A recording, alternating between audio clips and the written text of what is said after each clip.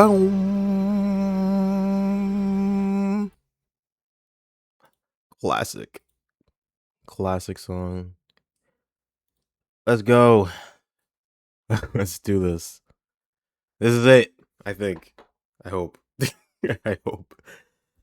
We're starting a bit early because I'm gonna try my fucking damnedest to finish this game tonight. If we can't finish it tonight, we'll wrap it up tomorrow, I guess. But I'm hoping this will be it. Our last scramble, our Shibuya scramble, our final Shibuya. I don't know how I feel, honestly. I'm kind of like excited because I'll be done with the game. Doesn't mean I hated the game, but I'm ready for something new. So let's just go. Um, yeah, shit is going down. We got 40 bad ends, 2 actual endings. Maria's story is over. Osawa's story is over. We only have Minorikawa, Kano, and Achi left. Everyone is converging on the lab. They're gonna work together to get that lock so they can get the antiviral and save Maria so she doesn't infect all of Shibuya and everyone dies.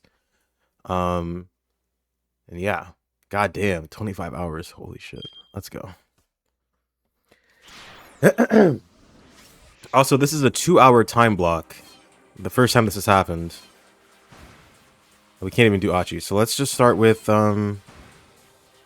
let's get Minorikawa out the way. Let's start with him.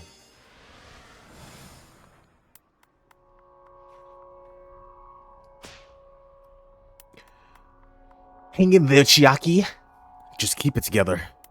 Minorikawa rushed to her side and offered her a hand. Surely it matters at this point. You're not going to make it on time regardless, Katayama said coldly. And in any case, if 4-star General Gossip doesn't get released, it's Mr. Toyama who's going to be in trouble, not you. I dare say the world would be better off with one third-rate gossip rag less anyway. Shut your mouth, Chiaki snapped. If the gossip doesn't come out, I am going to be in trouble. An article I've written is supposed to be the next month's issue. It's a piece I've worked my very hardest on, to the end. A piece Mr. Mino saw fit to put in the print. And so if that goes away, if all of that goes away, yeah, I'll be in trouble, all right. Chiaki's legs wobbled as she struggled to get back to her feet. Chiaki, Katayama said, your zeal is a marvelous thing, worthy of admiration even, but when it comes to work, results are all that matters. I'm sad to have put it I'm sorry to have put it that way, but I must be honest, it's just common decency. Katayama glanced at his pocket watch. You have 57 minutes and 10 seconds remaining. At this rate, you won't even make it to the interview venue before your time's up. Frankly, I don't think even a further extension of your deadline would make any difference in the end. Damn it! Minorikawa ground his teeth. He wondered if he should just leave Chiaki here and go interview SOS by himself. He could expand the article on SOS, then work a small part of Chiaki's interview piece in to at least fill out the layout. Right now, the single most important thing was getting the magazine out of the door for Toyama's sake. But if he did cut most of Chiaki's copy after all she'd done, he might wind up totally killing her passion for being a writer. I have to stop waffling. Professionals don't let their personal feelings dictate their decisions. I can help Chiaki work through her emotional struggles later. Chiaki, that's enough. The young woman got to her feet, staggering as she began to climb the stairs. I'm not giving up, she said under her breath. I can't give up now. Though obviously in pain, she struggled to keep her legs moving. Damn, I can't do it. You have to be pancaking according to who? To Pleasant Boy? I'm assuming you're referring to Akechi with the pancakes. I agree. Look how hard she's fighting to stay in the game. Yeah, Akechi. I can't tell her I don't need her article now. Oh, how did you play the Hatsune Miku event thing? I didn't do it, but from what I've seen, the event is like literally like 3 minutes. Just kind of hilarious. She doesn't get like a story or anything. They didn't do anything with Hatsune Miku. She's just a cameo. You got her, but not her weapon. No. Well, I guess that's good. It's more important to have the character. Releasing the next issue of The Gossip wasn't just going to save Toyama. It would save Chiaki as well. Minorikawa couldn't abandon either one of them, which left him with a hell of a dilemma. He needed to make a decision. If he didn't stop wavering soon, they'd be out of time. But try as he might, he couldn't come up with a plan. Then he heard a familiar voice from behind him. If you're wondering what path to take, allow my taxi to be your guide. Let's go, Kimizuka! Okay, he might be the best character, low-key. Minorikawa spun around to see Kimizuka standing there. Where to, sir? The driver asked. What the fuck? 57,000, damn. I respect the grind. Despite his polite demeanor, his pride was obvious. Mr. Kimizuka, I appreciate the thought, but with this traffic... Traffic? I see nothing of the sort. Okay, sure, but... Minorikawa was well aware of Kimizuka's capabilities, but the prospect of cutting through the chaos that currently filled the streets was more than a little daunting. When you know this town as well as I do, there's nowhere you can't go. Alright, what other choice do I have? Guess I've got to trust you. This will be my last request of the day. Minorikawa pointed down the street. What? To Bride and Ura Harajuku. Inferno, right? Take us to the labyrinth and what? Inferno. Stop fucking around. Take us to Inferno and Ura Harajuku. Inferno in Ura Harajuku. The bar? Kimizuka quirked an eyebrow. Yes, is something the matter? No, nothing at all. Hurry up and get in. Oh my... As soon as Minorikawa and the others had climbed into the cab, Kimizuka tore off through Shibuya's network of narrow side streets. The passengers in the back seat jostled roughly back and forth to the sound of screeching tires. This is altogether far too excessive, Katayama murmured, wincing as his head bounced repeatedly against the window.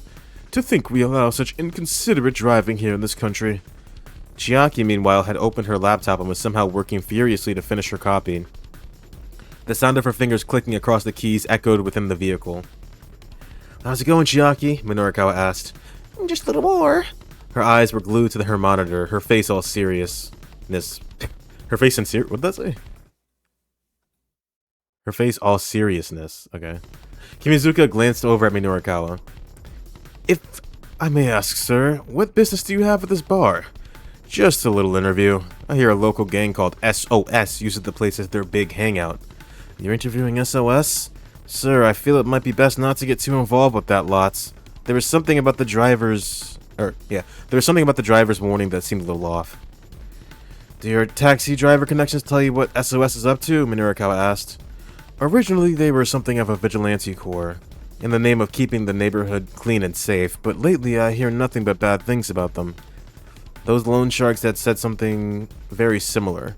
Minorikawa reminded himself that he'd better be on his guard. Katayama chimed in. And just how do you plan to go about interviewing a gang like this? That's nothing for you to worry about. I have a plan. And just what exactly is the plan? It's a secret. Katayama gave him a derisive grin. Clearly he wasn't impressed. Minorikawa turned to look at Chiaki. She appeared too engrossed in her copy to even hear the conversation. I realize this is for work, Kimizuka said worriedly, but do you really need to take such risks? Yes, I do. Minorikawa thought back to that look on Toyama's face. That look when he finally regained his confidence.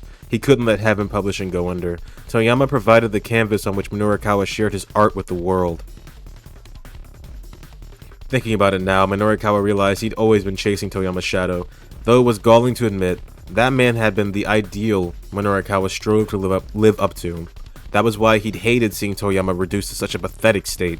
He wanted Toyama to remain indomitable, to keep busting down any and all obstacles in his own peculiar way. Still, Minorikawa wasn't about to voice these feelings aloud. He felt more than a little embarrassed to be taking it all so personally. When you take on a job, you give it 100% every time. That's what makes you a professional, he said. Wouldn't you agree? I do indeed, Katayama chimed in, but you'll have to demonstrate that 100% in the limited time you have left, which, by the way, is 51 minutes and 30 seconds. And I will not budge in the slightest on that submission deadline. Please do keep that in mind. The man took another look at his watch. I've got half a mind to break that thing, Minorikawa told him. Breaking my watch will not stop time. Minorikawa shot him a furious glare, but Katayama's composure was unwavering. The guy was unflappable, and the only way Minorikawa was going to be able to put him in his place was to meet his damn deadline. Easier said than done, though. He'd want to use 30 of the 51 minutes he still had to write his article. That only left him 20 or so to get the material. Kimizuka suddenly slammed on the brakes, and the cab skidded to a halt. Minorikawa stared through the windshield in shock and saw a smallish, boxy minivan weaving erratically along the road. Let me turn this on.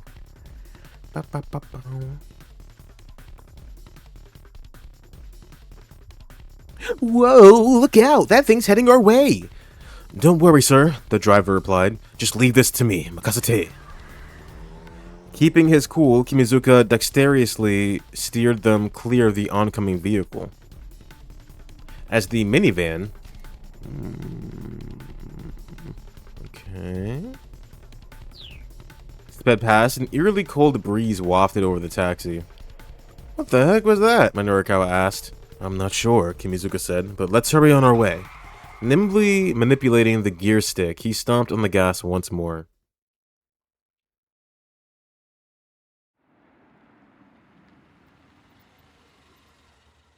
Here we are, sir.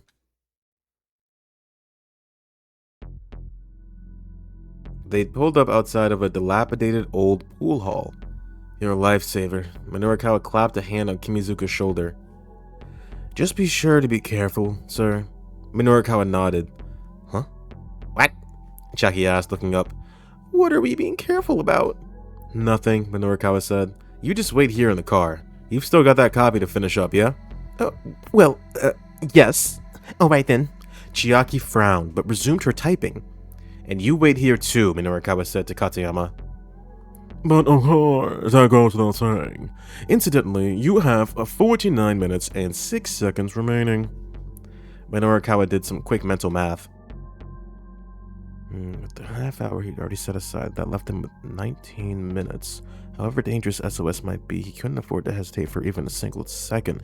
Bracing himself, he stepped out of the taxi and headed for the pool hall.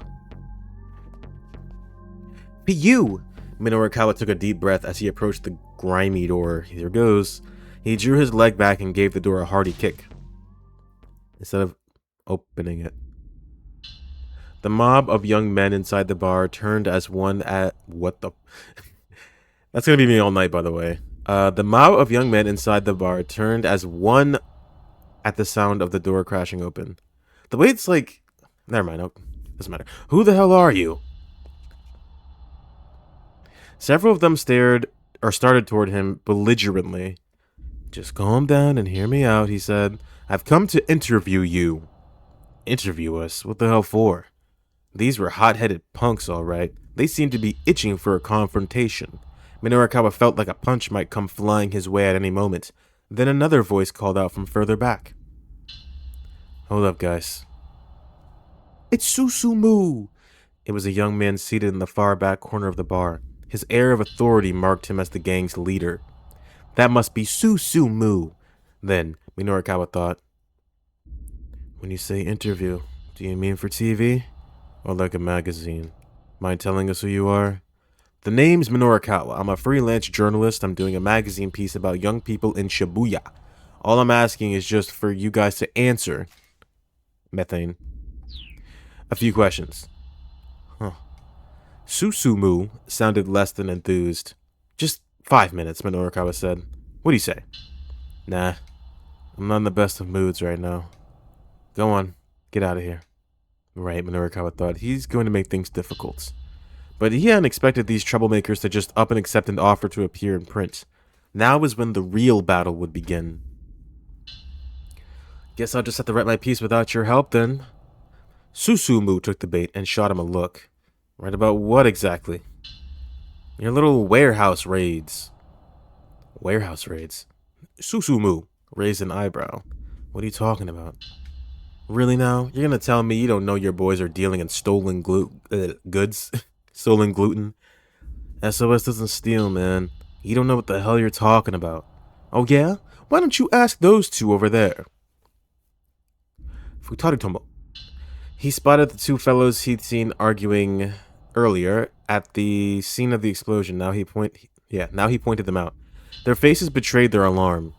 Susumu glared at them. Is this true? They averted their eyes and said nothing.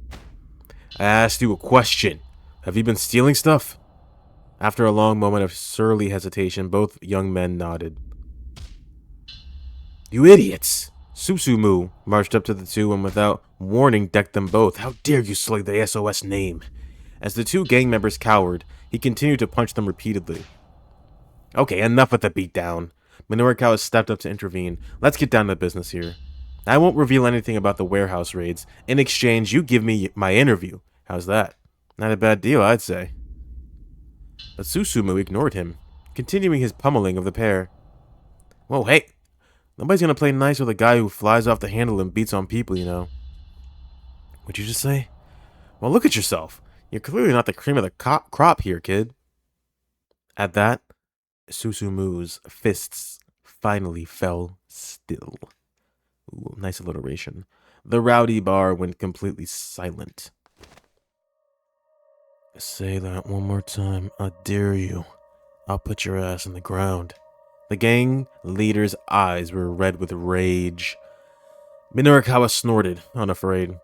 Humph. That's the exact sort of line I'd expect from a total wuss who's all bark and no bite. Shut your damn mouth. Get the hell out of here. Oh, this is hilarious. SOS's top dog is such a yappy little puppy. Susumu snarled like an animal. You son of a bitch. Jimmy, I'm gonna beat your ass. Mr. Mino, I'm all finished. In, whoa, ebullient?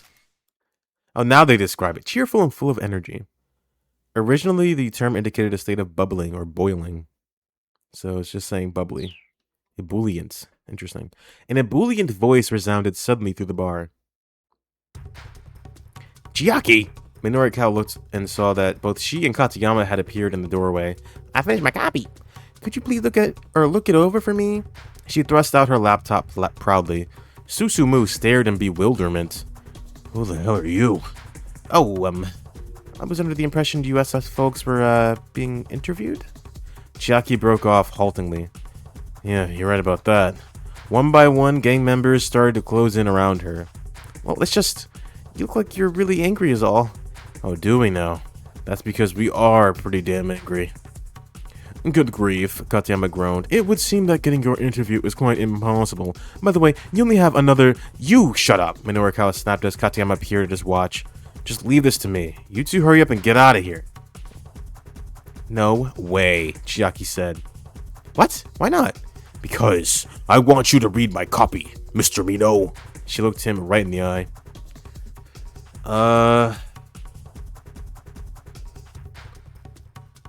Read it. He didn't have much of a choice. He postponed the interview to read over Chiaki's copy. Alright, he said. Let me see your laptop. He held out his hand and started to make his way over to her. Whoa! Before he could reach her, though, the SOS punks had Chiaki and Katayama surrounded. Ooh, what's this? Something important? One of the gang members reached out to grab Chiaki's computer. Knock it off! Don't touch that! She struggled to resist. Leave the girl alone, you scumbags! Minorikawa barked. The young men in the bar stopped and turned. Susumu was quick to respond. Screw you, man. Who are you calling scumbags here? Any guy who raises a hand to a lady is a scumbag. If you're looking for a fight, you can fight me. Just get your hands off the girl. Minorikawa did his best to look unafraid as a dozen vicious gazes now turned back on him. Bring it on, Susumu said. Hey, Someone go stand lookout out front. He snapped his fingers sharply. Get him. At the signal, Susumu's men quickly closed in on Minorikawa. It was like being caught up in a tsunami. He took a hard punch to the face and his vision went blurry. Before he could react, he was hit again, twice, thrice, with punches and kicks. The moment his first assailant paused, another joined the assault. 4 blows, 5 blows, 6 blows, more, 7 blows, 8 blows, 9 blows. Okay, Minorikawa lost count somewhere along or around 30. A metallic taste filled his mouth and he could feel his consciousness fading. All the strength was being battered from his body. He couldn't even tell if he was standing on his feet or lying on his back. Then, this blows. Then finally, he felt himself crumple to the floor. He really got his ass beat. I didn't think he would. And then he died. Even then, the beating did not let up. As he writhed helplessly, the young men kicked him in the gut over and over. "Stop it!" he heard Shiaki shriek. "You're going to kill him!"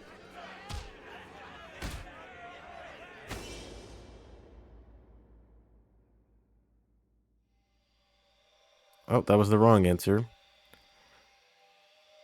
Eventually, Minorikawa forced himself to go limp. Finally, the kicking stopped. Ah, crap. One of the thugs muttered, sounding panicky. Did we take this a bit too far? "Mr. Mino!" Chiaki rushed to Minorikawa's side, sobbing. "Please," she cried out, "answer me!" He held his breath and said nothing. "Mr. Mino!" Tears streaked down her cheeks. She shook him desperately. "Don't worry," he gasped out at last, holding up a hand to stave her off. She let out a yelp of surprise, staring at his battered face. He could feel blood trickling from the corner of his mouth. He turned his grisly visage on the gang members as he painfully rose to his feet. Wah ha ha ha ha ha ha ha ha. Abruptly, Minorikawa broke into peals of mocking laughter. Mr. Mino? Chiaki stared at him, aghast. Wah ha ha ha ha ha ha ha ha. He only laughed harder. It seems he took a few too many blows to the head, the poor thing. Or Katayama averted his eyes, unable to watch. Wah ha ha ha ha ha ha ha ha ha ha. Minorikawa shot out an accusing finger at the crowd. Looks like I win this round. What? Susumu blinked, dumbstruck. Don't you get it? Minorikawa said thickly around his bruised tongue. What am I saying? You're a bunch of idiots. Now then, if you'll pardon me. Oh, I get it. Minorikawa was halfway to the exit when Katayama's exclamation rang out. You were planning all along to let these guys beat you up, huh? Minorikawa jerked to a halt, his shoulders trembling. You knew they'd turn down the interview. And so by letting yourself get beat up, you'd have something to put in an article, yeah?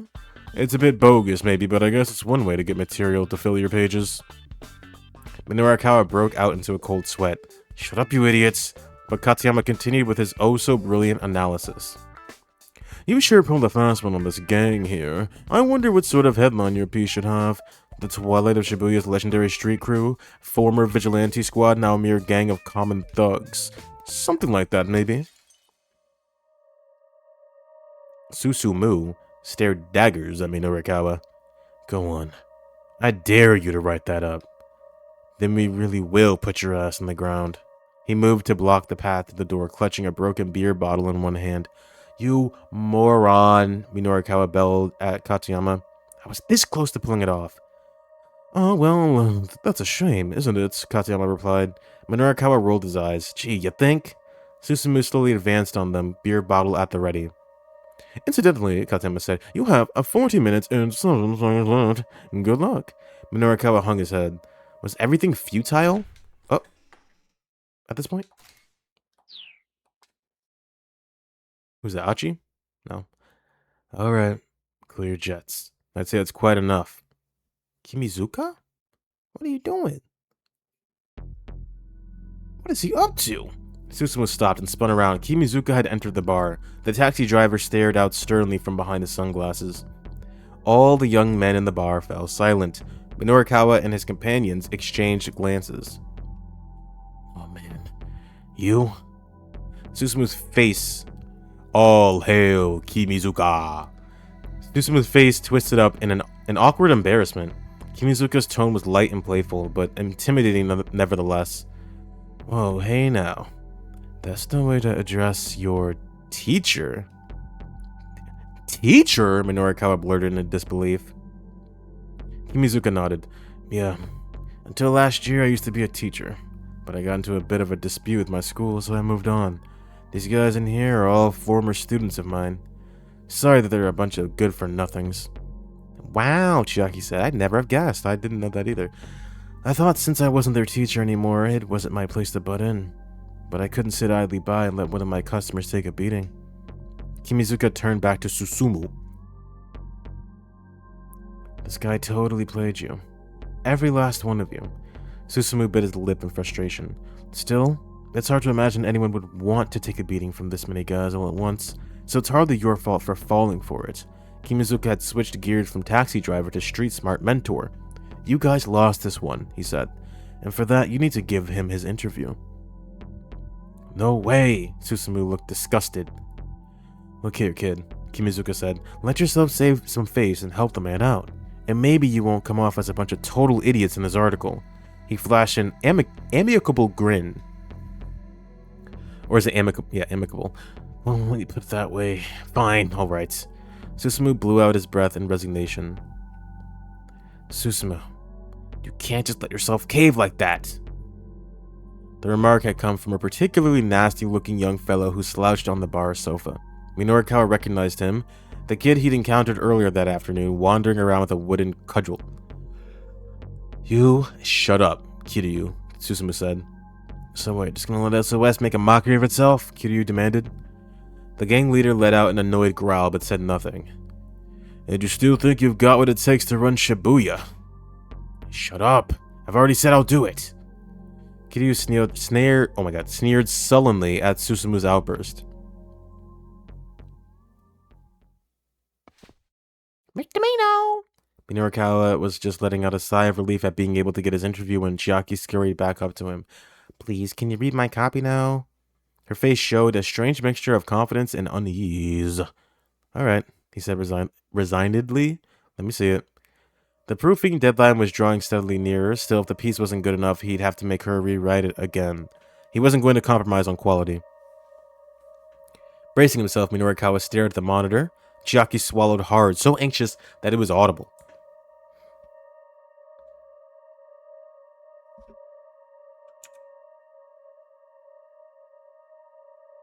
It's trash. Minorikawa gave the piece a fast once-over, then read it again more closely. When he was done, he closed his eyes, considering. Chiaki held her breath, waiting for his response. It's okay. She looked back at him blankly for a long moment. Really? It's really okay. Is it really, really okay? It really is really okay. Minorikawa watched in surprise as she broke down in tears. Oh, arigatou gozaimasu! Hontou ni Chiaki bowed profusely. It's like okay. It's like really okay. He gave her an affectionate little ruffle atop her head. She wiped at her face with her palms, scrubbing the tears away. So I guess I never really told you what sort of articles I want to write and all. No, I don't think you have. Well, I mean, I want to write socially conscious exposés like you do, Mr. Mino. And so, to hear you say that an article I wrote is okay, that makes me really, happy, I guess. Or maybe moved? Her eyes were still bright with emotion. Well then, really? There was actually another writer who took inspiration from his work, and who strove to be like him. Minorikawa had never thought a day like this would come. It was a peculiar feeling. He'd always been the follower, chasing after interviews in order to become more like Toyama. It made him feel both bashful and proud that the skill and soul he'd honed might be passed on to the next generation.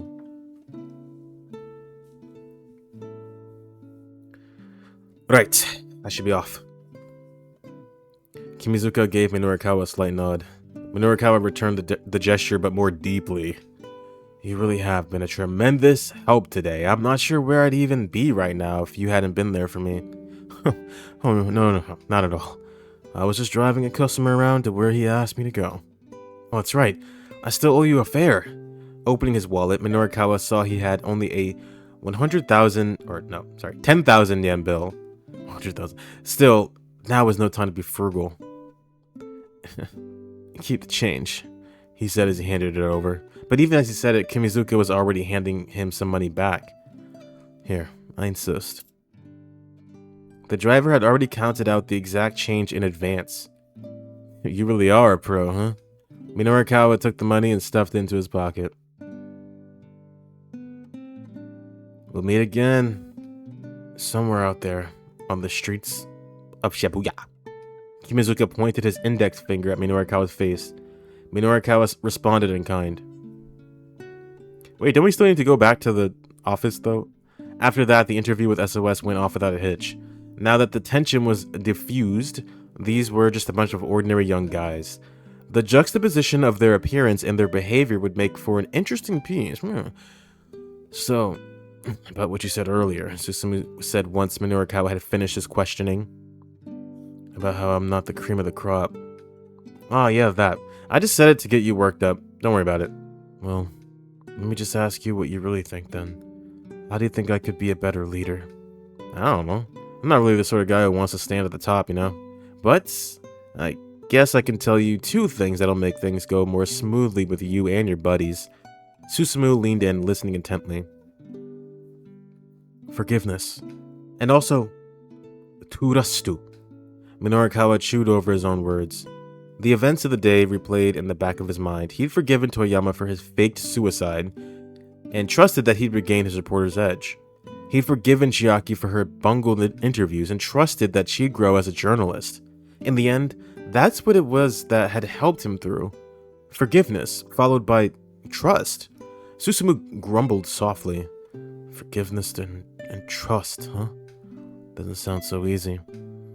People gravitate towards somebody who can handle things when they get tough. With that, Minorikawa got to his feet. Now we've got all the articles we need covered.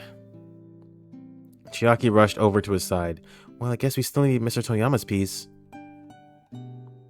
I just got off the phone with my office, Katayama said casually. It seems they've already received the data from him. Well, what? I guess he really can get the job done when he applies himself. Minorikawa felt an inner surge of pride. Now then. He indicated Katayama. How much time do we have left? 30 minutes, Katayama replied, eyeing his watch. 30 minutes, huh? Looks like we might make it after all. Chiaki? Laptop. Right. With a beaming grin, Chiaki held out her computer. Minorikawa got ready to start typing, but then a young man. That's Achi. Can't do it now, though. Barged into the bar. What? The newcomer hurried over to where Susumu was sitting and promptly prostrated himself on the floor. Whatever this was about looked like a big deal. Who was this kid?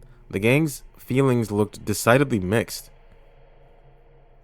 I need people to bring a guy down. I'm here to ask for your help. I know I have no right to ask you this, but please, I really need your help. As Minorikawa listened to the young man's conversation with Susumu, he could feel his blood start pumping. It sounded like they were talking about the terrorist plot in which Shibuya had become embroiled. Hey, Chiaki, he said quietly. Did you hear that just now? I did. I'm not sure I follow all of it, but it definitely has the whiff of a major scoop. Minorikawa shot her a daring grin. So what's the play here, Chiaki? We interviewed him, of course, but we only have 30 minutes left, right? So we take 10 minutes of our conversation, or for our conversation, and use the remaining 20 to write up the piece. I'll help you out. You learned good, kiddo. Minorikawa ruffled Chiaki's hair again. They both blushed profusely, gripped by a surge of excitement. Why are you doing this? I can't make any sense of it whatsoever. Katayama stood peering at them skeptically. If you write up the piece you just did on regular deadline, it's no trouble, Minorikawa said. I'm just doing what a professional does, that's all. Katayama let out a solemn sigh. Oh, good grief. He looked at his pocket watch again, then snapped it shut. Well, if you aren't concerned about the time, then do as you like, I suppose. I'll admit you've made me quite curious to read this magazine you're putting together. Minorikawa and Chiaki rolled their eyes as they turned away. Already they were making their way over to Susumu and his gang. The interviews aren't over until you have what you need. You refuse to let them be over. You spend every last second you have... Well, you spend every last second you have to do the best job you can. That's what being a professional journalist is all about. Minorikawa cracked his knuckles and stepped between the two young men. Sound like you've got an interesting story. Mind letting me hear it too? Is this his ending? Seems like it. Yeah. We're ending where we started. We only have two storylines. We only have Achi and Kano. This is end of his story and her story.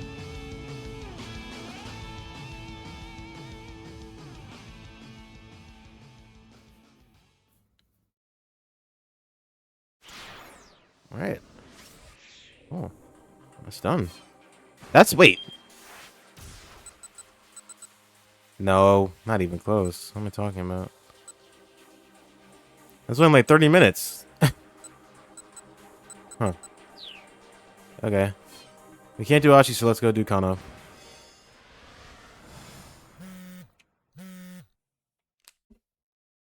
Kano's cell phone rang. He saw Kuze's name on the display.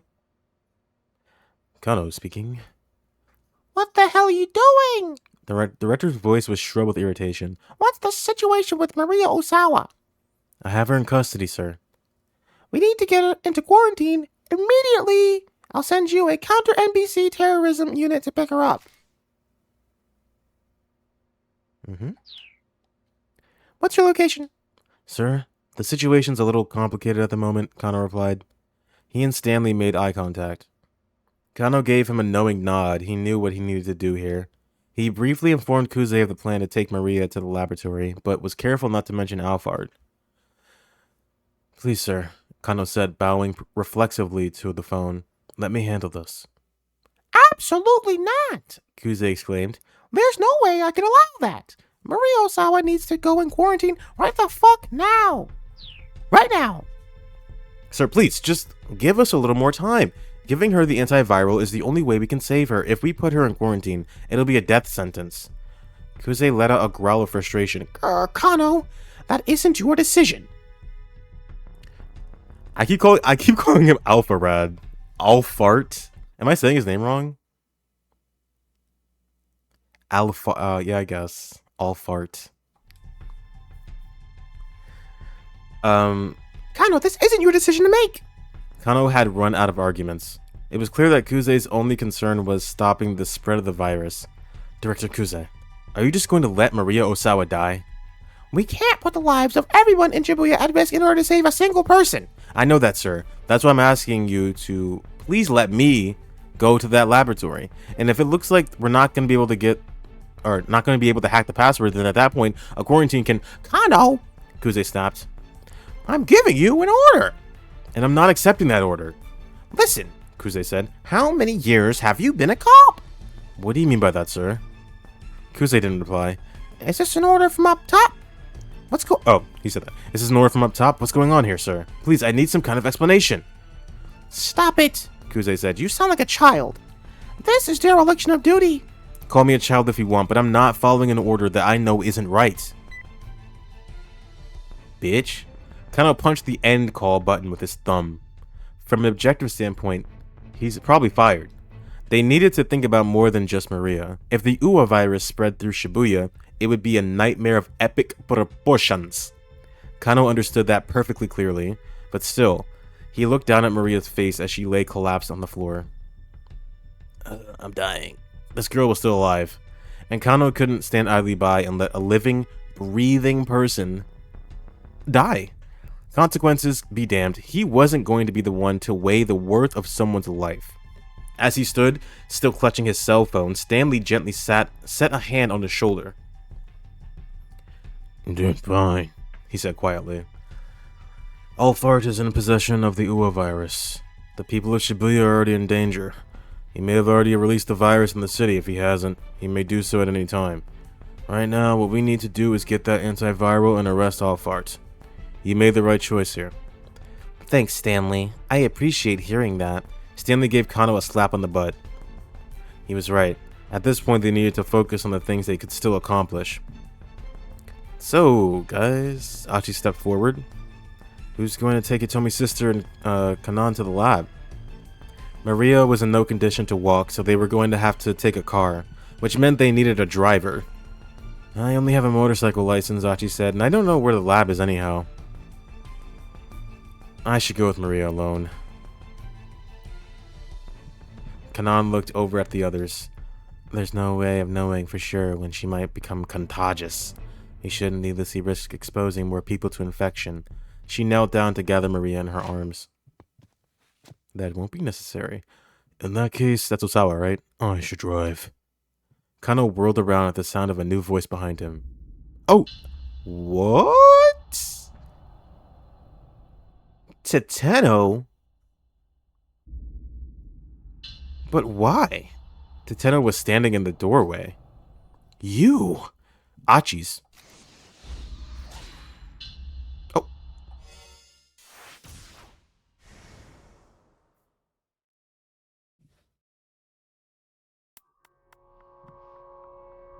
You! Achi snarled. In the doorway stood the man with the cane. Detective Teteno. Teteno. Kano and Daisuke spoke simultaneously. Now at last, Achi had a name for the assassin. It was a name he felt he'd heard somewhere before. You son of a bitch! Achi roared. What the hell are you doing here? Teteno bowed his head profusely. I'm truly sorry. You're sorry? Sorry don't cut it, man. Not after what you were trying to do to Hitomi. I don't expect you to forgive me, and I intend to turn myself in to be punished for my crimes. But before I do that, please, let me do what I can to help you. I think you've helped enough. Achi grabbed Teteno by the collar and drew back his fist. Kano moved to stop him, but Teteno held up a hand. No, it's alright. Let him do as he pleases. There was no trace of the menacing expression the man had worn in their previous encounters. Achi scowled, but lowered his fist, then released his hold on Teteno's collar. Fine.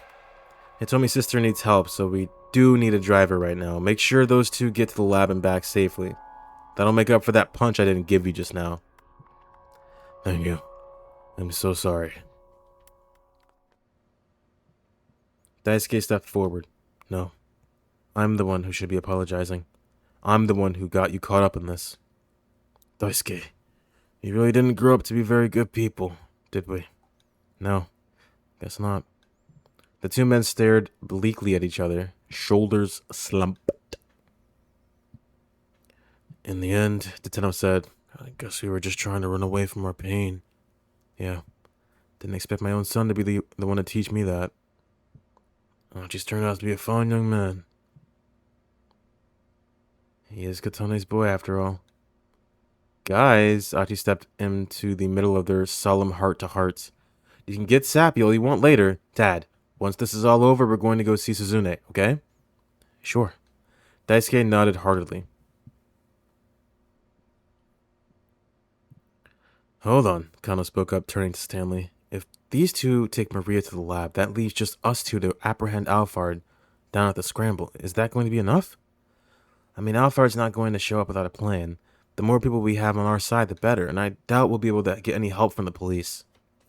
Good point, Stanley agreed. Hey, Achi said, I'm here too, and I'm going with you. I'll keep Hitomi safe. Oh, look, good news, Kano. Now we have 3 people. Stanley let out a sardonic laugh. Kano frowned. Achi, I appreciate the offer, but having 3 people instead of 2 won't make much of a difference. When you're not sure of the enemy's exact plan, you really need strength in numbers. If we could set up a dragnet like the task force did this morning, that'd be ideal, but... Come on, Detective, Achi said. Don't you have any idea what sort of approach this psycho might take? If I were Alphard, Kano mused, then I suppose my biggest problem would be figuring out how to get away after I'd taken Hitomi's blood. Stanley nodded in agreement. I'm betting he plans to involve the Uwa virus, he said.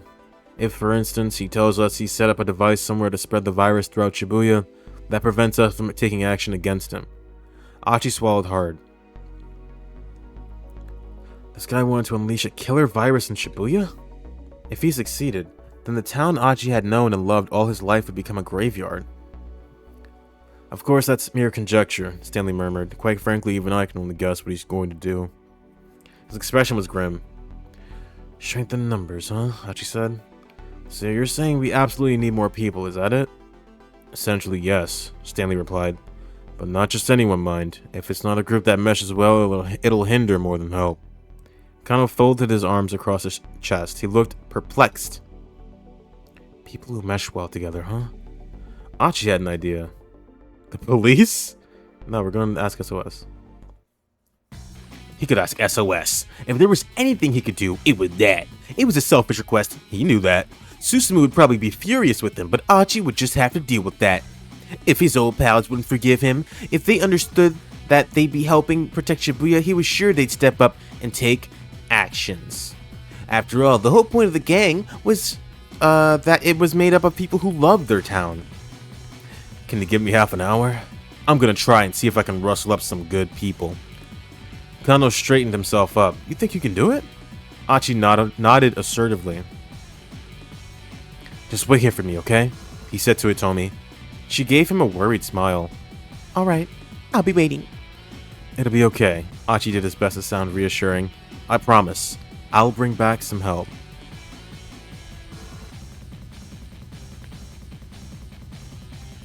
Royal Elastics. He knew where he needed to go. The pool hall in Ura Harajuku. That was his old gang's main hangout. Running at top speed, he could probably make it in about 10 minutes.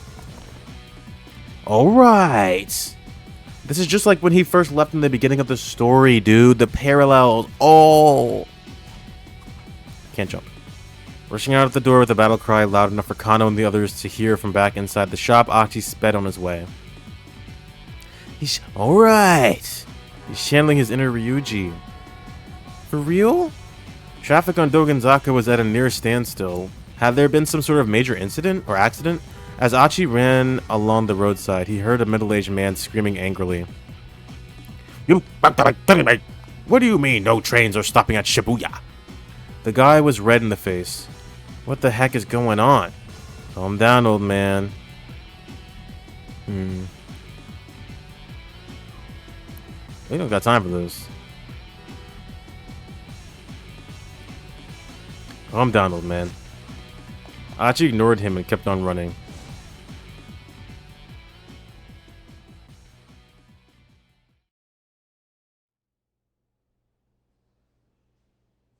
Finally, he arrived at SOS's hideout. The two young men were standing by the door as lookouts. Achi recognized one of them. It was the kid whose so-called buddies had tried to shake him down earlier that afternoon. They roused themselves as Achi approached. Hey, I need to see Susumu. No can do. He's in the middle of something right now. The lookouts made no move to let him through. Achi felt a surge of resentment towards Susumu. If he'd still been with SOS, he'd never try to post members on guard duty like they were low-ranking Yakuza thugs. Please. Achi pressed again. Please. I need to see him. It's important. Just tell him Achi's here. He'll make an exception. At the mention of his name, the two lookouts exchanged glances. Alright, I'll go ask him. One of the lookouts headed inside, leaving Achi alone with the kid he'd helped out earlier. Do they always stick you on guard duty? The boy didn't reply. Back when I ran with SOS, we never needed anyone on lookout. We were just a bunch of guys who loved Shibuya, and who had a fun time hanging out with each other. That's all it was, really. It's not Susumu's fault that SOS changed, the boy said somewhat fearfully. Lately, it's Kiryu who's been driving things. Kiryu? Oh yeah, that guy. Achi recalled his earlier run-in with him. The guy was an arrogant bully.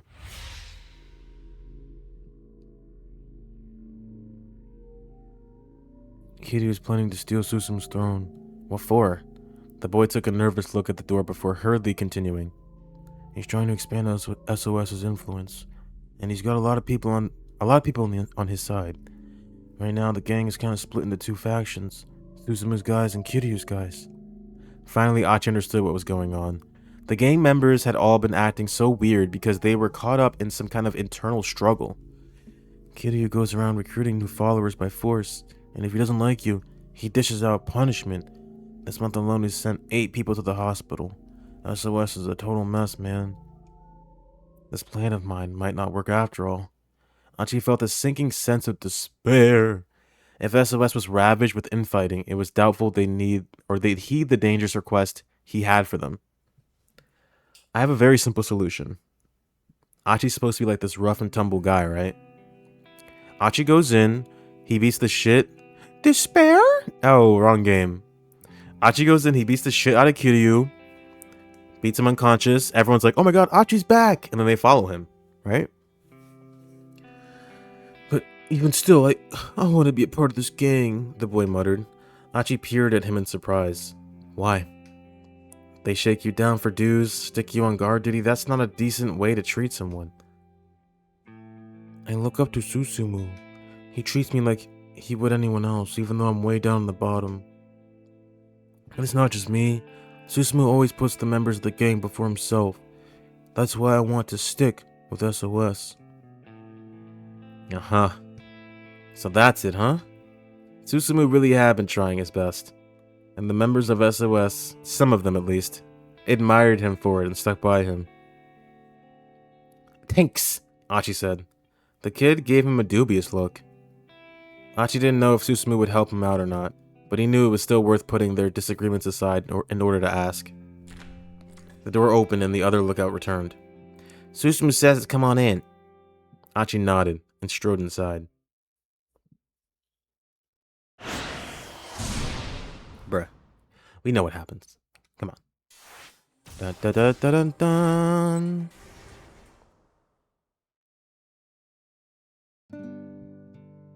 With a beaming grin, Chucky did the thing, and then there was a young man. And then he jumped like this. Boom!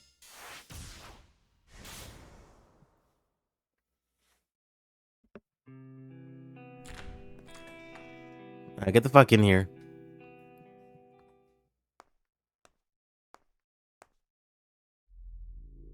The scent of alcohol and cigarettes washed over him. Susumu sat on the sofa at the far end of the bar. It was where Achi used to sit back in the day. What do you want? Susumu asked immediately. Achi walked up to him and then got down on his hands and knees. Huh? What are you doing down there? The hell is this all about? I need people to bring a guy down. I'm here to ask for your help. The crowd around him flew into an uproar. Peals of mocking laughter rang in Achi's ears. I know I have no right to ask you this, but please, I really need your help. Just some guy, huh? Who?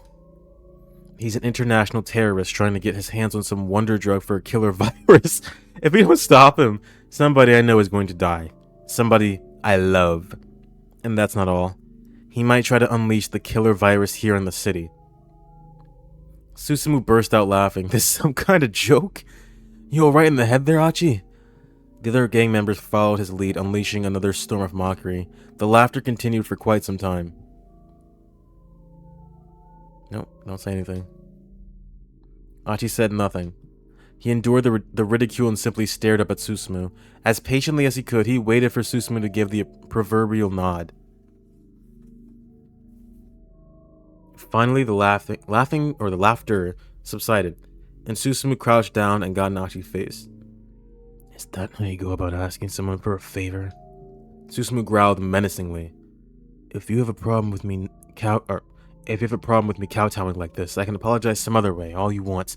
But don't you care that I just told you Shibuya is in danger? Achi's voice was unwavering. But face it, Susumu, isn't Shibuya the reason everyone here hangs out with each other? If you're telling me you don't want to keep our town safe, then I won't ask you guys for anything again. I withdraw my request. The two glared into each other's eyes. Then, before Susumu could reply, an odd man... Why would I do this? What? Later. Stepped in between them. Sounds like we got an interesting story, he said. Mind letting me hear it too? You again. Didn't you already get your interview? Susumu rolled his eyes. I think Grovels here might be telling the truth. The newcomer's face was all seriousness. It lines up with the information I have. Hey, Grovels, you got a second? My name's not Grovels, Achi growled. It's Achi.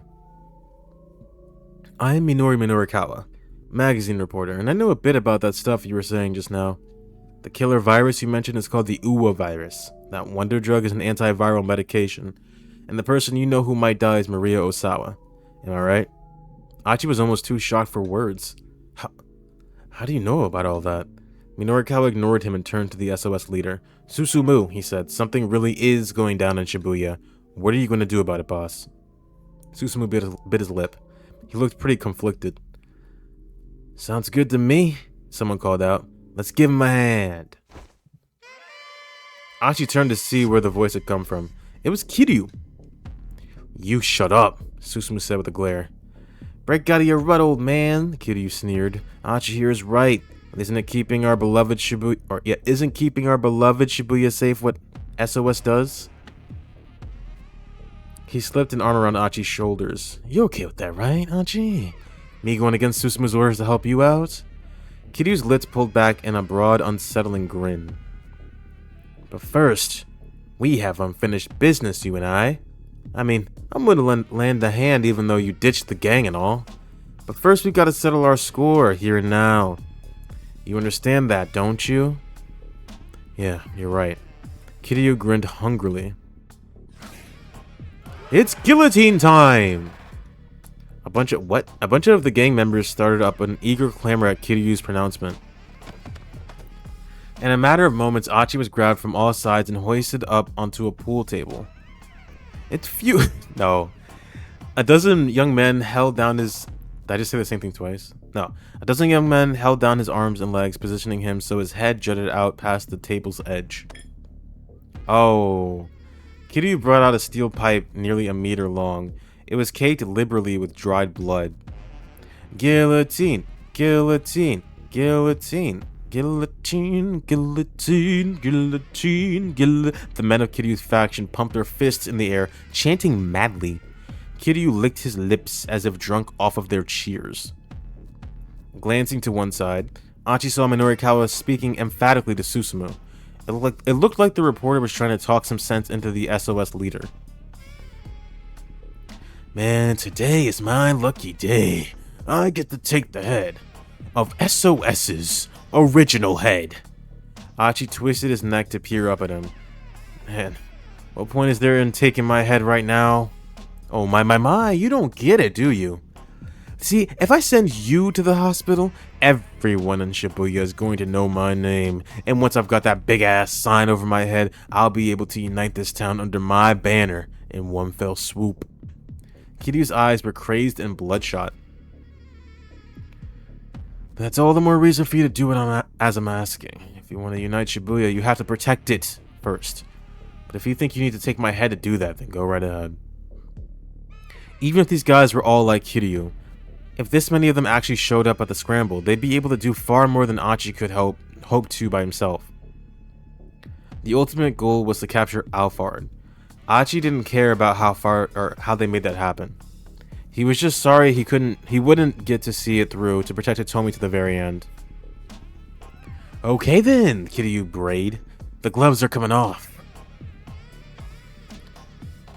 I feel like if I goad him to do it, he's actually gonna do it. I don't know. This stinks of a bad end, but I'm gonna do it anyway. Go on. Maybe Susumu will be like, hold on, wait, no, don't. Do it. Achi braced himself. Just make sure you keep your promise. Kiryu raised the steel pipe high above his head, and then before he brought his weapon down, he flipped it to his back. You dumbass. I didn't promise you nothing. Achi strained in sudden panic, but his limbs were pinned down too forcefully for him to have any hope of avoiding what was to come. Ow. Wait. Yes. Susumu, my hero. But the steel pipe never struck home. Just when it was about to smash into Achi's head, Susumu grabbed hold of it. The hell are you doing? Enough of this crap, Kiryu. Susumu yanked the pipe from Kiryu's grasp and tossed it onto the floor. Kiryu stood frozen in surprise. A vein pulsed angrily in his forehead. You guys too, Susumu added, glaring at the others. Let him go. The toughs holding Achi down cautiously took their hands away.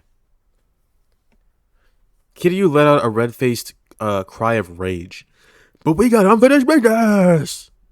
Ignoring him, Susumu helped Achi slide off the table. Every man gets to make one request in his life that cannot be denied. Do you remember saying that? The words stirred up some bitter memories within Achi. Yeah, I remember. But she didn't grant me my request. No, I guess not. That's why I'm going to heed yours. Fuck that up. That's why I'm going to heed yours. No questions asked. Susumu held out his right hand. Susumu! You are? That'll make me the better man. Finally. Achi reached out and clasped Susumu's hand in his. Yeah, Achi said, letting his relief show in his face. You're quite the guy. Susumu cracked a tiny grin. It was the sort of smile Achi had seen all the time back when he'd run with SOS. And there it is. Suddenly, Susumu staggered and dropped to the floor, falling too fast even to cry out. Kiryu had snatched the steel pipe back from the floor, striking Susumu from behind once his back was turned. To hell with this, he howled like a madman. SOS doesn't belong to you guys. Not anymore. I won't allow it. Achi didn't flinch. SOS doesn't belong to anyone, he said. It's not mine, it's not Susumu's, and it isn't yours. We're just a bunch of friends, hanging out and having a... That's not what it is, Achi. It's clearly not what it is anymore. That's the only reason we get together. Nothing more, nothing less. We're just friends. We're not gang members, we're just friends, man. He turned and looked slowly around the room. Hey, you guys! Do you all get together because someone told you to assemble? Do you get together to follow someone's orders? No, you don't. Of course you don't. The bar fell silent. Achi could see the young men who surrounded him exchanging glances. They could tell that his words rang true. SOS assemble! Kiryu saw it too, and it only made him more and more agitated. Shut up! Enough with the warm fuzzies! Abruptly, he charged forward, giving the steel pipe a mighty swing. Achi managed to dodge the attack by a mere hair. If it had connected, the blow might well have knocked his head clean off. He quickly backed away. What's the matter? Kiryu taunted. How come all you do is run? Oh! The pipe crashed down onto the bar top. Bottles of beer and liquor smashed and scattered. Come on! What's the matter, Achi? Kiryu slammed his weapon into the pool table, sending balls scattering across the floor. Some of them collided with Susumu. Ugh. Susumu let out a faint groan. Smirking at the sound, Kiryu stalked toward him. Speaking of unfinished business, with a gleaming grin, Kiryu took aim at Susumu's head, lifting the pipe what the fuck? The pipe up high. Stop! Before he could think better of it, Achi was rushing for his fallen friend. You dumbass. Without missing a beat, Kiryu shifted his weight and swung the steel pipe at Achi's temple. Ooh! Achi responded with a fast high kick with his right leg. The steel pipe connected hard with his shin, but it was Kiryu who went reeling off balance. Kia! He had to use a secret technique. Achi pivoted and put all his might into a straight right to Kiryu's jaw. The blow struck home. Kiryu's head snapped back and he crumpled to the floor. What did I tell you? This is the first thing you should have done. There was a momentary hush of indrawn breath. Then the bar erupted in a wild clamor that practically shook the whole building. All eyes were fixed on Achi, marveling at what they had just seen go down. Sounds like folks are hoping for a little more of a fight. Susumu got to his feet, his left hand clutching his right shoulder. You alright? Achi asked. Mostly. Guess my shoulder took the brunt of the blow. The gang members from Kiryu's faction rushed to their unconscious leader's side. Achi shot them a steely glare, and they gathered up Kiryu and dragged him out of the bar. I didn't go too far here, did I? Achi asked Susumu. Is this gonna cause trouble for you? No, I figured Kiryu would pull something like this eventually. It was just a question of when. Right. I'm sure he's going to go gather up his own bunch after this. We'll probably wind up butting heads again. Susumu didn't sound especially eager for that fight, but he didn't sound especially afraid of it either. Achi was still worried about a few things, but his friend had clearly grown as a leader. Anyhow, back to that story about you needing some manpower. Will the guys here be enough? They were around 30? That is not... More like 10. I don't think there are 30 people in this room. There were around 30 gang members still in the bar.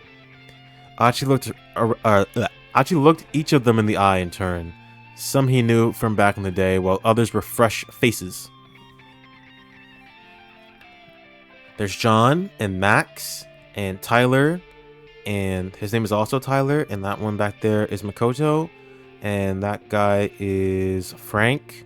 This guy's Dennis. This guy over here, his name is Tom. That's Larry. That over there, it's Jalen. His name is Michael. His name's just Mike in the back. His name is Sam.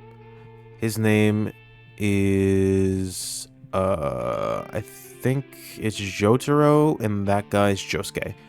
I was born and raised in this town. I'm fond of the friends I've met here, and this has always been a great place to have a good time. And today, right here in this town, I met someone who's very special to me. And I know this doesn't involve the rest of you, but I'm willing to protect her. Achi knew he wasn't doing a great job of getting to the point, but the members of SOS listened quietly. And so it's like, he felt like a grade schooler who didn't know the answer to a difficult question. He fussed with his hair and frowned sheepishly. Okay, so I'm not sure how to really put this, but Shibuya is a special town to me because of getting to meet people like that. And maybe... No, I mean, it's like that for you guys too?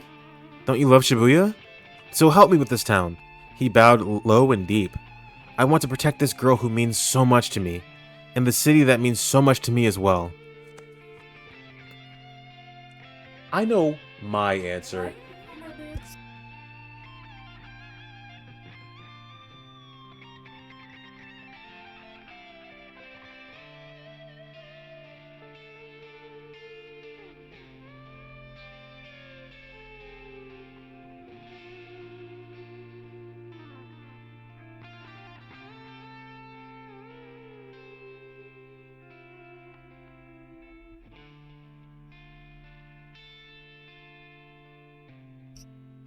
Alright, sorry. My sister came in. I know my answer. Susumu clapped a hand on Achi's shoulder. Listen up, everyone. SOS's original founder is back in action. He needs our help, and I, for one, am ready to follow him into battle. What do you say?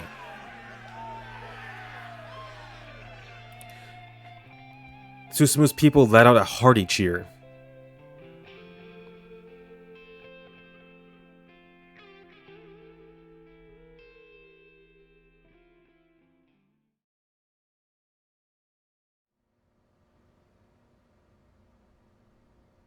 When Achi marched back into his home, followed by 30 members of his old gang, Hitomi and Kano, not yet, were obviously overjoyed to see him. Their happiness raised his own spirits unexpectedly high. He felt a palpable sense of accomplishment. All right, detective, Achi shouted. Let's do this. His reasoning cry echoed throughout the workroom, and the gang set out for the scramble. What's the matter? Hitomi asked Achi as they made their way through the busy streets. What's the matter with what? You look pretty pale. Shibuya Scramble OST is on Kind Cider website. What is that? Kind Cider. I've never heard of it. I'm not surprised, I guess. This game is pretty old. Look pretty pale. She peered good and hard into its face. Do I know? It's the best video game OST website, huh? I'll have to look into that. I've never heard of that. I like me some game OSTs. What makes it the best? Like better than like YouTube? You could just look up as a huge collection. Does it have Master Detective Archives Raincoat OST. Oh, actually, it does. Oh, you're right. Yeah, I've used this before. I didn't know it was called this. Oh. This is actually where I got Raincoat's OST from. Huh. It makes sense. Total albums. Okay, yeah. A lot. I mean, you've kind of been going all out all day long, after all. Nah, it's nothing. Archie kept his voice nice and bright. I'm just a little hungry is all. So don't worry about me, or Alphard either, okay? I swear I'll keep you safe, Hitomi. Alright. Hitomi gave a tiny nod. Just leave it to me. Alphard's got nothing on this guy. He thumped his chest in a display of bravado, but he could feel the sweat beading on his brow.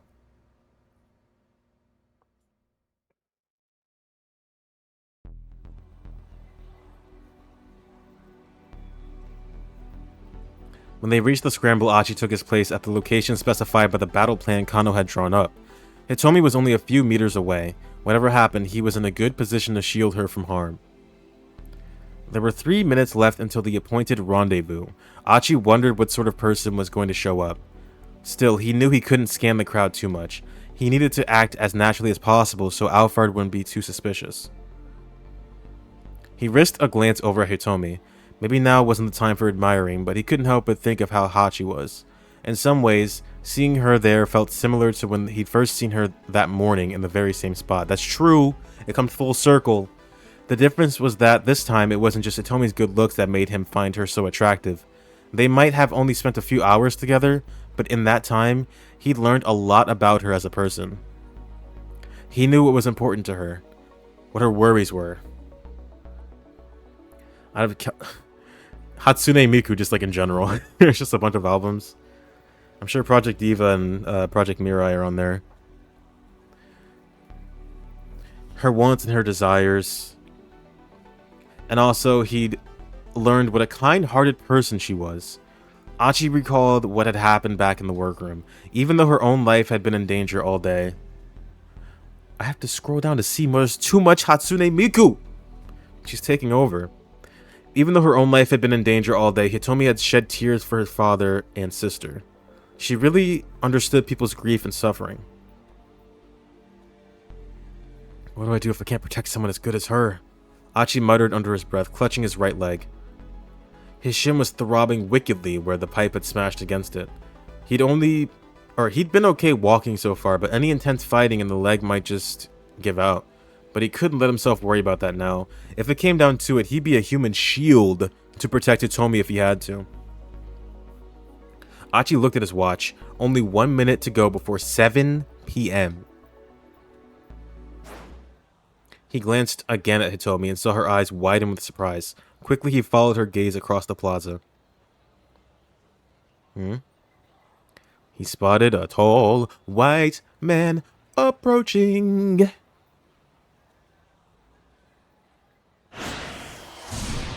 Womp womp. We'll figure it out in a second. Let's go back to Kano. Come on.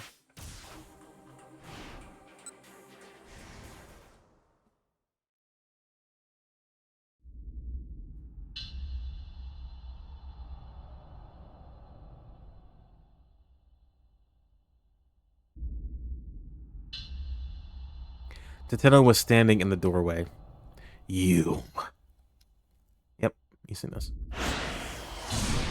What? What do you mean? Huh? Oh, fuck you, dude. Okay. Alright. Now we can go.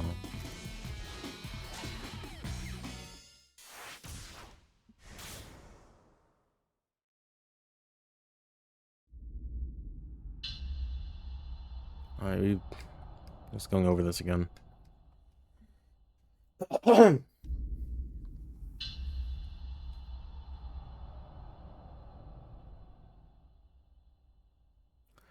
Tall white man.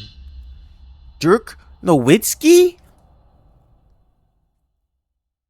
Yeah.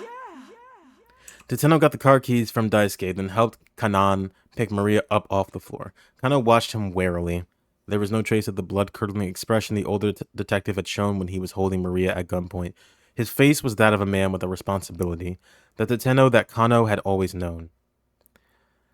Are you sure you're okay with doing this? Hitomi asked Teteno. You might get infected. It doesn't matter. Don't worry about me. All I care about now is helping you two if I can. He hesitated, glancing down at the unconscious girl he held. By the way, have Maria's memory... Oh, what? Yeah, I'm mixing them up. Have Maria's memories come back? Hitomi tilted her head. Her memories? I suspect she took a blow to the head when she was abducted. When I ran into her earlier, she didn't even know her own name. Well, she seemed like the same sister I've always known when she came in here. Good. Then her memory must have recovered. Kana was shocked to hear that Maria had suffered amnesia, but it explained why she hadn't contacted anyone after she'd been set free. All right then, Teteno said. We'll be back. Carrying Maria, he and Kanan headed for the door. Detective Teteno! Kano called out, then paused, tongue-tied when Teteno stopped. There were so many things Kano wanted to say, but he couldn't find the words for any of them. Once Maria is safe, I'll turn myself in. Teteno kept his back turned. The words were like a dagger in Kano's heart. Once this was all over, Teteno would no longer be a detective, but a criminal. Kano knew there was no alternative, but still, the realization hit him hard. Detective Teteno, Stop your dithering. But... Never lose sight of what you're supposed to protect. Ever. Kano snapped back to attention at Teteno's words. That was Dick Dictum number 1. The advice that had kicked off the whole Dick diary. I'm not the one you should be worrying about right now, Teteno continued. We need to save Maria Osawa's life and protect the people of Shibuya. Kano bit his lip. Yeah, whatever, let's go. Yes, you're right. Kano did his best to quash his emotions. Then we're good. Teteno gave a slight nod, then headed out the door. Detective Teteno! Just before the older man disappeared. Be careful out there. He called out one last time. Be careful out there! Teteno flashed a hint of a smile, then left the workroom. He's gonna die. He's gonna die. He's dead. He's gonna die. He's gonna be dead. He's dying. He's gonna be dead. There were only 30 minutes remaining until the time when Alphard had told them Hitomi should be at the Scramble. They needed to get ready for action. Is the surveillance camera system still up? Kano asked. Yes, Daisuke replied. It looks like what happened earlier was just a temporary hacking job. Then will you help us? Daisuke inclined his head. What do you mean? I'd like you to keep your eye on the Scramble for us. If anyone suspicious tries to get near Hitomi, let us know. Anyone suspicious? How will I know what's suspicious? Are they fucking not Japanese? Because that's like the gigantic indicator here. Like that organ trafficker who suggested you kidnap Hitomi, Mr. Endo. It's possible that he might be Alphard. Would you be able to recognize his face? Daisuke furrowed his brow deeply as he began entering commands on his keyboard. Yeah, I don't think I could ever forget. It's because of him that he left the rest unsaid. A moment later, several of the monitors switched over to feeds from around the Scramble. Alright, Daisuke squinted at the images. I'm not sure how much help I can be, but let me at least try to atone for what I've done. Of course, and thank you. Daisuke's fingers flew over the keyboard, and soon all of the monitors were focused on the Scramble and its surroundings. Then he carefully adjusted the angle and zoom for each of the cameras. Now the whole area was under total surveillance. All they had to do was get their stakeout crew to the scene. Where did Achi go? Kano asked Hitomi. I'm not totally sure, but I think he went to find some of his old friends. Hitomi sounded worried. Friends? Achi used to belong to a gang called SOS. Actually, he told me he was the one who formed the gang in the first place. What? Kano couldn't keep the shock from his voice. Achi was the founder of SOS? How bizarre that the two of them would wind up meeting each other this way. But I guess there was a big falling out between them, so I think he went to try and win them back over. Kano hadn't heard anything good about SOS since Achi had left them. If things had ended on bad terms between him and the gang, getting them to help might be a lost cause. And even if Achi was able to gather some people up, how much would Kano and the others be able to trust them? It'll be alright, Hitomi said as if sensing Kano's thoughts. I'm sure Achi will bring back some of his old friends. And when he does bring them, I'm sure he'll choose people we can count on. You really trust him, don't you? Yes, Hitomi said without hesitation. Then a blush came to her cheeks. Alright, then I'll trust him too. It would take about 10 minutes to get from Endo Electronics to the Scramble. Kano turned to Stanley. Let's plan to head out by 6:50. Stanley gave no reply. He had withdrawn to the edge of the room where he stood lost in thought, his expression uneasy. Kano decided to leave him alone for a bit. Taking a sheet of paper from one of the desks, he began drafting a plan for positioning Achi's reinforcements around the Scramble. Alright, here we go. In about 5 minutes, he had drawn up a little map of the optimal places to deploy the team. It included positions for as many as 20 people Achi might bring back. Kano? Kano turned around, surprised to find Stanley right behind him all of a sudden. The American looked haggard. Is something the matter? Kano asked. You need to go to the Scramble without me. What? Where's this coming from all of a sudden? Please don't make me explain. Something else has come up and I have to see to it. Sweat beaded on Stanley's brow. Whatever had happened, Kano had no doubt it was something major, and almost certainly it had something to do with Alphard. Stanley, Kano said. Please tell me we're past the point of keeping secrets. They'd come this far together. Stanley, surely it was too late to get all tight-lipped now. I'm sorry. I wish I could tell you more. Stanley dropped his eyes. Kano had a vague idea of what Stanley was up to. He probably felt that he needed to keep things hidden even from his own allies in order to help keep Alphard in the dark. Or at least that was Kano's guess. Alright, I understand, Kano said with resignation. Do what you have to do and come back soon. With an apologetic look on his face, Stanley turned and hurried from the workroom.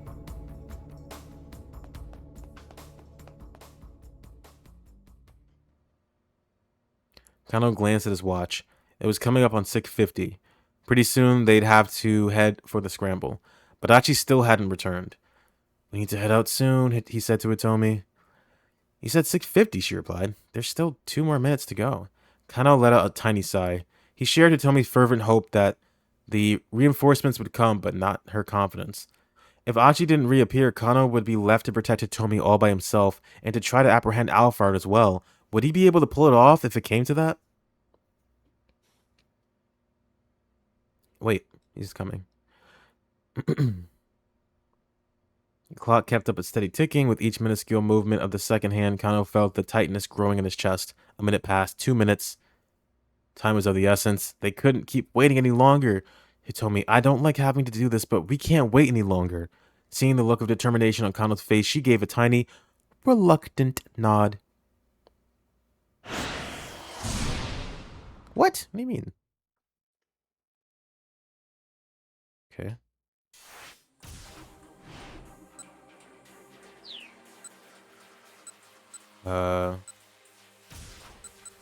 I thought, oh, there's another one here. Yeah, okay, this one.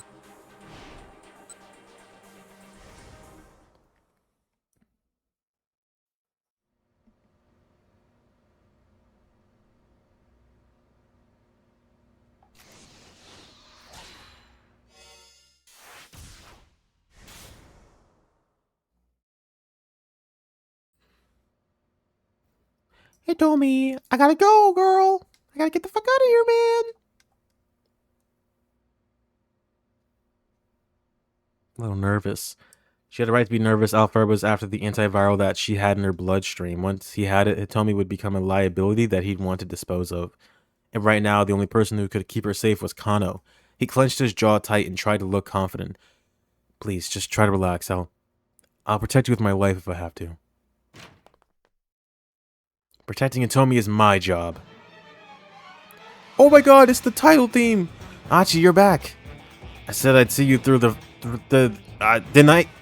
Yeah, you did. Hitomi gazed back at Achi with grateful reassurance. Ahem. Kano cleared his throat softly, but Achi and Hitomi continued to stare earnestly at each other. Eventually, the tough-looking young man standing behind Achi spoke up. I've got 30. Will that be enough? Yeah, Kano nodded. That'll be fine. More importantly, have you heard what we're doing? Catch the bad guy, keep Shibuya safe. Same old thing we always do. The guy flashed a grin. Heh. You got it, Kano said. We'll be counting on you then. With 30 odd people at their disposal, they'd be able to encircle the meeting area no problem. The preparations were all set. It was time to confront Alphard at last. Alright, detective, Achi shouted. Let's do this! Kano gave a firm nod.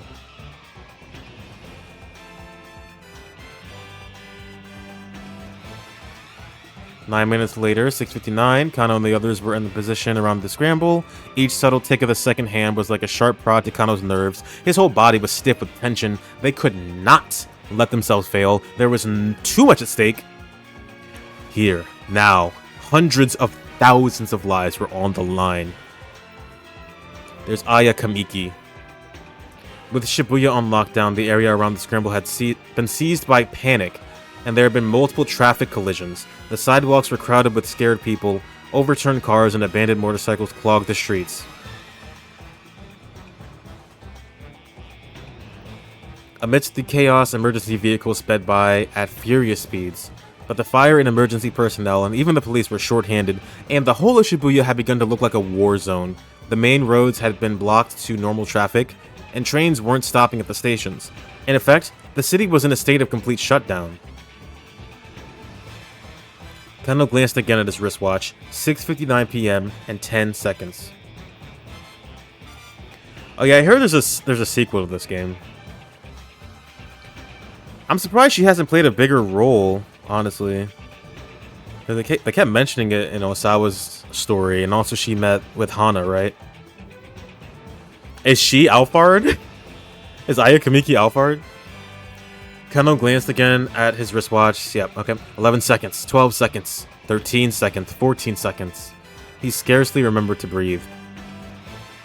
Hitomi stood in front of the statue of Hachiko. She wasn't carrying an attached case this time, but the moment was otherwise a strange mirror of the stakeout at 10 o'clock that morning.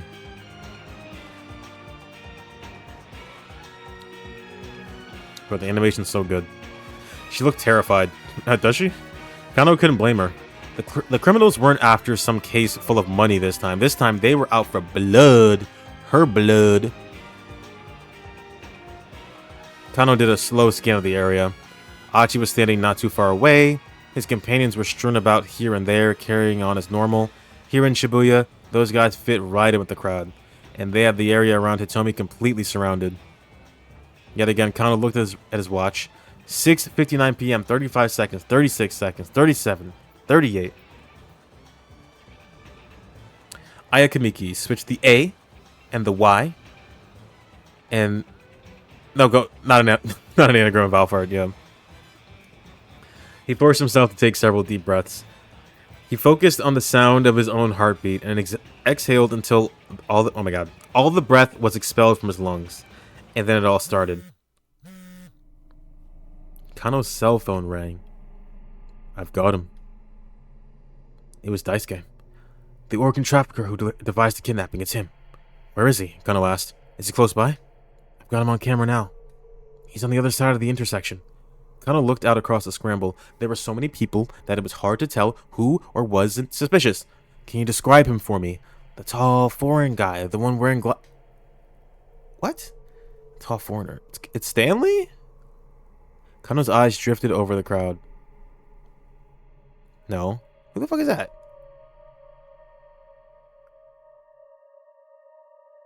Oh my, bruh. What was his name? It was like Richard or something? What was his name? Aha. There he was. And as he got closer, Kano's eyes went wide. This man was someone he'd met before. Leland Palmer! The lecturer from the English department at Hitomi and Maria's school. I should have guessed it was Leland Palmer. Is he Alphard? Palmer was walking right toward Hitomi. Hitomi didn't seem to have noticed him yet. When Kano glanced back at his wristwatch, it was 7 p.m. on the dot. That cannot be... It can't. I don't believe it. When Hitomi realized Palmer was approaching her, she was too stunned to react. He walked directly up to her, the corners of his mouth curling up into a smile. "Hello, Hitomi," he said in English. "How are you doing?" "Professor Palmer? What are you doing here?" Hitomi's voice came out in an anxious squeak. "Why, I'm here to take your blood, of course." This time he spoke Japanese, and with an easy fluency totally different from his usual manner of speech. "I'm the one who injected you with the Uwa virus." "It's Richard." "I've been waiting so long for the opportunity to arise. It's been quite agonizing, you know, spending 6 months and more pretending to be a mild-mannered English teacher or lecturer, whatever."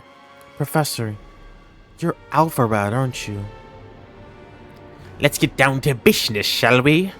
Neither of us has much time." Hitomi stiffened. "Please, tell me the laboratory password." "After I have your blood. This will only take a few seconds. I've got a device here that will make the extraction quite simple." "No way. The password first." "That would violate the terms we already negotiated." Hitomi and Palmer glared at one another. "Alright," Hitomi said at last. "Why don't you negotiate with Kanan instead?" "Kanan?" Hitomi took her cell phone out and dialed. But the phone rang repeatedly and Kanan did not pick up. "What's going on?" Hitomi's face went pale. "Come on, Kanan." Kano, standing near enough to overhear their conversation, grew increasingly anxious as he watched the pair stare at the phone. What was the right move here? Should he keep waiting? No, don't rush. Hope. He had to hope talking with Kanan would work out. Kano waited for the call to go through. But Kanan never answered. Had something happened to her in Toteno? Kano felt his heart pounding. "Now then, shall I take what I came here for?" Palmer took a step closer to Hitomi. Kano reacted instinctively. "Freeze!" He drew his gun and trained it on the criminal. Nearby pedestrians scattered in fear. Seizing the moment, Achi... This is gonna get confusing. How are we gonna know what happened to... Whatever. We'll get there. We just got Alpharad? The man who told me the father's from... I'm gonna kill this guy.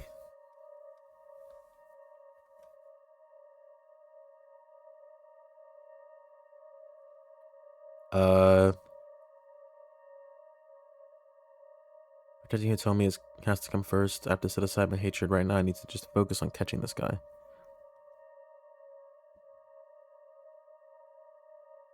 Why hasn't it happened yet? Why hasn't Kano given the signal? Freeze! Suddenly, Kano rushed forward, his gun drawn. Ignoring the pain in his leg, Achi dashed for Hitomi as fast as he could. He cut in between Kano and Alphard, quickly pulling Hitomi out of danger. "Hitomi!" Kano shouted. "Call Kanan again." Shielded by Achi now, she brought up her cell phone and dialed the number. But some time passed and there was no answer. Had there been some kind of trouble on Kanan's end? Looking increasingly worried, Hitomi tried calling several more times. Then Alphard withdrew some strained vials from the attached case he'd brought. Kano's face wavered with alarm. This had to be the terrorist trump card then. Kano and Alphard were having some sort of debate. Achi couldn't hear the specifics, but tensions were clearly running high. Oh my god, guys. Oh! I can't jump. Kano hesitantly lowered his gun. Alphard flashed a haughty, confident grin. Looks like it's time for our trump card. "Susumu!" Achi shouted at the top of his lungs. At his signal, the gang emerged from the crowd moved... Whoa. The gang emerged from the crowd... At his signal, the gang emerged from the crowd, moved en masse to hem Alphard in.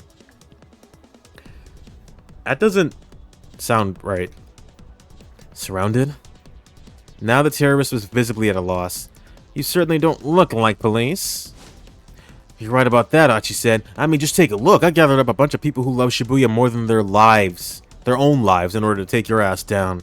As he spoke, he made sure to keep Hitomi shielded behind him. The pain in his leg was getting worse and worse, but he tried his utmost not to let it show.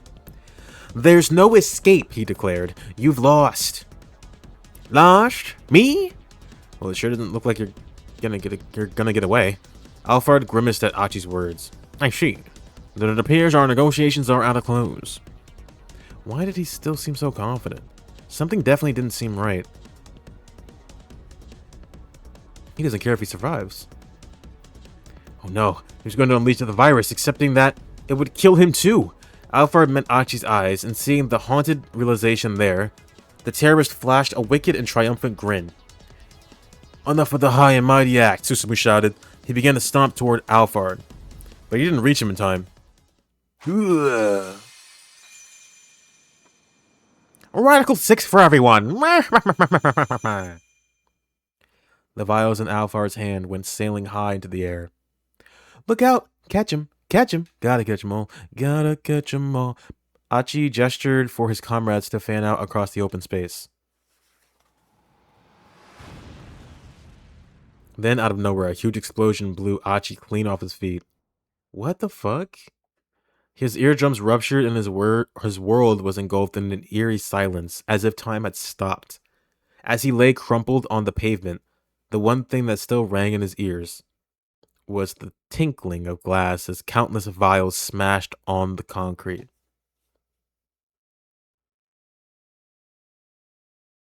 Okay. That end. A mysterious explosion. Oh, I don't even get a hint for this. Well, how can we change this outcome? What can we do?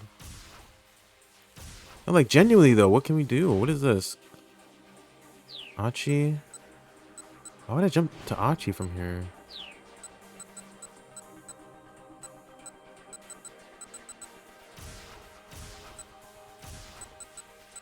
Let's do this.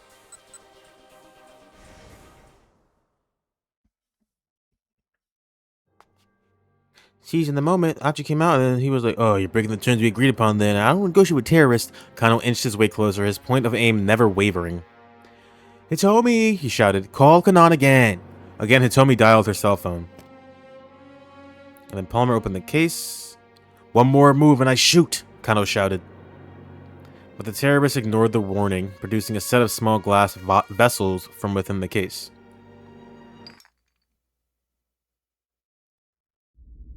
If you want to shoot me, then shoot me, he said.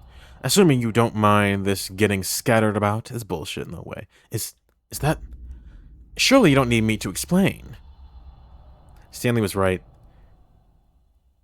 Oh, Alphard had weaponized the virus.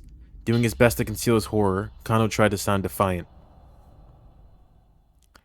You can't let that loose here. And why is that? Because if you do, you'll be infected too. True. But so will all of the innocent bystanders around us. A thin smile crawled across Palmer's face. Did you come here to carry out a suicide attack, Mr. Alphard? Hardly. I have no desire to die here. All I want is to get a little of this girl's blood, and then go quietly on my way. But that all depends on you, doesn't it? His face was overflowing with confidence. Kano couldn't shake the feeling that something was off here. Something about this man's demeanor hinted at something. Well, then what will it be? Palmer continued. Will you condemn the people of Shibuya to death? Cursing inwardly, Kano lowered his gun. Palmer flashed a triumphant grin, then resumed his stroll toward Hitomi. She stood frozen on the spot.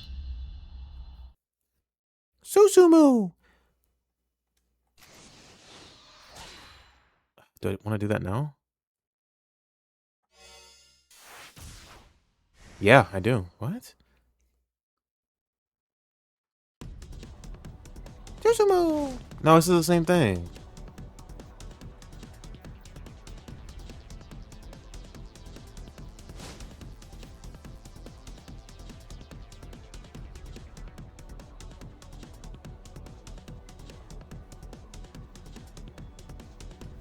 Lost? Me? I don't lose. I only win with style. Okay, this isn't... It's not gonna lead anything. Well, is there a choice here? Oh, there is, yeah.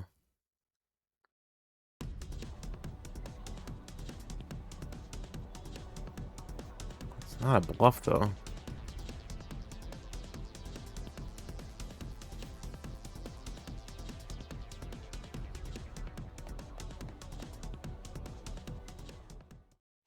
No, no, skip it. God damn it. Alright, let me finish Kano's side and stop jumping around. Quit jumping around over here. Although the ending's gonna be the same, isn't it? He's gonna throw it in the air like he just doesn't care and kill everybody. Tough luck, pal. Turns out we're not actually innocent bystanders. Now it's just on the ground. You're completely surrounded. Give up and tell us the password now. And just for the record, we ain't scared of no virus. The tough-looking young men radiated bravado. Without hesitation, they closed in around the kidnapper. Surrounded? You certainly don't look like Lace. Palmer cast a bemused glance around himself. Alright. This is probably leading to the same thing.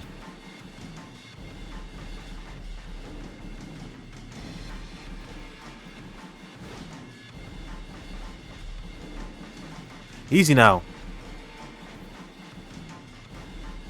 What a shame. Palmer swung his right arm up high.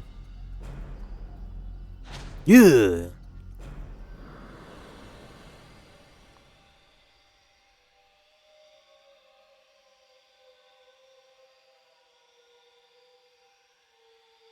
Look out! What?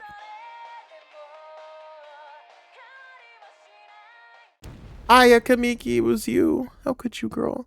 I believed in you. I listened to all your albums. Save us, Aya. Sing us a song of triumph. Alright. Yeah, there's a bomb somewhere.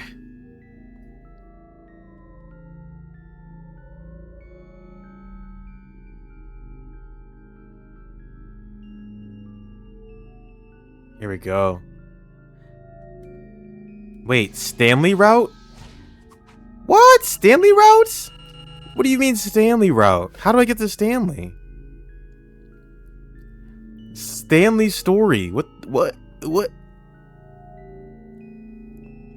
How do I even get... Hold on. I remember... There was a weird one. Odd Man. Maybe it's this one? No, that's gonna go to Minorikawa.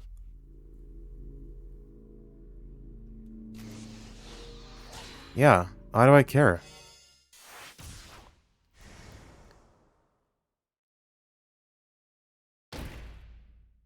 Why do I care?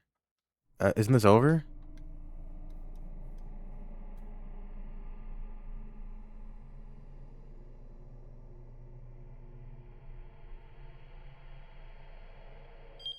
Oh, it's that?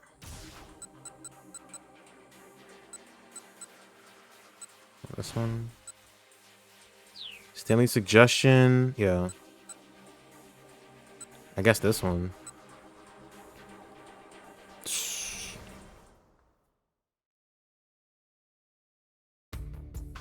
Stanley, let me access your route. Do what you have to.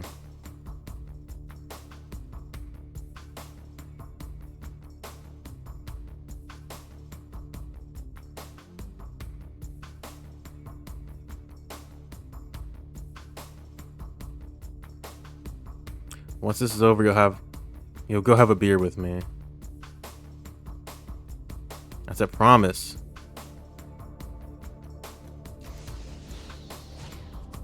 Oh, there's another one here. That was what the younger brother said, and the older brother still feels the pain of that promise. Stanley, fuck you. How do I access your route, bro?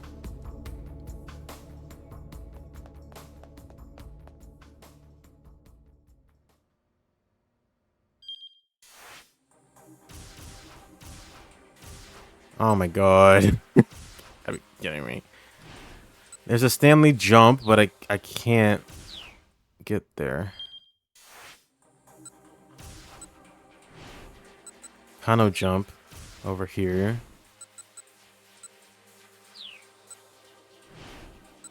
Stanley jump at the end, but I can't. Alright, hold on. I gotta figure this out. That doesn't matter. Alright. Now these are done. Hachi. Then maybe there's another choice over here.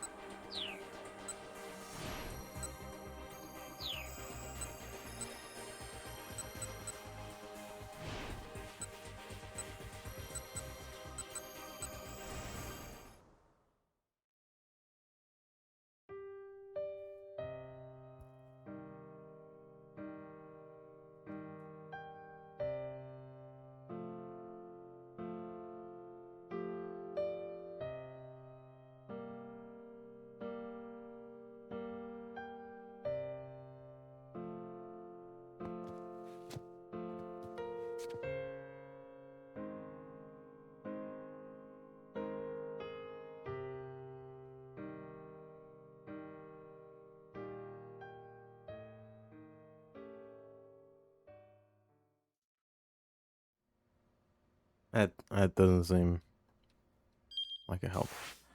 What else we got? Achi doesn't come back. We shouldn't leave prematurely, though. I mean, that's gonna...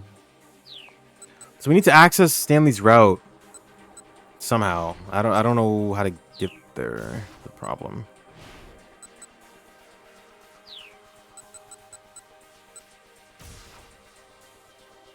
It's a major issue.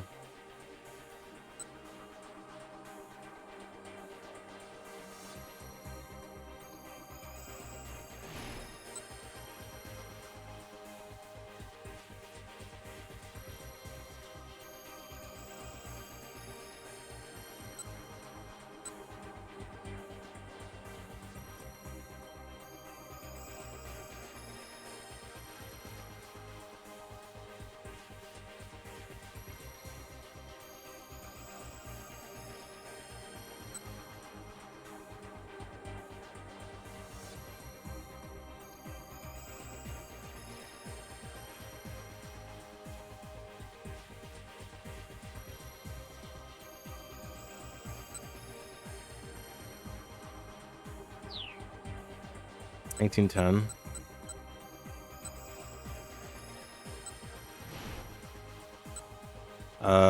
The second one? Or is that the first one?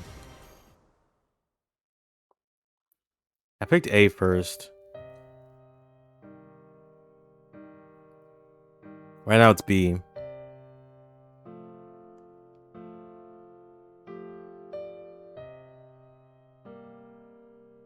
That's what I thought. Okay. Quash your emotions.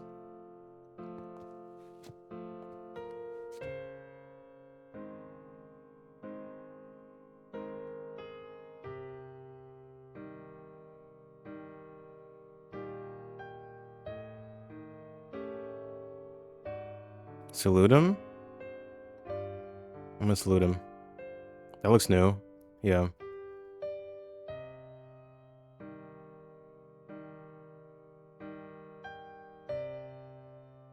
Oh!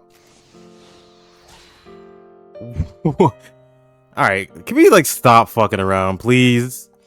How many are there? Whatever, bro. Gyozo Tetsuno gingerly, flex his right elbow.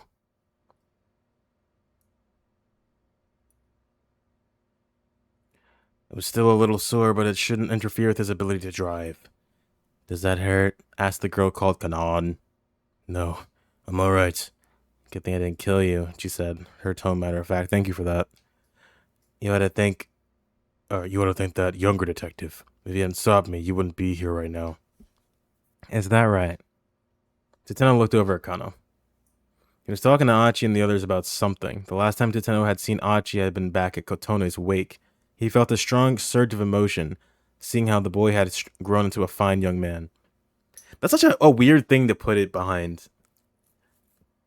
I don't know. I mean, the game does that sometimes. It's far and few between. Are you sure you don't mind driving? Kanan's voice snapped Tetsuno back into the moment. Yes, it won't be a problem. Back when she'd attacked him on that rooftop, she'd moved too quickly for him even to get a glimpse of her face. Now that he was able to get a good look at her, he was shocked by how young she looked. And yet there was a cold gleam in her eyes, a glitter of awareness with no trace of emotion behind it whatsoever. In his long career as a detective, Tetsuno had seen eyes like that before. It was a look he knew well, the look of someone who had killed, and had done so many times. I'm so sorry about all this. Please, look after my sister, Hitomi said. She bowed deeply. No, I'm the one who should apologize. Tetsuno would have liked to go on, to say that helping now was the least he could do to atone for what he'd done earlier, but he stopped himself there. Nothing he could say to Hitomi Osawa could possibly earn her forgiveness. Silently, Tetsuno lowered his head. His subsequent actions would have to make up for his crimes. He had to hope that this was possible. Kanan, you look after my sister too. Hitomi bowed once more. You two know each other? Yeah, he said that. Tetsuno looked at the two girls in surprise. Kanan is my sister's friend, Hitomi said. I just met her for the first time today. What a strange series of events could have transpired for Maria and Kanan to wind up as friends. Tetsuno felt a prickle of curiosity, but now was not the time for that conversation.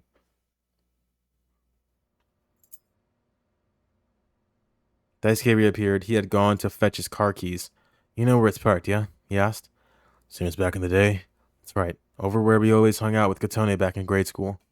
All at once, Tetsuno was hit with a surge of childhood memories. No, I don't care. Oh, those were the days when I had a little soccer ball in my hands and you were reading a book or something. What the fuck is that? Like a radio? The sky was a piercing blue. The droning of cicadas echoed in his ears. A refreshing breeze brought intermittent respite from the heat. During summer vacation, they spent their days here, in the parking lot behind Daisuke's house. As Tetsuno and Daisuke played near the stairs at the side of the lot, the blazing sun beating down at them, Katone would always come along with some iced barley tea for them. The two boys would race to see who could drink theirs up the fastest. The cold and fragrant tea flowed down their welcoming throats. That's quite the sentence. Most of the time, it was Tetsuno who would finish first. Daisuke often wound up choking and spitting his out. Katone would flash him a motherly and sympathetic smile. Then Daisuke would grin back at her sheepishly and fuss with his hair. Nonchalantly. That had all been nearly 40 years ago, but Tetsuno could envision their smiles as vividly as ever. They were his only fond memories of his childhood.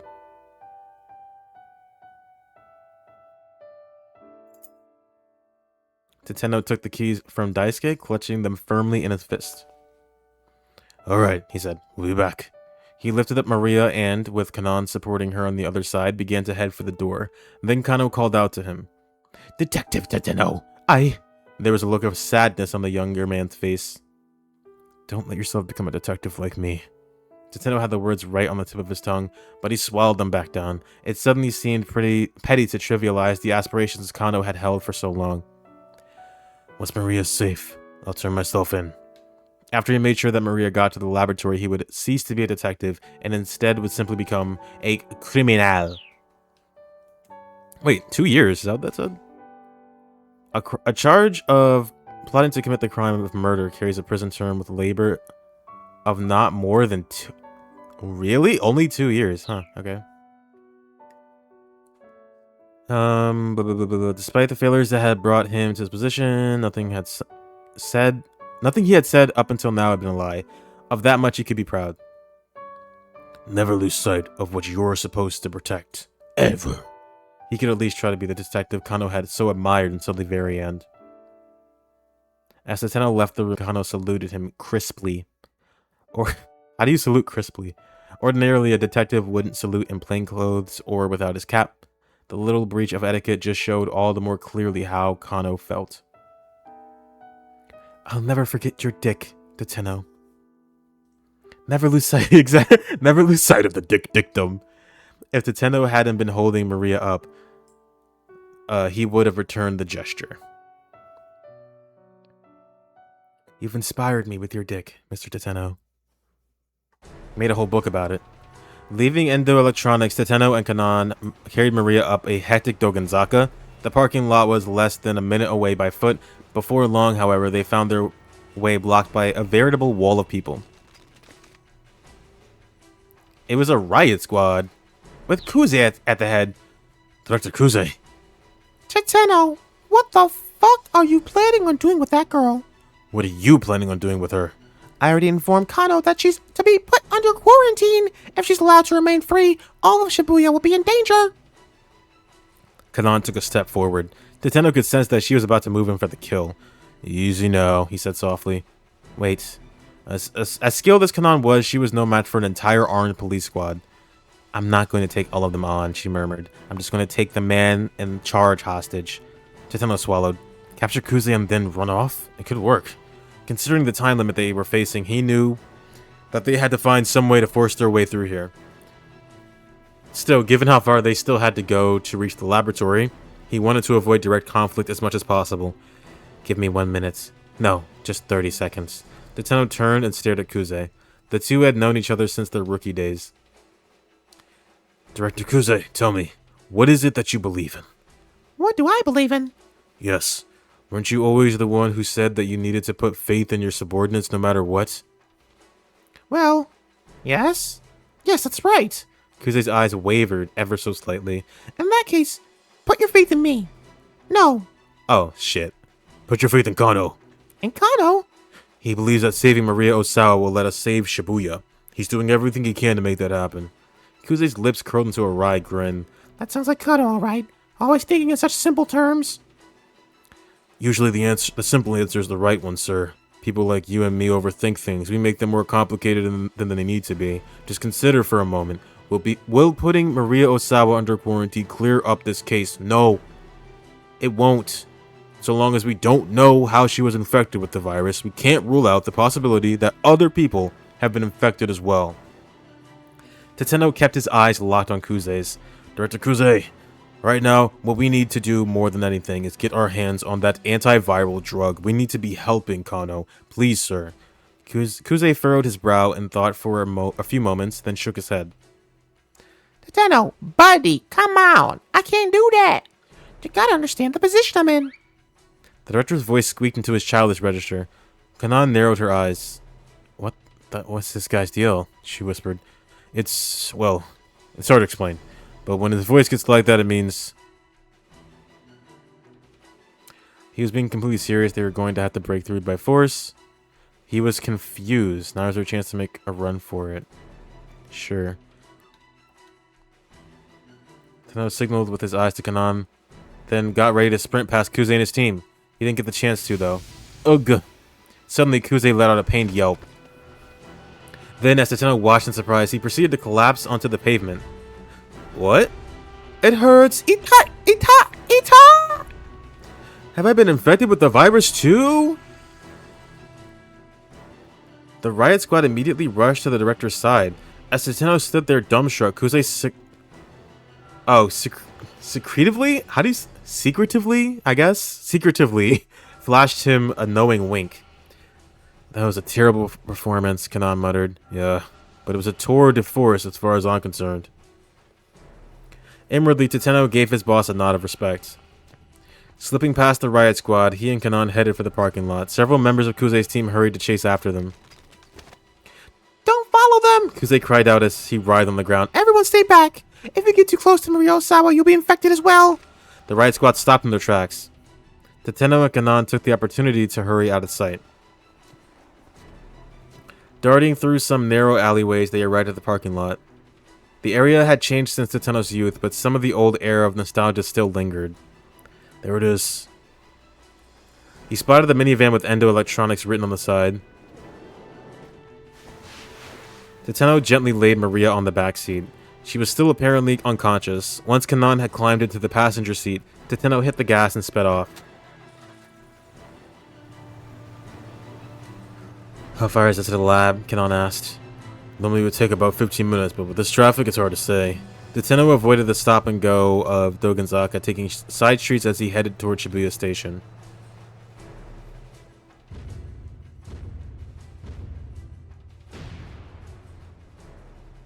Once they had re-emerged on the main thoroughfare, however, he spotted a checkpoint set up ahead. Barricades and armored vehicles were blocking the road. The scale of the security effort showed just how grave the situation truly was. Tateno hit the brakes. What do we do? Kanan said that. Spoke without taking her eyes off of the barricade ahead. Tateno thought for a few moments before arriving at an answer. I don't know. Plowing through? No. Go find another way. Find another way around. Get in the back seat, Tateno told Kanan. Why? I want you to hold on to Maria so she doesn't fall. A feisty grin came to Kanan's face. You got it. What does that mean, a feisty grin? Tateno waited until Kanan had made her way into the back. Then he threw the minivan into reverse and jammed his foot on the gas. He cut the steering wheel sharply to one side, a loud screeching filling the air as centrifugal force made the vehicle tilt. Then a patrol car came roaring out of a nearby side road. What the... Tateno reflexively jammed on the brakes. The police cruiser cut in front of the minivan, turning to head right toward the roadblock. Crashing into the barricade, it plowed on through, not stopping until it slewed up onto the curb beyond. The car's impact had made enough space for another vehicle to slip through in its wake. The minivan barreled on through the checkpoint. Tateno wondered who in the world had been driving the cruiser. Tateno's phone rang and he picked up as he sped onward. Were you able to break through safely? It was the voice of Detective Kajiwara. Tateno had thought he was at the Osawa residence. That patrol car just now, that was you? A call came in from the Task Force HQ, saying that Kano had found Maria. I figured maybe Kano was planning to take her to Okoshi Pharmaceutical, and so I thought he needed to make his way through one of the checkpoints here. But the fact that it was you, Detective Tateno, now that was quite unexpected. He let out a weak chuckle. Kajiwara, are you hurt? No, don't worry about me. Just, please, help Maria. I made a promise to her father that I'd save his daughter, no matter what. Tateno could hear the energy draining from Kajiwara's voice. Understood. I'll keep that promise for you then. Thank you. It's like every character is coming together for a singular purpose. Like we're just one big family. The line went dead. All the world building, all the character development, it's coming to a head. He'd crashed headlong through that barricade. There was no way he'd come out of that uninjured. I'm sorry, Kajiwara, Tateno said to himself under his breath. And thank you. One big Shibuya scramble. They're all scrambling. That's exactly. They're all scrambling right now. He bit his lip and stepped hard on the gas again. Are you fucking kidding me? What do you mean keep out? How? Oh my. Oh. Wait, this is different.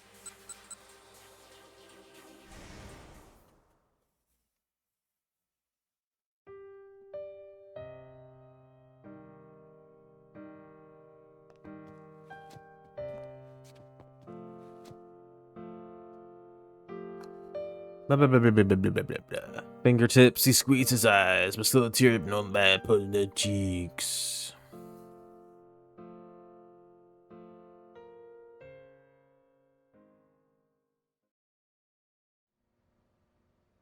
Alright, and this is probably the same, right? Yeah. So we gotta find another Tateno jump. I didn't even see another one.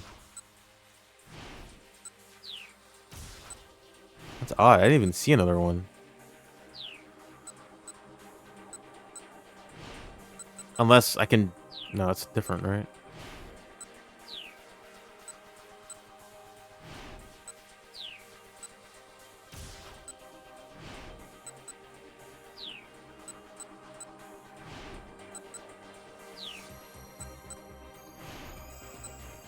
Kano. Other Kano, jump. Achi is Stanley. Achi again. Can I do this now? Budada.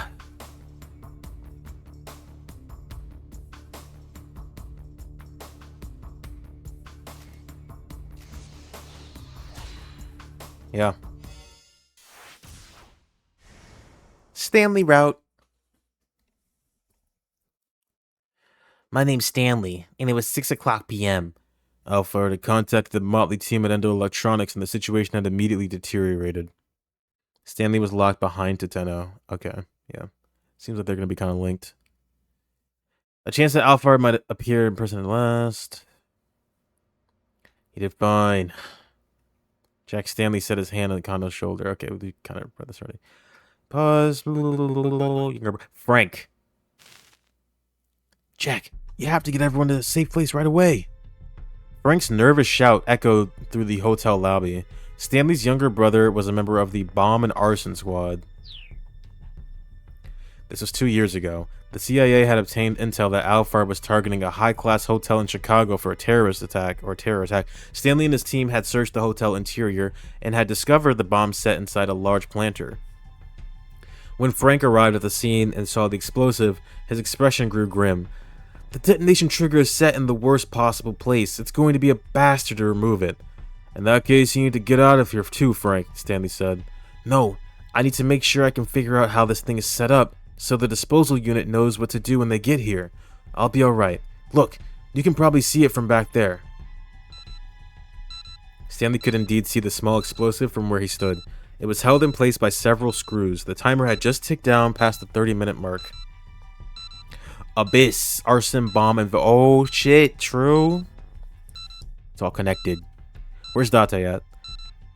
Plenty of time left for the disposal goes in here. Jack, I need you to help finish evacuating the building. There are a lot of people who haven't gotten out yet. But Stanley hesitated. From a cold and logical perspective, Frank was right. He had a job to do, and if Stanley listened to his personal feelings and tried to usher his brother out of there, a lot of innocent people might die. All right, he said. I understand. Heck, if we had something as simple as some dry ice, we could just freeze this thing. That's gonna come up. Frank grimaced as he eyed the bomb. Dry ice, huh? I don't suppose ice cream would do the trick. That'd be a waste of ice cream. You'd be better off just eating it. Ice 9? Uchikoshi is inspired by everything. Art imitates life. Or I should say art imitates Uchikoshi. Even dry ice would be a long shot in place of actual liquid nitrogen. Ice 10. I don't remember that. Ice 10? Is there Ice 11? Where's Ice 8 at? So there was that truck. I forgot where it was, but there was that truck that had the dry ice thing in it, right? That's going to come up. But I think that was in Minorikawa's route, so... whatever. It'll come up. The brothers looked at one another, and for a moment the tension dissolved into laughter. Alright, Stanley said, I'll be back. Hey, Jack. Once this is all tidied up, I'm gonna need a drink. Let's you and me have a beer together. Sure, you got it. Stanley headed for the hotel lobby, which was still overflowing with guests.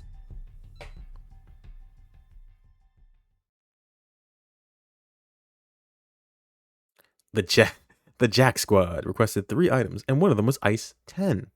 Of course. You made the right choice here. Oh, okay, we're back here. What about my choices, though? I'm gonna call a friend. Debating his own next move, Stanley stepped away from the others, took his cell phone out, made a call. Gordon, Commissioner. It's me, he said. What's the situation? I hear the Japanese police want to put Maria Osawa under quarantine. I'm assuming that's on your orders, sir? It is. There are too many important people in Shibuya. We cannot allow that virus to get loose. Besides, we now know that Alphard is after Hitomi Osawa. There's no reason to leave Maria at large any longer. If you put Maria Osawa under quarantine, she is going to die. I know that, but there will be far fewer victims as a result. Gordon's words made something inside Stanley snap. In that moment, he lost any inclination to report that he was with Maria. Failure to do so would be dereliction of duty on his part. He knew that well enough. He knew it, but the fact couldn't overcome his revulsion at Gordon's callous attitude toward Maria. Victims are still victims, he said. What was that? Nothing, sir. I'll continue my operation to apprehend Alphard. Stanley hung up the phone. He didn't care if his superiors took action against him once this was all over. They intended to sacrifice one person in order to save the lives of countless more, which, I mean, logically speaking, I get it. From a purely objective standpoint, it was the right call. But what if that person was a loved one? Would they have done the same? Or would have... yeah, basically. The dilemma gnawed at the back of Stanley's mind. He couldn't shake the feeling that it was wrong to just accept the lesser of two evils, to sacrifice an innocent for the greater good. No, damn it. He would save that one life, and then save the lives of the many. He needed to find a way to avoid the so-called easy way out, no matter what it took. He wasn't about to add a second big regret to his life. Not this time. Saving Maria was the right thing to do. His judgment wasn't wrong. Of that, he was sure. He reaffirmed that to himself inwardly, over and over. Kana was watching Teteno prepare to depart. The group go to the lab. Get the scramble. It's two-pronged. Go to the count and things. Stanley thought back to their earlier words. Alphard, he makes really shitty plans, like on purpose for some reason. It's kind of funny. That meant that getting the password hinged on whatever deal they struck. What sort of things might... Sorry. We've kind of already read those. It's just worded very different, slightly differently, and not very differently, slightly differently. Stanley doubted she'd answer if he asked just what her bargaining chips were. He held his tongue, watching as she left with the others. Whatever else happened, he needed to focus on capturing Alphard.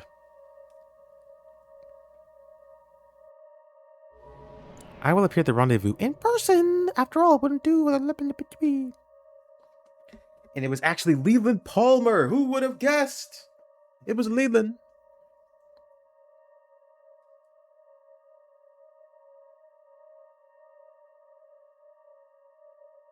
I really don't think that's Alphard. That's just weird. Because this is a fucking terrorist that doesn't. No one knows their age, sex, appearance, nothing. And he's just gonna walk out all of a sudden and do this? That's weird to me. They clearly like to sit behind closed doors and like be a mastermind behind the screen or whatever, right? So I don't think that's him.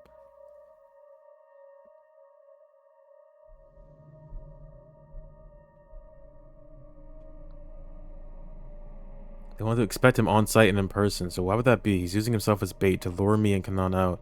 This is a near perfect opportunity to wipe out the two people who are gunning for him the most. That being the case, how might he attempt to kill me once I'm at the scramble? Stanley felt a sudden flash of insight. No, something was off here. I think he is all fraud, yeah. He's all fraud. His thought process was running well, each deduction logically following from the last. But at a time like this, that could be a very dangerous thing. Alphard may very well have anticipated where his logic would lead. Stanley needed to assume that any clue he thought he'd found was something Alphard had left behind on purpose. So maybe the suggestion that their target would come to the scene was a different kind of trap. At the risk of sending himself in circles, Stanley decided to rethink the whole case from the ground up. What was the single strangest part of this whole thing? There we go. Why had Alphard put an amateur like Daisuke Endo in charge of the kidnapping? Being able to get a heart for his daughter gave Daisuke a strong incentive, but there still had to be a reason why he'd been chosen. If the kidnapping had failed, what would have happened then? Of course, this was Alphard they were dealing with. Maybe the possibility of failure was somehow part of the plan.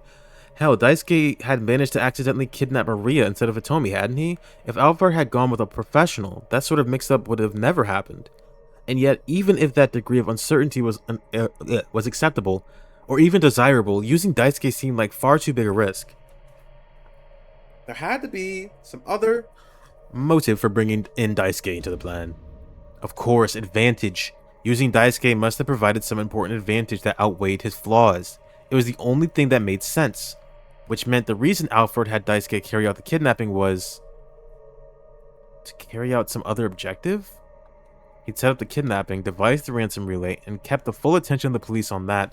All the while, Alphard himself was working towards his true goal, getting Hitomi's blood, which meant that Daisuke kidnapping Maria by mistake had in fact been a misstep. That was why, in the end, Alphard had proposed trading the password for Hitomi's blood. Could that really be it? He decided to take it up with the man himself. Mr. Endo, let me ask you something. Did you know? I didn't know, so when did you find out? After I'd had Maria kidnapped, the organ trafficker took one look at her and said I had the wrong girl, said I was supposed to have abducted the younger one. He never mentioned Hitomi having a twin before all this started? No. If I'd known, I'd have been a lot more careful. Alphard had certainly known that the Osawa girls were twins, but oh my god, he's doing some deep thinking, right? But despite the added risk that fact implied, he hadn't told Daisuke. There was only one logical conclusion. Daisuke's mistake hadn't been an accident. Alphard had intended for the wrong sister to get kidnapped.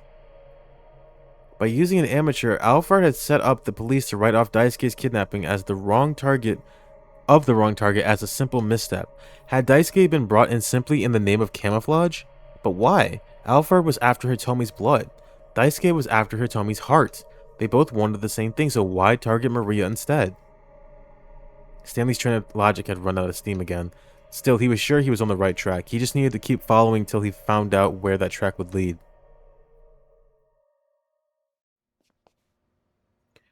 Where's the storm you're keeping Maria? Daisuke hung his head. It's out behind the shop. Why do you ask? Do you mind showing me? Or something like the check? Follow Daisuke out the storeroom. Let's go over the case one more time, people. Speaking of the storeroom, Daisuke said as they were walking towards the back of the building, there's something I've been wondering about. Just how did Maria manage to escape in the first place? You're certain you locked her in? Stanley asked. Daisuke nodded. At 8 o'clock this morning, the organ trafficker came by to check up on her. I made sure to lock the place back up after he left. I see. That visit must have been when Maria was injected with the Uwa virus. It makes sense based on our working timeline of when we expect her to go symptomatic. When they got to the storeroom, they spotted the padlock that had held it shut lying broken on the ground. Daisuke picked it up, then opened the storeroom door. Look at this mess. It was obvious immediately that merchandise had been stolen. I doubt Maria did this, Daisuke said. Maybe some thieves broke in? He made a quick inspection assessing what had been taken. Some digital cameras and laptop computers were missing. This looks like the work of some local thugs. This kind of thing has happened to me a few times before. Daisuke let out a sigh of exasperation. Stanley, meanwhile, was carefully looking around inside the storeroom. Where did you have Maria Osawa, he asked. Behind those cardboard boxes. The boxes he indicated were piled high, closing off one corner of the room. If Maria were unconscious behind them, the burglars might well have never noticed her. So Maria was able to escape from the storeroom thanks to the burglars breaking the lock, Stanley mused. Just what impact had that stroke of misfortune had on Alphard's plan, he wondered. What had Alphard planned to do with Maria if nobody had broken in? Kill her, trade her, release her at some later time. I don't know. It's gonna kill her? No. I'm assuming a trade, right? It certainly seemed reasonable enough. He needed to kidnap Maria in order to infect her with the virus, first and foremost. I'm getting confused. And she had indeed been injected with it at 8 o'clock that morning. They're like, oh my god, what did Alphard do? Did he think 2 steps ahead? So he planned for this to happen, so that way that when it happened, and if it didn't happen, it would also happen, because he knew that it wouldn't happen in a way, because he also plans things to not happen, because if they do happen in a way that he didn't want it to happen, that means it's happening in the way that he expected it to happen, and if it's happening in the way that he expected it to happen, that means it's not happening in the way that it should happen, and the way that it should happen isn't the way that he needed it to happen. That's the brilliance of Alphard's plan. Alphard would have carried out a hostage exchange for Hitomi in order to obtain her blood. Maria would be free to go, but infected with Uwa. What purpose would that serve? It was simple enough to deduce. Once he learned that Maria had the virus, Kenji Osawa was certain to take action. He would bring her into the storage facility in order to administer the antiviral, just as he'd done with Hitomi. That meant that the storage facility would be opened once more.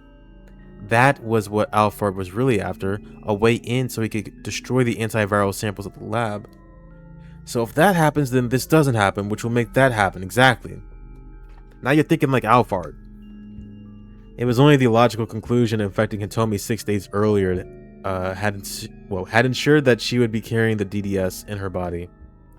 That stands for Digital Devil Saga. But it also served as a sort of dry run for the day. The morphogenetic fields. If it turned out that Osawa wasn't able to access the antiviral storage on his own, the entire plan would fall apart. Hitomi, he's thinking so hard about this. Hitomi had been, let's just go. Bro, go to the lab. Wherever you're going, just go to the lab. That's where we need to go. Hitomi had been a test case in order to make sure. The negotiations at the Scramble were almost certainly a smokescreen. Alphard wanted to lure Stanley, the others. So many typos in this game, bro. Alphard wanted to lure Stanley. I'm assuming and the others, but there is no and, so I'm just going to say Alphard wanted to lure Stanley, the others, to the Scramble in order to clear the way for an assault on the lab in the meantime. The first order of business was to stop him from getting inside. But how? Should Stanley leave the stakeout at the Scramble for Kano and the others while he headed to the lab himself? He couldn't decide that alone. He headed back into the shop with Daisuke to see where things stood with the others. No siree, I got another jump for you, Stanley. You're not keeping me out. You're not keeping me out, buddy. I got 2. Of course, Stanley the others is with others. Stanley the others. Stanley? Don't leave me out. Don't leave me in the lurch, buddy. What are you up to? Just tell me. I need to know.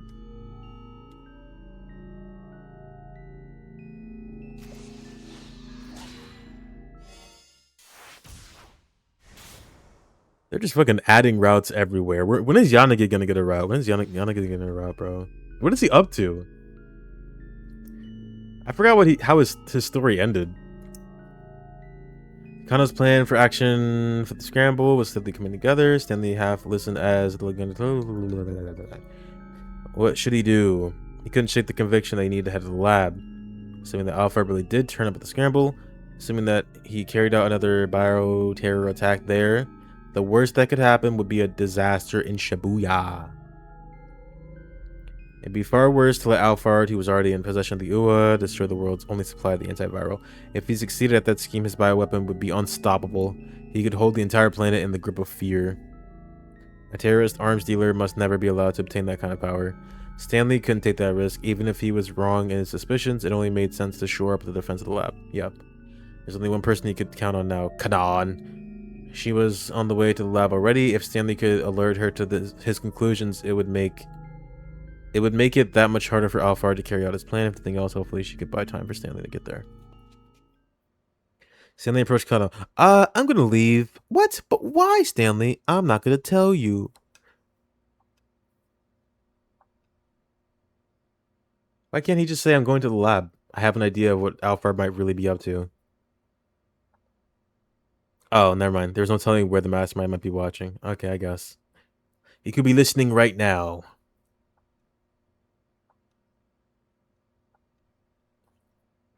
Alright, let's go. Thumbs up. He looks just like my brother. Except if he was Japanese. Kind of was just like his younger brother, Frank. Oh my god, they look just alike. They might have looked very different, but in the way they mixed up their responsibilities with their personal feelings, they were totally alike. Stanley couldn't discount that naivete. In the end, that was all a part of the human condition. Jack, are you really okay with this?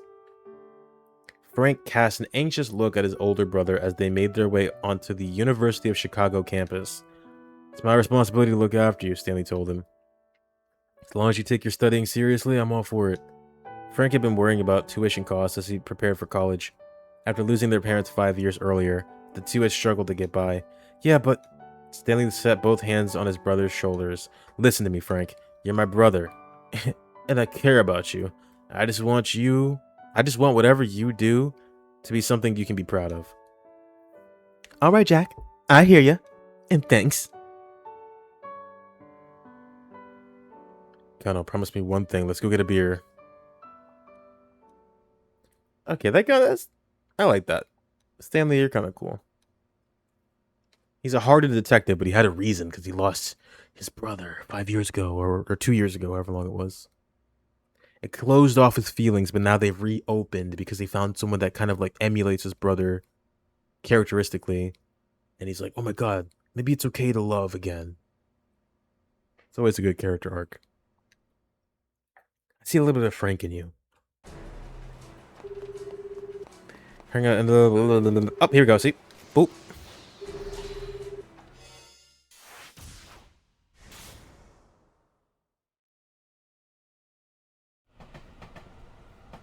Made it past Shibuya. There was. I'm sorry. I'm kind of like rushing through it. I'm just anxious. Like, what's gonna happen?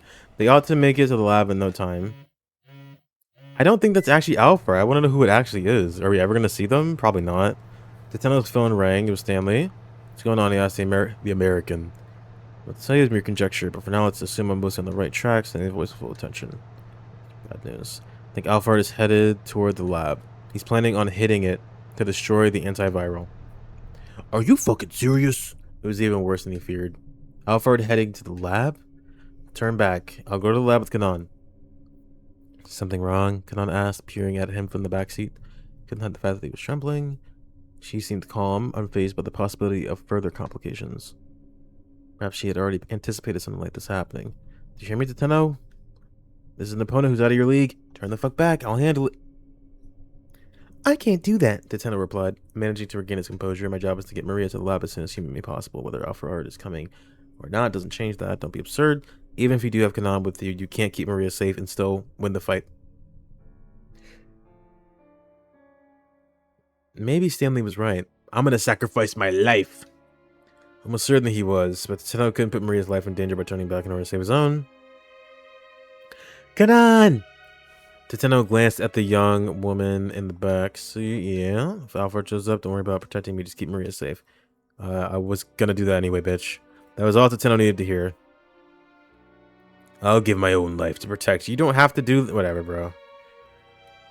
Fine, have it your way, but I'm heading to the lab too. Whatever you do, do not let your guard down. Understood. That was Stanley. Try to surmise the situation. She showed no signs of concern. Kanan's too badass for this.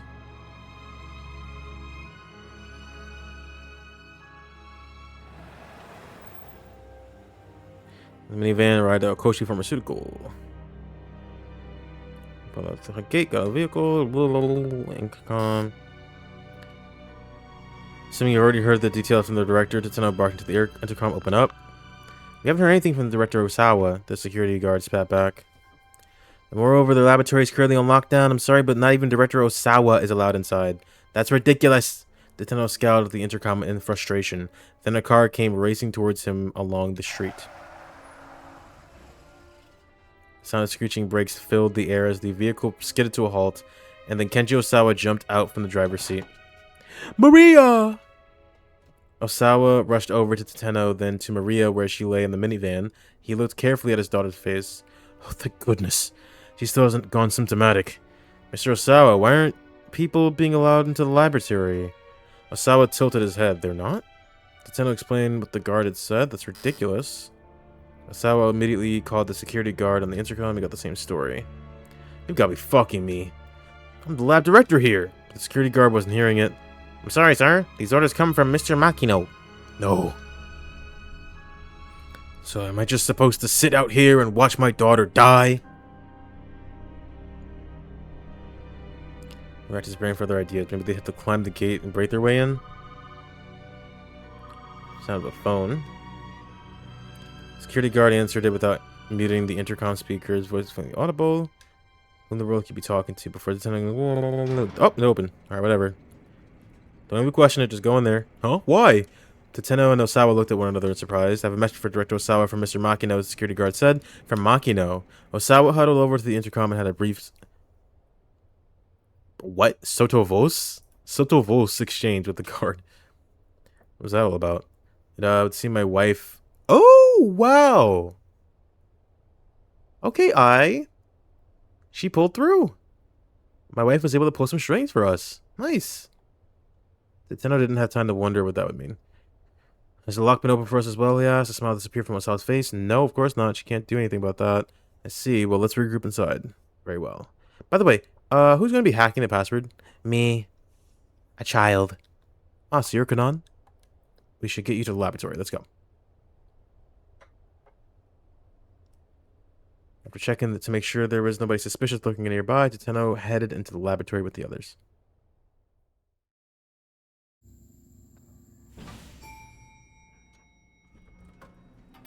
$20 to the elevator. Biohazard. Yep, deep underground. The doors open to reveal a long, straight corridor. There is a door at the far end with a device at one side for checking IDs. Katana approached the device, setting the laptop she'd borrowed from the security room on the floor in front of it. She affixed a scrap of paper with Kenji Osawa's password written on it to one side of the monitor. Then she connected a series of cables to both the laptop and the device. Tateno tried to contain a sense of urgency, focusing on keeping watch over Kanan as she worked. Kanan began to slowly tap away at the keyboard. Her screen displayed a series of numeric values that changed with each keystroke. She checked the changes carefully, timing the movements of her fingers according to some formula. She's like, 1, 2, 3, 4. 1, 2, 3, 5. 1, 2, 3, 6. The ID device let out a warning sound, and the display lit up. Incorrect password. The input had been rejected. Was this really going to work? Tateno felt his impatience growing. 1, 2, 3, let me in. 1, 2, 3, let me in, please. Tateno felt his... I just said that. Osawa's face showed a similar unease. Kanan turned to look at them. How many failed attempts are we allowed? 2, I believe, Osawa answered. After a third failed attempt, the storage area is locked down and can't be reopened without input from the full board of directors. Sherry resumed typing before he finished speaking. There's a very slight difference in power consumption from the device when it processes a correct password compared to an incorrect one. There's a minuscule difference in the time it takes to run the process as well. If I can analyze those and compare them. Okay, she's working. Warning sound. Second failed attempt. Dude! A single bead of sweat ran down to 204. But she didn't bat as much of an... She didn't so much as bat an eyelash. I see. Her face remained full of confidence. It won't be a problem, she assured them. This isn't my first time with this type of mechanism. Each keystroke. Yeah. Echocardiogram. Read out. Got it?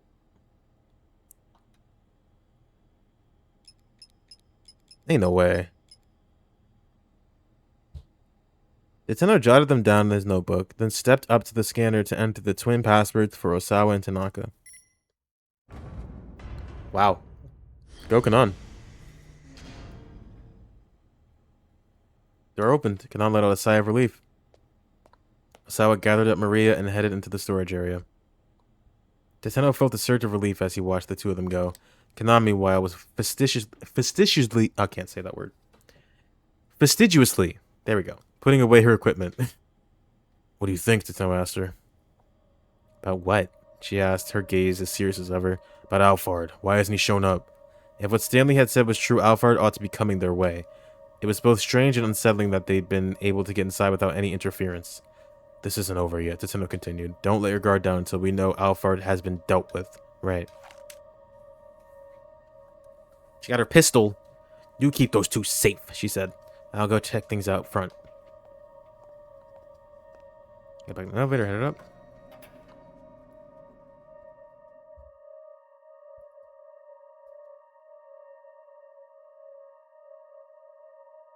Left alone in the hallway, Tetsuno was enveloped by an eerie silence. He drew his gun from his holster, then went into the storage area to join Osawa and his daughter. His cane and the soles of his shoes echoed on the hard surfaces all around.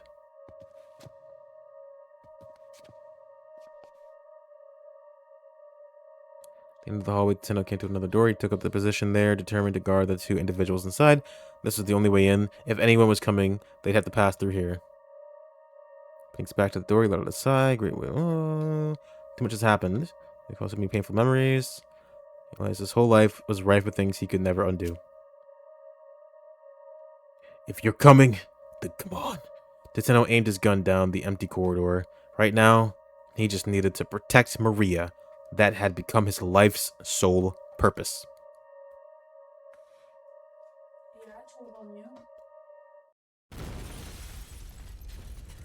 Suddenly, Suddenly, the door that was in front of him was blown off its hinges with a tremendous explosion. The shockwave traveling down the corridor struck him an instant later. Tetsuno had neither the time to wonder what had happened nor any chance to avert his fate. Alright, so we gotta go back to Stanley. Great. That's great.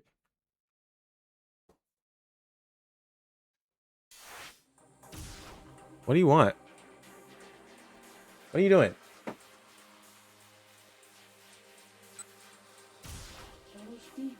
Do you need something? What? I was speaking to the mic. No. Get out of here. No. No. We're gonna continue. Speak. Let me guess appearance.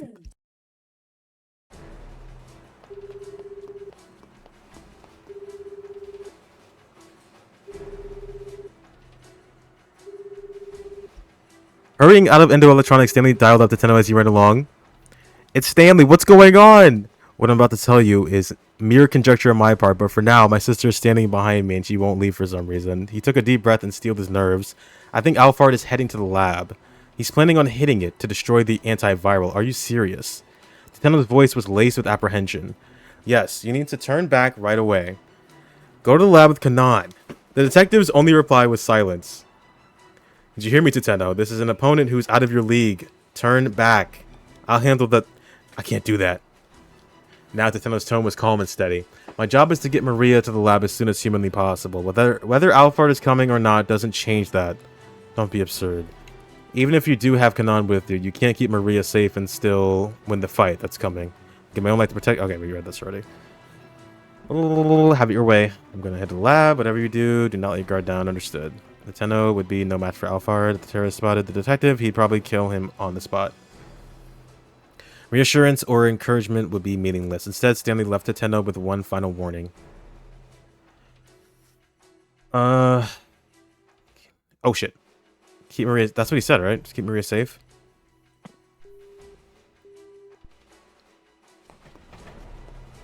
Stanley made it to his car, still parked on the roadside. Jumping in, he sped off toward the laboratory. Traffic had gotten pretty congested by the time he made it out onto the main road. The chaos and panic from the area around Shibuya Station was starting to spread.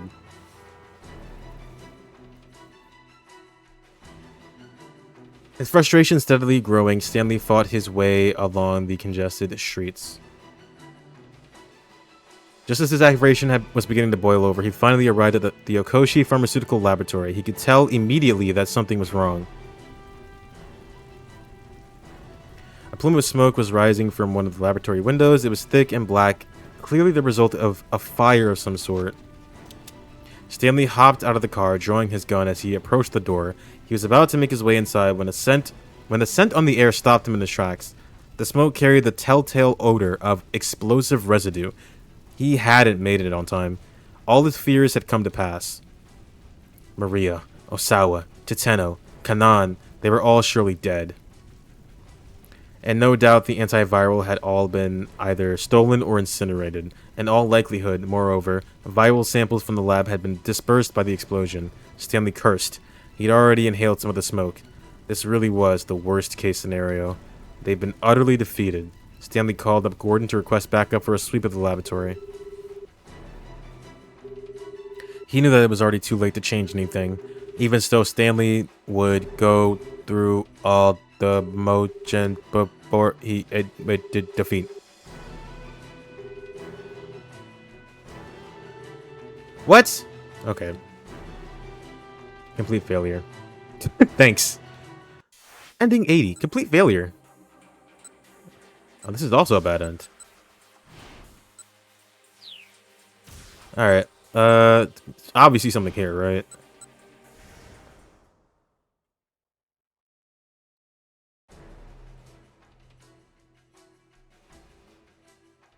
Stall.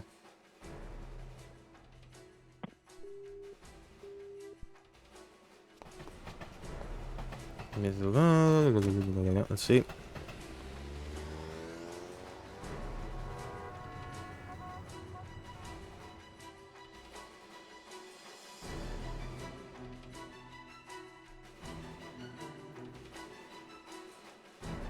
And, yep, okay, well.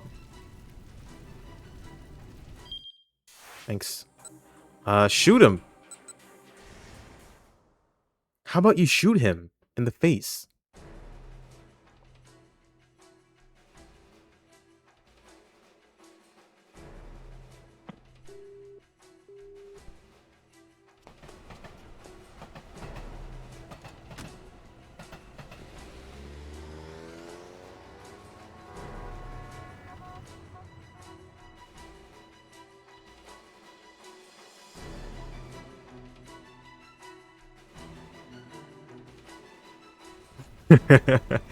Okay, these don't matter. What? I don't know. What else we got? Inspection? What is this? I don't think this matters either.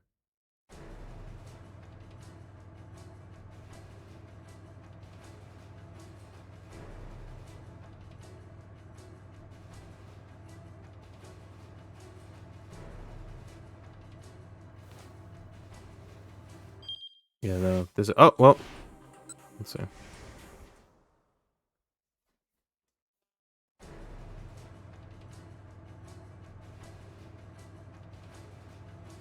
I might have to do with Achi or Kano. You got stuck for a bit here. Okay. Really, Achi or Kano? What would have changed at this point?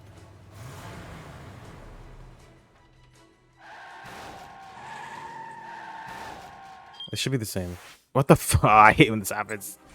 Let me just play this out so I can get the entire branch. Hanam was mentioned with them. Yeah, I remember that. It told me he was trying to call Kanan, but they didn't understand why. I would assume it's because the bomb went off.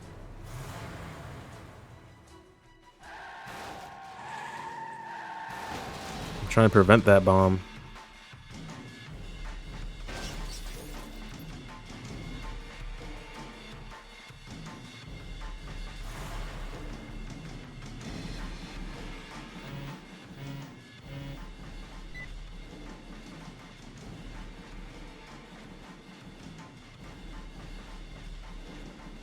Alright, that should be good, right? I fucking hate this game. Oh, yeah, it's good. Okay. I'm about to say. Alright, Kanan.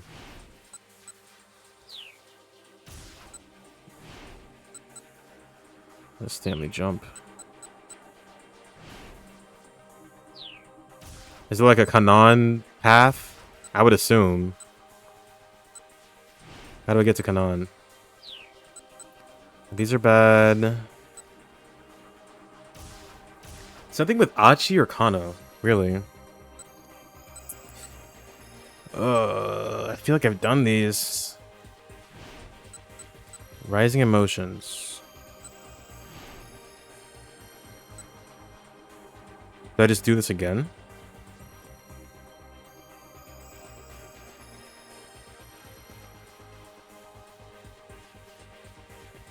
I think it's really funny how, like, in every other bad ending, they tell you what you should do, and then they're like, okay, well, this is the last one, so you're on your own. That's actually a good thing. That's actually a good thing. I got too used to it.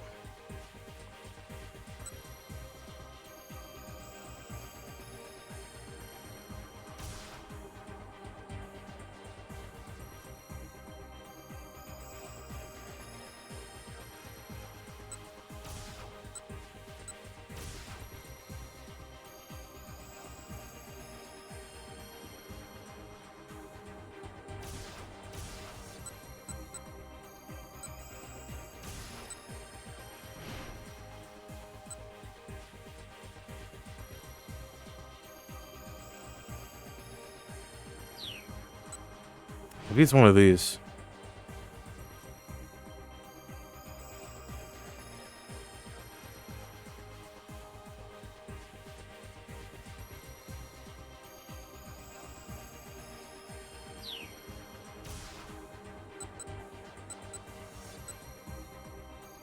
I don't think I have options. What are the... What is Nintendo 1855, 1905? It's just story stuff. The last option was at 1820. And that was a choice to either break through the barricade or not.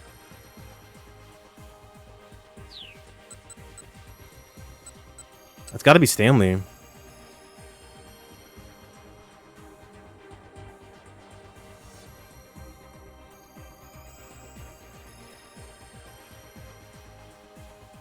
That's what I would imagine. I'm gonna try some different Stanley options. This doesn't matter. We tried that. So let's go back further. If Maria didn't run. Oh my god. It might be one of these. It might be... Oh, you need to pick option C and then also option B or something. Which I did in this instance, but... Okay, let me think. 1845. I already ran through all those. Those are the warnings for it to Tenno. But I don't think the warning matters because the bomb still goes off regardless. I tried all the warnings. I think it's got to be this. One of these. Where he's like thinking about why Alphard did all this.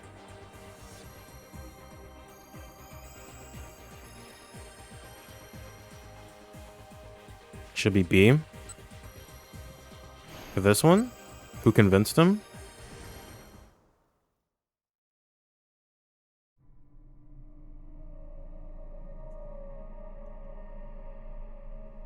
To keep his true identity a secret? I mean, these can all be true at the same time.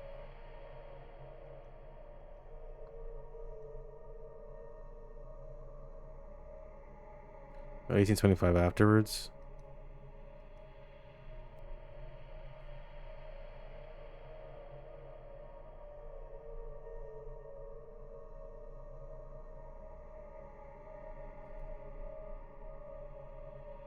Okay, let's see.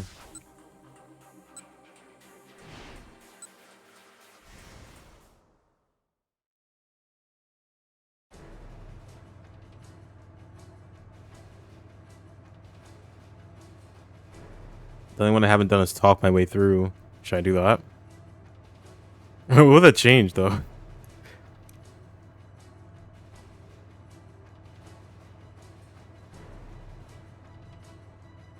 I don't think it's gonna change anything, but I'll try it. What is it? What is the time? 1820 to 25. Right, meow. Let's just talk about this one. But I think this is also like a non-option. Like he's gonna still pretend to faint and have the virus.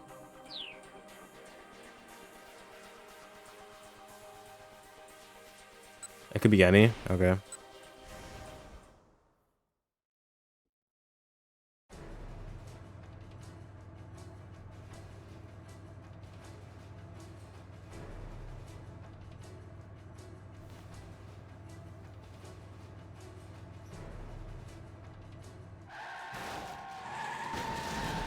What the heck? Oh my god!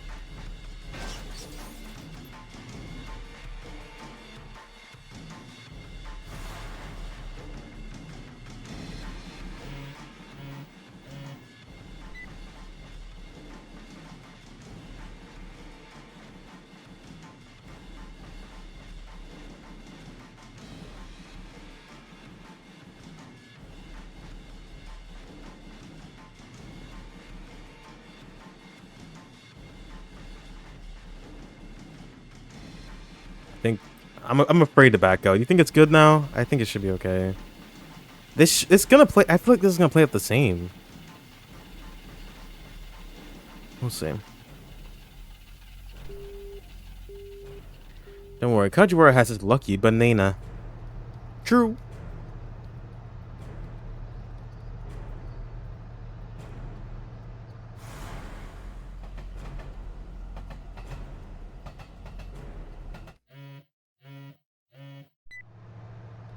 Right, this is, yeah. That still leads to to the bat. That's what I thought. I'm thinking it's gotta be something else. Maybe it's this one. No.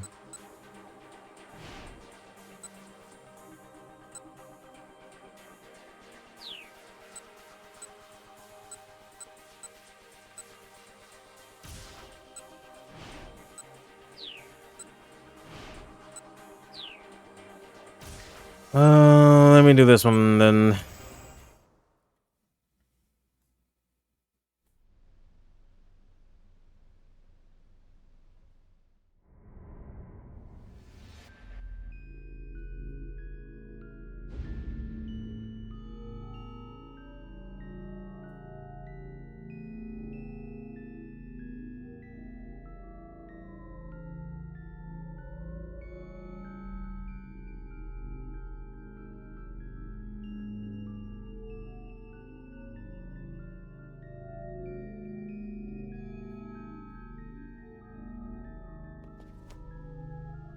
Oh, this looks different. Spell something that had fallen on the floor. Cell phone next to the woman handbags. No. Cell phone. You try turning it on. No response. Let me see that.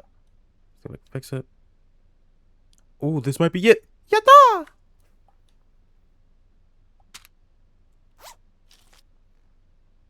Turning his attention back to the handbag, Stanley searched it more thoroughly and found a photograph tucked inside that he overlooked on his first inspection. What the hell? What? You vaguely remember this? What the fuck? Ugh! Why? Okay, that's gotta be here then, I guess.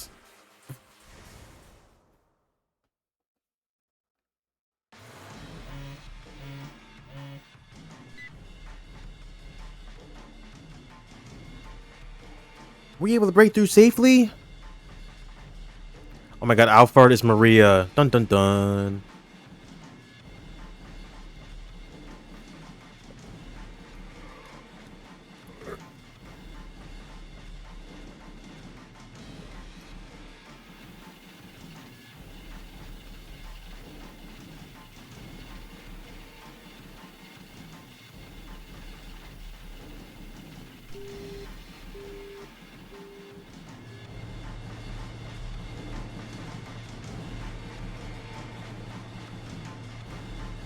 Arigato na. I can't. Alfred was all ice all along.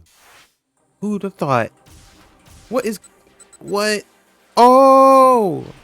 Oh! There's more.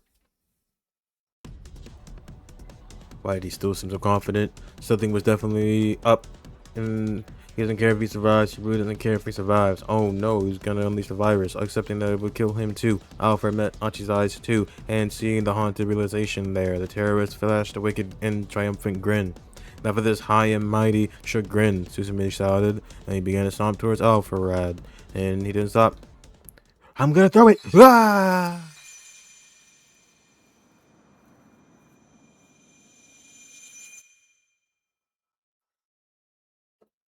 The world.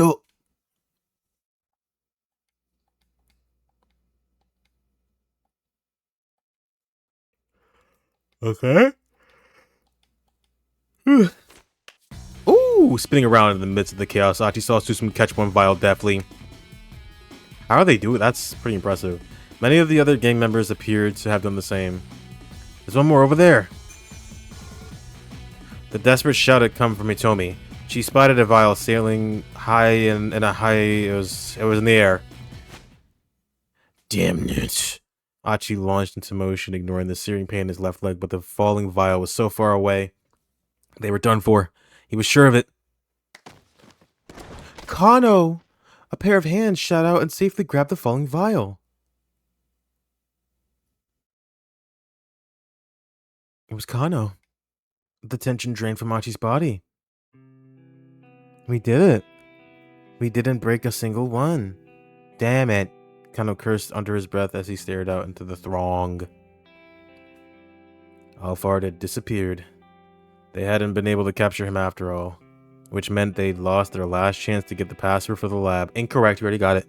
They hadn't just lost, they failed utterly. But we did everything we could have, right? We didn't make any wrong calls. We'll just have to leave everything to Kanan. Have to trust that she'll be able to save Maria. Achi stared up into the night sky, trying to reassure himself.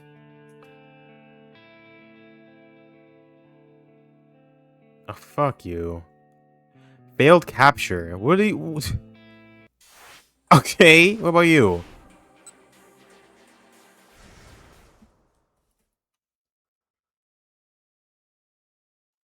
Susumu!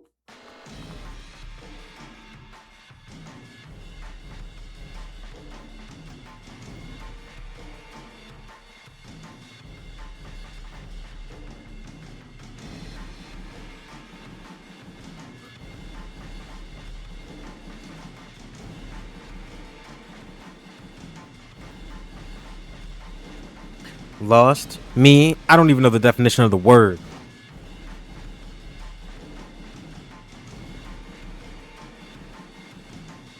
What a shame.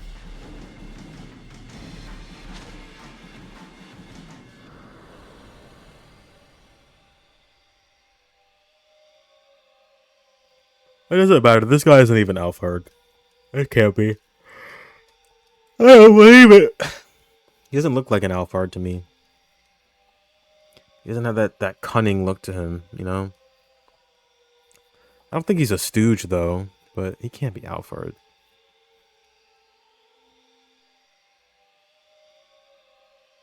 Oh, I can choose. Let's go. Bye. Yeah, the chase after Palmer. It didn't matter if he didn't grab the vial. Something about the way this was playing out made Kano sure of it. Calling upon his rugby training, he broke into a sprint. That's his son. Definitely dodging through the crowd, Kano kept Palmer in sight. He would catch him. One way or another, he was going to bring this bastard down. Steadily, he gained on his quarry. At last, he drew within striking range and immediately dived into an expert tackle. He caught Palmer around the waist. Their bodies collided with violent force. Oof! Palmer went down flailing and hit the pavement hard. Even then, he tried to resist, but Kano straddled him and held him down. Tell me the password, Kano snarled. The kidnapper sneered triumphantly. I don't know it. You made the wrong choice. Wrong choice? The Uwai's out now. Now nobody can be saved. You've just killed everyone in the city. No, Kano shot back. Nobody's going to die. And what makes you so sure of that? The way you fled the scene just now. If the virus had really been in those vials, you could never have hoped to escape infection. Running off on foot would be pointless. Palmer said nothing. Which means there was no virus in those vials. They were just a decoy in order to buy you time to escape. Now Palmer gritted his teeth and glared up at Kano. The look on his face confirmed the detective's hunch. But more importantly, it was your eyes. You didn't have the eyes of a man who was putting his life on the line. My eyes? Who do you think you are, Sherlock Holmes? I know full well the look in a man's eyes when he's willing to die. In the back of his mind, Kano remembered that guy who tried to die by dousing himself in gasoline. Yep, you remember. Now then, the password, give it to me now! Kano tightened his grip on Palmer's collar, but the man just gazed back at him with an icy glare. Let me have Hitomi Osawa's blood. That was our original deal. Kano wasn't surprised. He'd known it wouldn't be easy to get him to talk. Maybe it really would be impossible to strike a deal without Kanan. But if getting her on the phone wasn't an option, Kano had to figure out something else. Sweat beaded on his brow as he cast about four ideas. Then he happened to catch sight of a car that had been overturned by an accident nearby.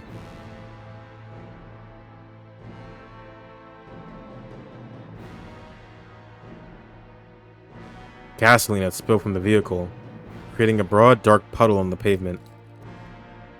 Kano took out his handcuffs, then cuffed Palmer's arm to his own. Come with me. What is he doing? Jerking his captive back to his feet, Kano led him over to the car. Bro thinks he's Teteno. Then without hesitation, he sat down in the pool of gasoline. Yanking him the handcuffs, he pulled Palmer down beside him. Bro thinks he's Teteno. Like, Kano pulled a lighter from his pocket. Palmer snorted. And just what's that supposed to be, Tell me the password. Or else what? You'll light the gas? You'll be burned to a crisp yourself. Yeah, probably. Kano heard the casual desperation in his own voice. What the hell are you thinking? The smile vanished from Palmer's face. Kano scowled down at him. I just want to know the password. I'm getting my revenge for my partner.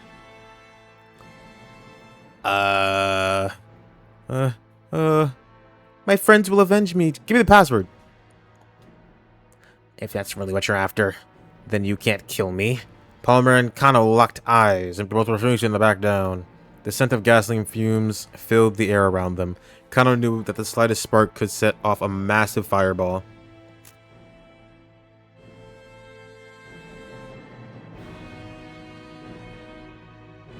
Calmly, he flicked the lighter on.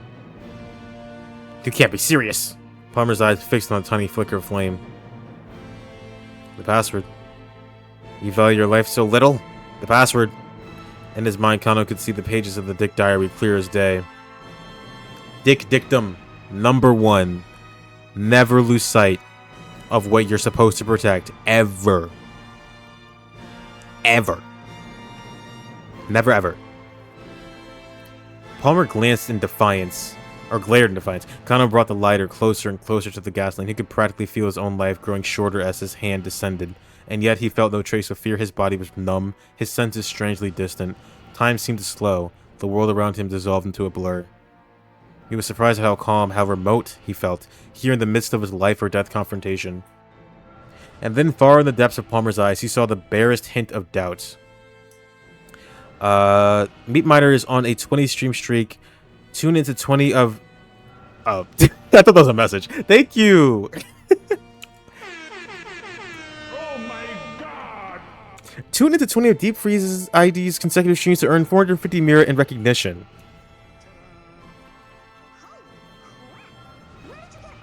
Oh, thank you! Subscribe for 2 months. You're on a 2-month streak. Look, Kalara's here to wink at you. I really wanted recognition today. Well, I appreciate it. Oh, that's up. They're lying. Maybe there's a second meat miner in there. It's a delayed subscription. I guess. I don't know. It's Halara. I wanted to get like a Halara soundbite, but there wasn't any really like good ones to use. So I just put their face there. Oh yeah, we're about to die. All you did was click share and it played like you subscribed just now. Oh well, I think that's how it works though. Like, even if you subscribed a while ago, it tells you that you have the ability to share, let everyone know that you are subscribed, whenever you want. Where was? Oh, far in the depths of Palmer's eyes, he saw the barest hint of doubt. He fixed his gaze on that point of weakness and did not look away. You know what? Fair. That's how it should be used. At the worst possible moment. He fixed his... This is like... This is that time. He's about to die. I think we're gonna die right here. He fixed his gaze on that point of weakness and did not look away. Palmer's shoulders slumped perceptibly. Now, Kano was certain of it.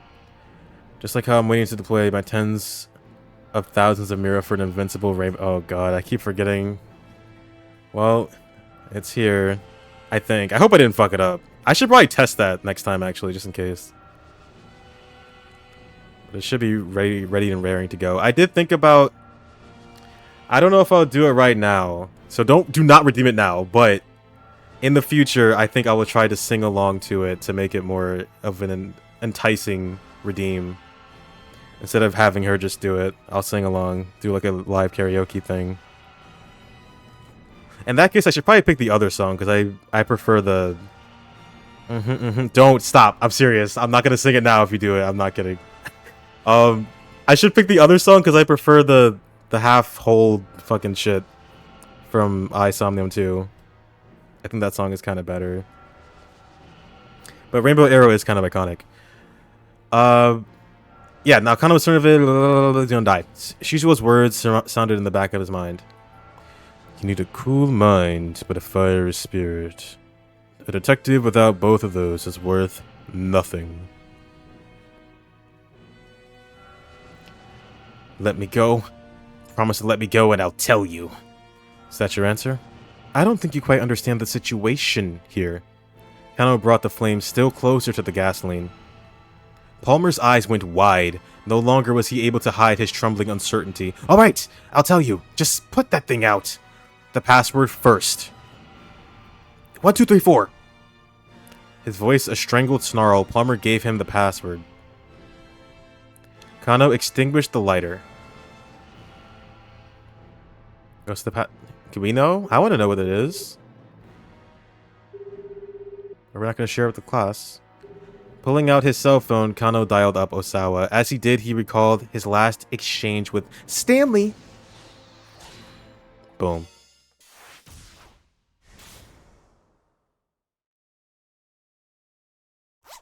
The password is keep out. Turning his attention back to the handbag. All right, what was he looking at with the picture? What the hell? Let's see the picture. There's a photo of Maria standing next to another young girl. Yeah. Is that Kanan? Something on the back. Oh, that's what's important. Me and Kanan, 7:30. Or July 30th. Stanley hurriedly flipped the photo back over and looked at it again. Wait. That's not Kanan. Oh. Ooh. What? What does this mean? The girl in the photo with Maria looked nothing like the Kanan who had been there at Endo Electronics, who had left with Maria and Tateno just a few minutes ago. But if the girl they were working with wasn't Kanan, then who was she? No, no, no. Stanley felt his blood run cold. Could she be? Was she Alphard? The more he thought about it, the more it all added up. Assuming Alphard were masquerading as Kanan, the whole sequence of events suddenly began to make sense. She was strikingly audacious and fiendishly clever, but she hadn't outmaneuvered them just yet. As luck would have it, they still had a chance to stop her, and at long last, Stanley could see the outline of Alphard's plan. Okay, well, hold on. So, that girl in the picture, I don't think Kanan is a fucking, like, Japanese name. I don't think they... This is like a code name or like a nickname or something. I don't know. Like a stage name. Her goal was to get the antiviral. That looked like a Japanese girl in the picture. But extracting the DDS from Hitomi's blood wasn't enough. Okoshi Pharmaceuticals still had the drug at their laboratory. The antiviral's value came specifically from having a monopoly on it. And Maria also had memories of actually seeing that, like, I don't know. Which meant that, in addition to obtaining the drug herself, Alphard was also needed to destroy Okoshi's research facilities. That was the crux of her plan. The problem was finding a way to infiltrate those facilities. In all likelihood, Alphard's scheme went something like this. Have Maria kidnapped. Infect her. Eliminate Tanaka. And then once Asawa learns, he's going to go get the antiviral. Yeah. But he needed his partner, Tanaka, in order to access the storage facility. And Tanaka was dead. That was why Alphard had to be masquerading as Kanan. Kanan was Maria's friend and an expert at hacking passwords. If she could secure Osawa's trust, he could let her into the research facility in order to carry out the hack. That's why Alphard, in the guise of Kanan, had saved Hitomi's life repeatedly. Getting Hitomi to trust her would likewise earn the trust of her father. There were still some finer details that remained a mystery. For instance, how was Alphard going to destroy the lab? Stanley could look into that once he had her in custody. He needed to move quickly and stop her from ever getting into the Okoshi facility. I fixed it. Daisuke approached Stanley and held up Maria's cell phone. Well, as best as I could at any rate, or whatever. Data's gone. I see. Took the phone, put it in his pocket. Look on his side. Okay, now he's leaving. Go to the scramble. What? But why? Tell me. Where's this coming from? I don't have to explain it. Fuck you. Okay. I trust you, Stanley. Better keep his companions in the dark. Fool your allies before your enemies or something. However that goes. Thumbs up. You remind me of my brother. Alright, should I back out of this? No, I should probably just keep going. Well, I guess that makes sense. I really didn't suspect her. Surprisingly, I should have, really. I should have... Oh, wait. No, something here. So that other girl's Kanan. But what's getting me is that she has memories of quote-unquote Kanan. But I guess she didn't know her name at the time or something. I cannot believe Kanan is Alphard. I cannot believe it either. I guess it makes sense. I'm thinking about no, because she said her name was Kanan. Unless you're telling me she planned this like fucking what, 2 or 3 years ago? That long? This entire thing? But whatever. She would, unless she didn't really say, "Oh, that's my friend's name from Japan." She just whatever, dude. They'll explain it, maybe. Or not.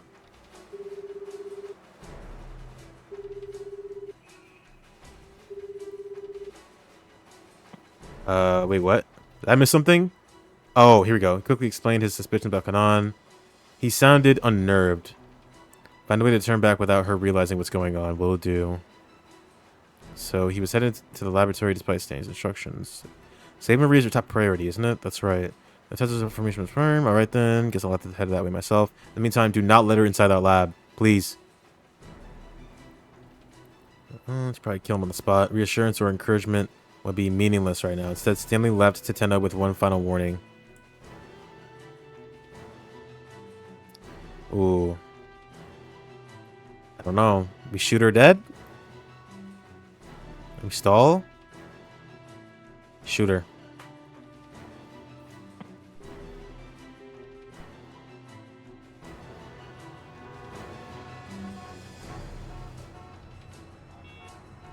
Government declared a state of high alert. Main roads been blocked off. Motorcycles standstill. Blockade. And the way that was fucking blockade. Kano's team would be putting their plan into action at the Scramble. Stanley wasn't sure who they might have gotten to help, but Kano was certain to put them in good use. Stay safe. Don't you dare die on me, lil bro.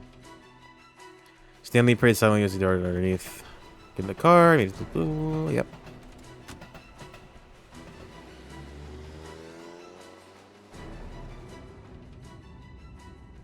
Chevrolet. He's an American. As he drove along, Stanley again tried to deduce Alphard's plan of action. If Alphard herself was on the way to the lab now, then what was the objective of the fake who'd been sent to the Scramble? To fuck with us? What do you mean? Distract us. A call came in from Teteno. Stanley here. Speaking. Yellow. He picked up quickly, but as soon as he did, he wondered, why was Teteno calling him? Alphard was right there. There was no way the detective should be risking a phone call. What's going on? Teteno said nothing. Stanley repeated the question. Still, Teteno did not reply. Stanley's apprehension spread like a droplet of ink in water. Hey! Has something happened? Hey! Answer me! The call cut. Stanley hurriedly dialed Teteno's number, but he couldn't get through. He's dead, bro. He's dead. Something had gone badly wrong. He was sure of it. Had he been too arrogant in thinking that he might be a match for Alphard? His worries turned to the team at the Scramble. What if they had walked into a trap? Figuring that it would be too dangerous to call Kano in the midst of the negotiations, Stanley instead dialed up Achi. Oh, fuck me. Never mind. Mr. Stanley? What's going on? To Stanley's relief, it sounded like things down at the Scramble had gone well enough, so he asked Achi to put him on the phone with Kano. Yeah, give me a sec, the young man said. Detective! Stanley could hear Achi shouting on the other end. Got Stanley on the line. He said that Detective Teteno... There was a sudden tremendous boom, and then the call cut out. Stanley's jaw dropped. He felt his mind emptied out by despair. He opened his mouth, but he couldn't even bring himself to scream. All he could do was curse inwardly again and again. Oh! Not this song, man. Stanley slammed his fist into the steering wheel as hard as he could. Then he did it again and again. And again and again and again. He didn't stop, even when his fists were marred with blood. Everybody died. Damn it! If only I picked A instead of B! Call cut short. Alright, well clearly we're gonna put somewhere else here. If he just waits around... I don't know. Let's wait around, sure. Staller.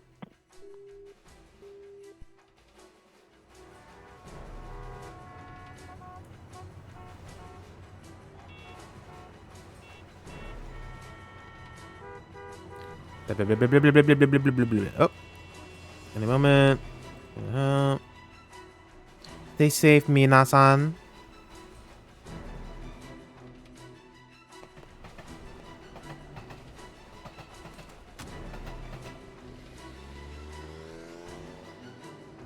You can't find a bathroom stall. I'm sure there had to be some. I'm sure there are signs. As he drove along, it was the same thing. Teteno? Stanley here. Yellow. What's going on? God damn it. Same shit. Ugh. But is there still a bomb? I'm assuming yes. What would I even do to change this?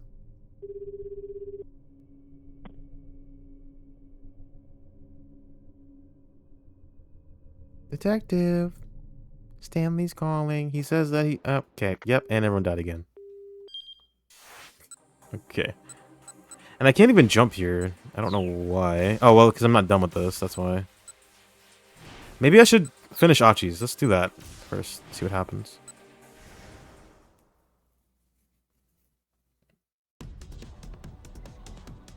Why is he smiling? What is he up to?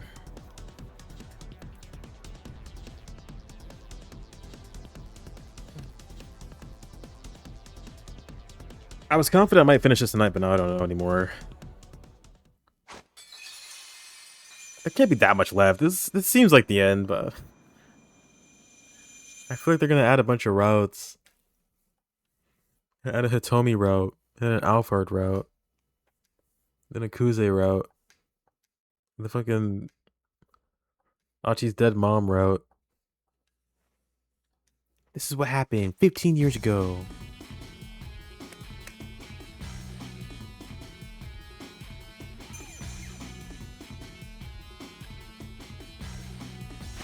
No, don't catch it. You don't need it.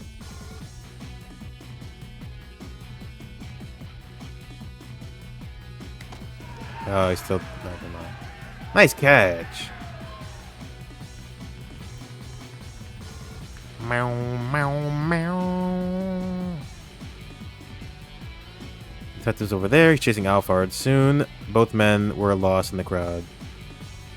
Achi would have charged off in pursuit as well, but his wounded leg made that impossible. Get him, detective, he murmured under his breath. We're counting on you. Hey, guys, I got him. Look. Hey. Achi's cell phone rang. It was Stanley.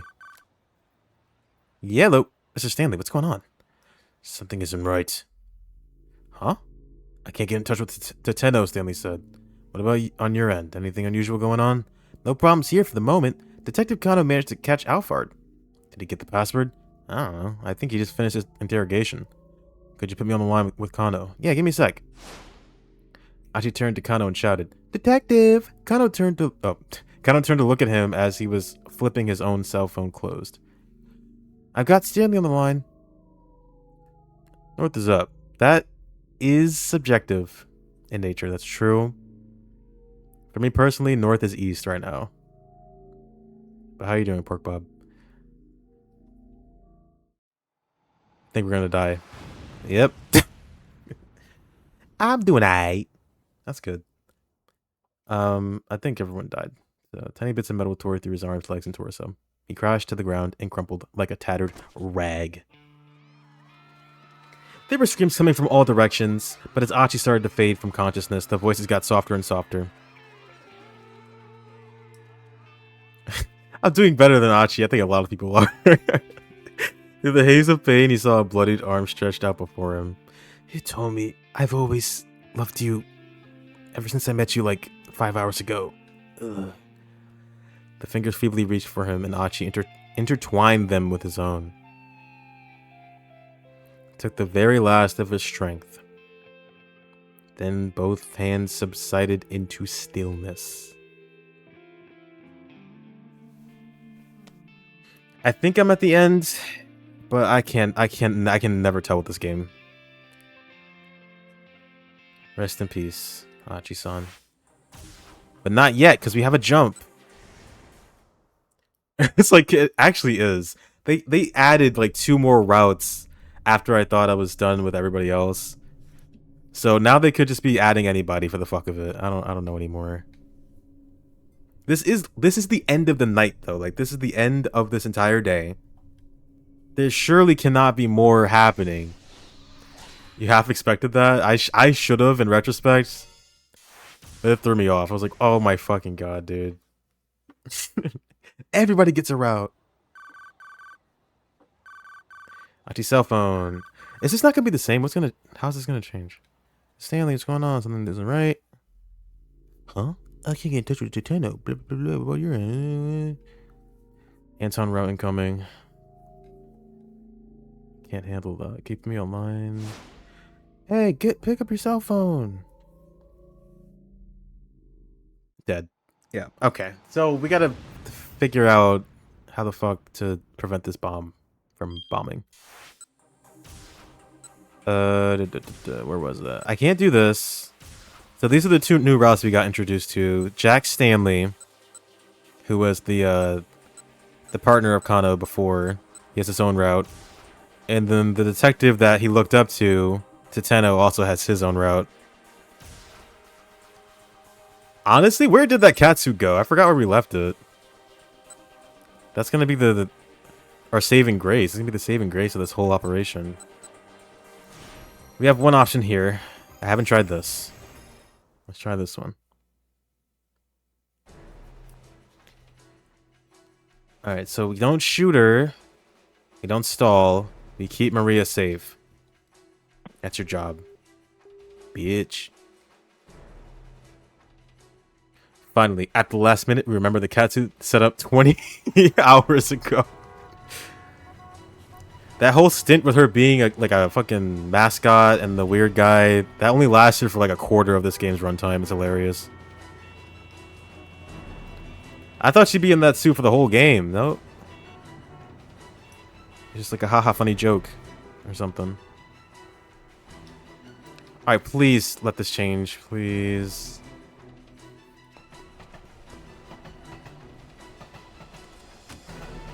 In my Chevrolet.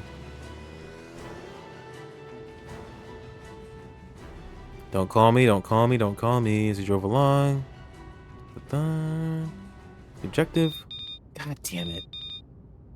Oh my god, Tateno, you suck at your job. You have to be the worst detective ever.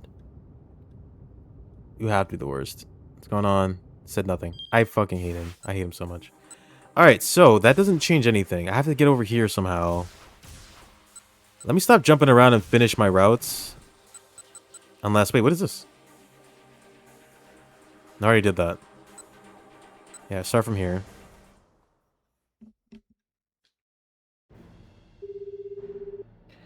Then I'll be like, I'll protect everyone. And then he dies in every single fucking scenario.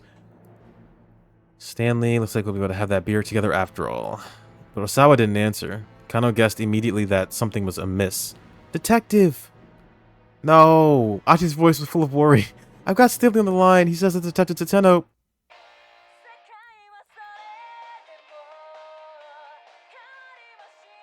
The perpetual mystery. Will we be on look outside this week? The next week?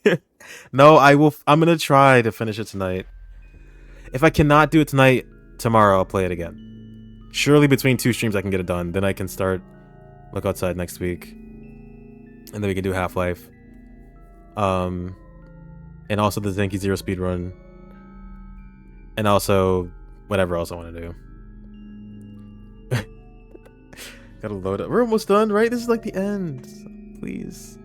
Kano didn't get to hear the rest of the words. Thunderous blast. Where had the explosion come from? His lighter certainly hadn't set the gasoline ablaze. Kano hadn't been that clumsy, so what had happened? Only one possible answer came to mind. Palmer had blown himself up. Oh, but that only confused Kano further. His captive had already given up the password. What could prompt him, or what would prompt him to set off a bomb at this juncture? Stop, dude. As he was losing consciousness, Kano continued to rack his brain, but he found no answers. Okay, so it was Mr. Leland Palmer did it. He blew himself up, but why? Why would he do that? I don't know. Okay.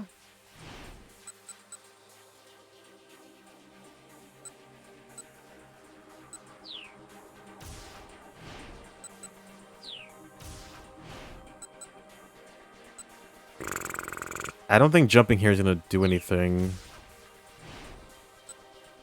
I think we're done here, maybe? Kano. Let's change one of these. This isn't going to do anything. It's going to jump us back to the other side. This is the option to either catch. If no jump, then we must sit. Yeah, where's my sit option? Where's my stand option? This is the choice to either catch the vial that he throws in the air or chase after him. The vials they're bullshit. It's not actually poison, or it's not actually a virus. Stando power.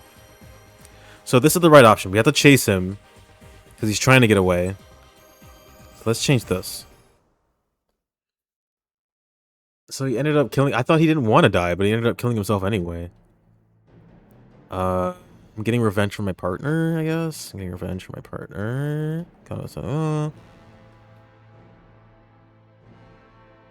Thanks to this man's scheme, his partner was now teetering on the brink of death. Alphard should pay for that.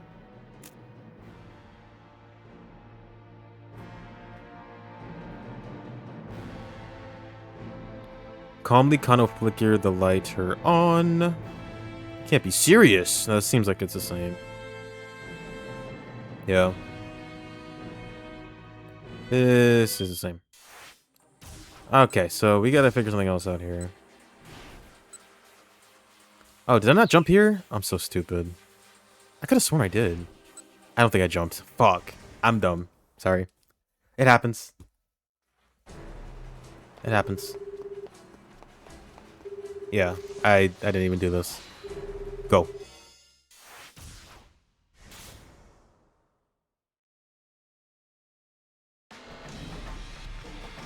So made it to the path. Okay, this is kind of the same. White McWhite Man. It's Jack Stanley and his brother. You'll never guess his brother's name. You'll never guess it.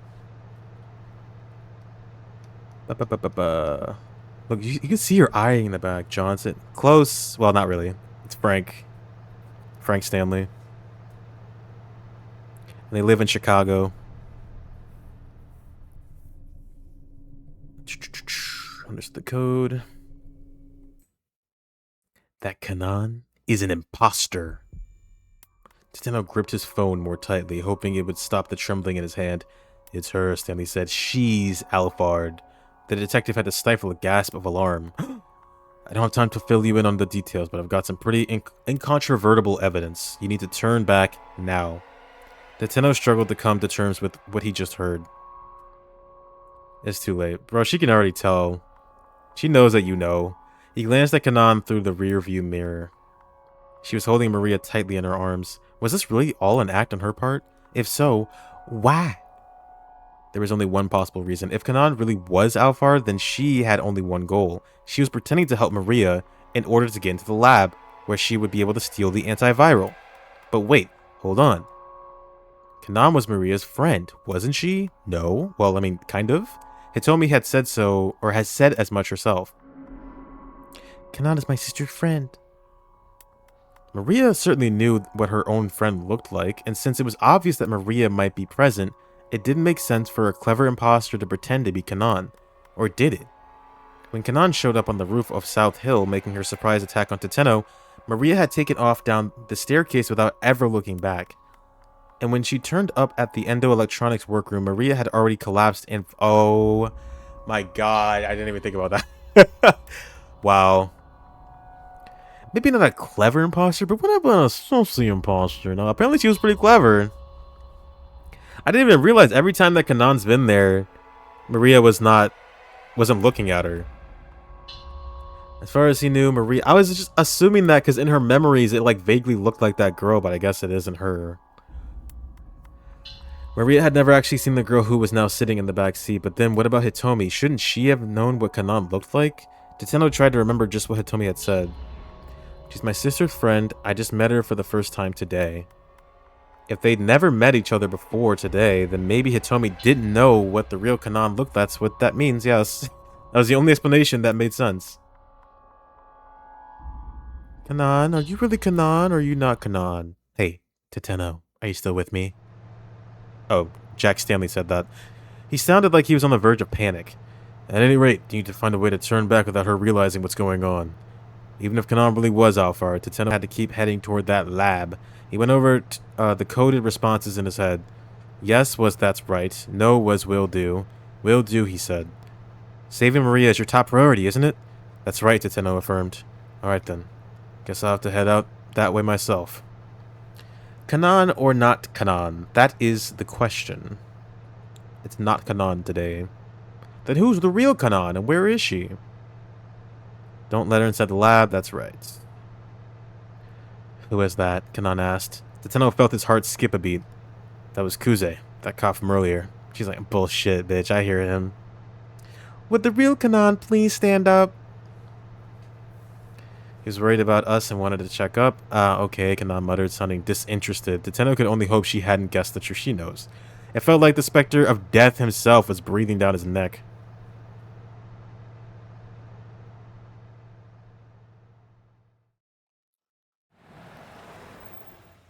I honestly didn't see this coming. At last, the minivan arrived at Okoshi. Alright, so our main objective is to not blow up. That's like our main objective, because that keeps happening. Alright, you've seen this. Open up. Oh! Jack Stanley, you're Kanan? I'm carrying on my brother's legacy. Frank Stanley was Kanan?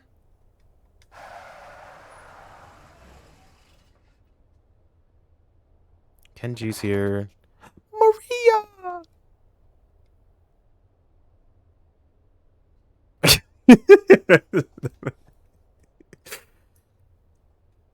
Was that? We gotta save Maria, dude. This is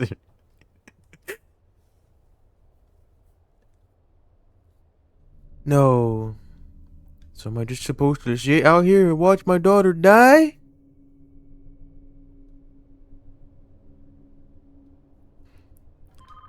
Oh wait, his wife's gonna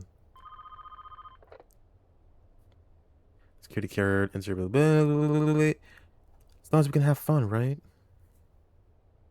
Yeah.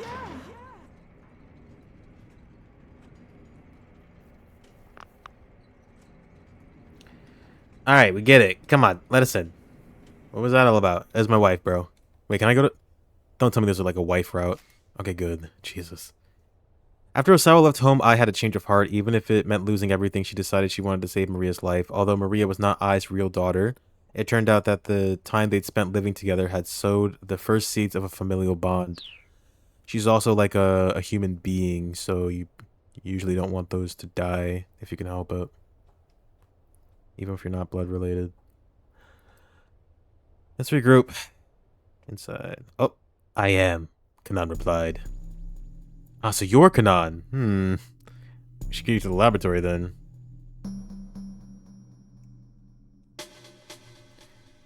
Kanan, if Kanan really was Alpha, Teteno couldn't let her into that lab. But without getting that lock open, there was no way of getting Maria the antiviral she needed to survive. What was the right call? Should he still pretend to be in the dark and let Kanan try to hack the password? Shit. Okay, hold on. He was going to have to let her into the lab, although that's like what he said not to do. There's no way he can stall. They really do need that antiviral, and she's the only one that can get him in. Oh my god. But every time... I feel like he's gonna die. I think Teto's gonna die if I do this. I'm curious to see what he would do. How would you stop her? They couldn't go anywhere until Stanley got there. Teteno knew exactly what he needed to do. What's the matter? Osawa turned and cast a look of confusion back at Teteno and Kanan, and both of whom had stopped in their tracks. We'll wait out here, Teteno said.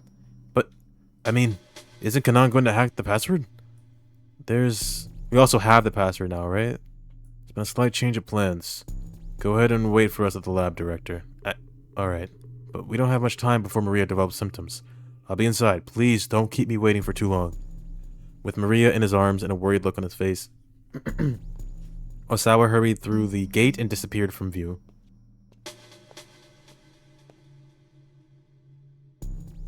What do you think you're doing? Kanan asked. Stiffening as Teteno nudged the barrel of his gun against her spine. Now is the time to use the cane rocket launcher. If only. You're Alphard, aren't you? I have no idea what you're talking about. It's no use trying to play dumb. Stanley found proof. Ooh, before he finished, what'd you say? Before he finished speaking, Kanan seemed to disappear from view. She cartwheeled away at blinding speed, too quick for Teteno to keep a bead on her.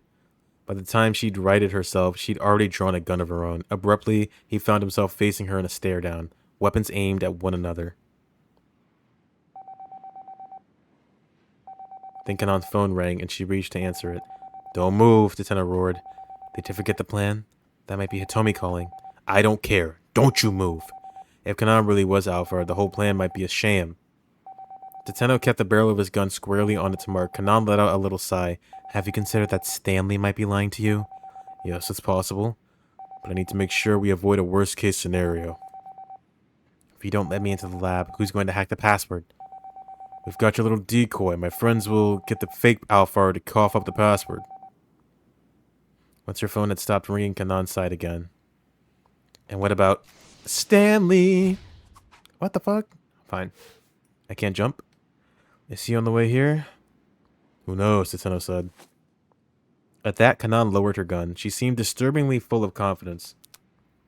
Kanan flipped open her cell phone. Who do you think are calling? Tateno adjusted his aim, pointing his gun at the young woman's head. Look, I'm going to call Hitomi and have her clear up these suspicions you have about me. We don't have the time for this right now. Wouldn't you agree? Kanan stared back at Tateno, cell phone in hand, waiting for his reply. Doesn't matter what Hitomi says, I trust my own judgment. Stop, this is the sort of nonsense we don't have time for right now. Kanan shook her head, then put her phone away. Those are like the same answer, by the way. If you're really Alphard, then you don't actually need to hack the password, Tateno said. I'm guessing you've already gotten it from Tanaka, which means you'll be able to get your hands on the antiviral as soon as you get into that lab. Kanan didn't so much as flinch. The only thing stopping you is the antiviral still in Hitomi Osawa's body. Don't think about it. It feels like it's been a minute, but it's actually been like 30 seconds. They just said all this really quickly. Possessing the antiviral and having a monopoly on it are two very different things. You want to eliminate Hitomi. That's why you lured her down to the Scramble. Am I wrong? If that's true, then how am I planning on getting rid of her? Using this so-called substitute Alphard or something? Yes, that's right. Tateno couldn't be certain. But he couldn't think of any other way. Kanan let out a laugh. You don't know the first thing about Alphard, she said. Alphard keeps the outlines of his plans blurred so that his deliberate actions just get lumped in with the coincidences. That's the crux of all his plans. That's how he's able to pull off his schemes by himself. He'd never solicit help from a third party. The words seemed like they were Kanan's, but also seemed like they were Alphard's. With his gun still at the ready, Tateno got out his phone and called Kano. The young detective was quick to pick up. Detective Tateno, what's going on? You need to get Hitomi Osawa to safety immediately. Alphard isn't trying to get at her blood. He wants her eliminated. What? Hurry. Yes, sir. Once he got in Kano's... Ooh, I want to jump so... We can't even jump. Never mind. He hung up. And now your little plan has been foiled, Tateno said. Kanan snorted. Has it now? If I really am Alphard, then all I need to do is eliminate you here and head right on into that lab. Even without her gun raised, she still radiated intimidation. Tateno might have had her at gunpoint, but he could feel the threat of her presence like a gathering storm. Eliminate me, he said, doing his best to mask any sign of weakness. You're the one who doesn't have your gun ready. I don't need my gun, Kanan said simply. And why's that? Because you can't shoot me. What's that supposed to mean? Kanan glared sharply at Tateno. Her look pierced him like a blade. Then she quirked an unsettling smile and took a step closer to him.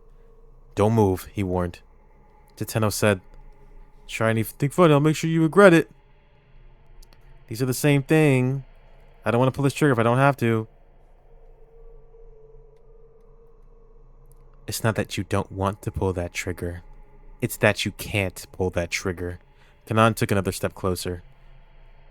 You're still traumatized from that time you let your friend's wife die. Oh. How do you know about that? Tateno was shaking now, his aim wavering. I heard you talking with the younger detective up on that rooftop. That was right, she had been there. Let's test my theory out. Kanan pointed her index finger at her own heart. If you think I'm Alphard, then shoot me, right here. Huh?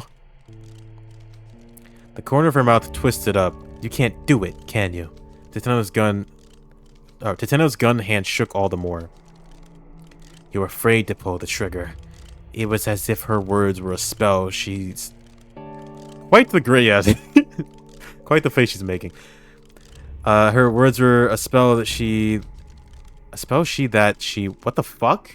It was as if her words were a spell that she was casting over him.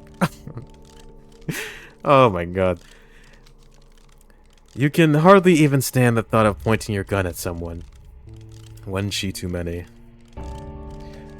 Let's play a game. Is there a typo or am I dyslexic? I think it's a typo this time.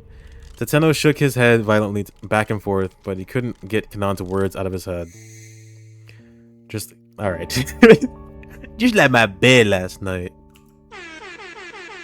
Just keep Maria safe, that's your job. That's what Stanley had said. She can what she wants. That's true. He was right. Don't hesitate. Don't think. shoot this child in the head, but I don't even know if this is Alphard. I'm confused. This was Alphard. Is it a sadistic terrorist? He just needed to trust himself and pull the trigger. Pull it, pull it. Whoa! There was a horrid, visceral sound. Has anyone really been far, even has decided to use even go want to do look more like? Think yes, want, agree, have the thought in head that think the thought and it's out loud. Someone vomited. The sensation of pulling the trigger. The recoil in the wake of the shot. It was exactly as it had been all those years ago. He never wanted to fire a gun again. At this point, he'd probably never be able to. It boggles my mind that he was going around threatening to kill Maria this entire time, and he obviously has this gigantic PTSD with the gun shit. Like he was never gonna shoot her. He was never gonna shoot her. Adult industry, what do they make there? Like really good home movies. Where are you even aiming? The voice had come from right in front of him. Oh my god. He looked up to see Kanan standing right there. His heart began hammering like mad. This was the end. He braced himself for oblivion even as his body cried out to survive. And he's dead. There's the dull roar of a gunshot. Oh, it's silence. Maybe she missed. Okay, no, maybe she didn't. One last shot. Holy shit. Alright, so some things are changing here. That's good.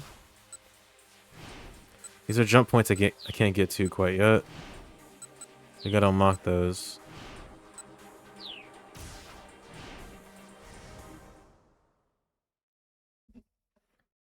Let's read the same thing we've read like 50 times. The area around Dogonzaku was in disarray. Who'd have thunk? Who'd have thunk? Another one. Blockade. Any moment, there's Kano's team and Stanley's doing something. Kano's doing something. They're trying to stay safe. And you don't want them to die. And he gets in the Chevrolet. Here it is. We the best music. DJ Khaled. What? Fuck you. I hate this game so fucking. I fucking hate this game. Can I jump now? Is that what this is? Yes. Jesus. Come on, man. I'm done talking to the hand. The hand needs to talk to me. Alright, we're in the car. We're not going to make it in time. He's going to die anyway.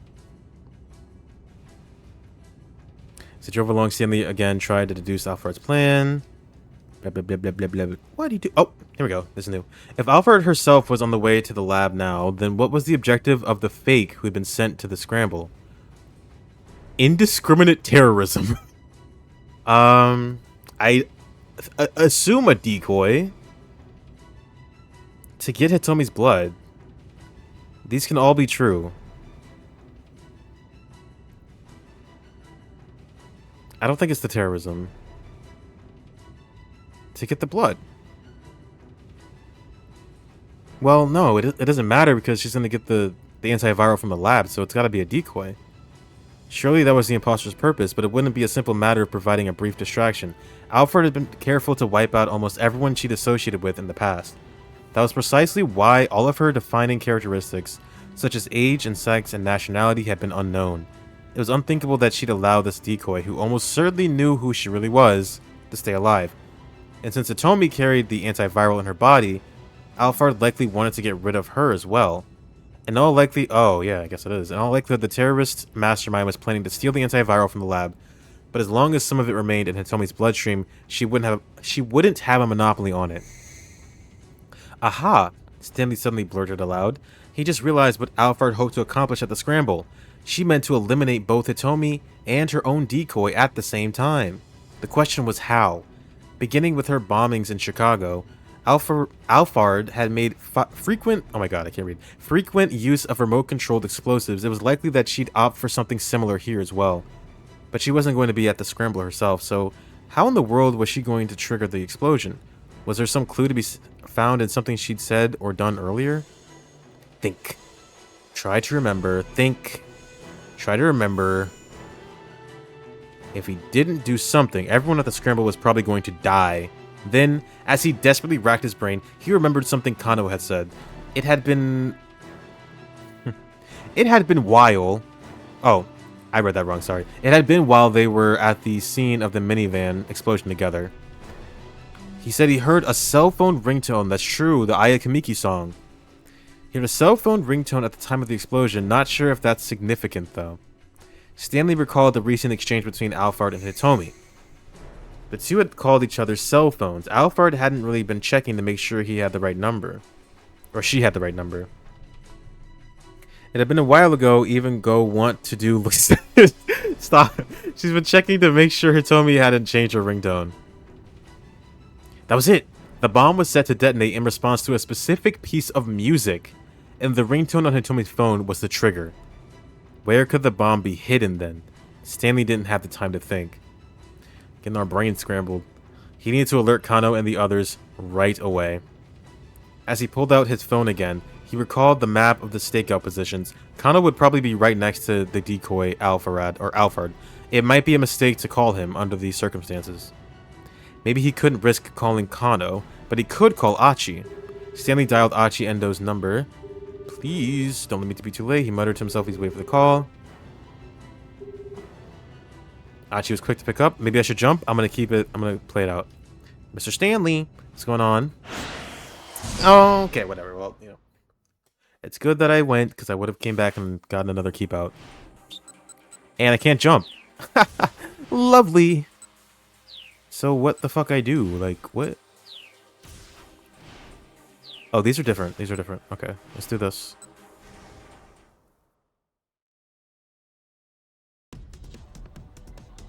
Let's read the same thing, me brother. Like 5 times. This is just a bluff. Why can't I just skip to the new stuff, man? Enough of the high and muddy act.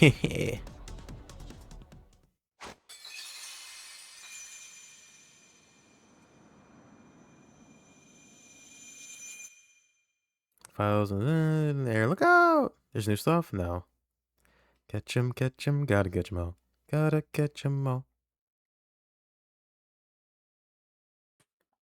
This game is just, it's a looping story.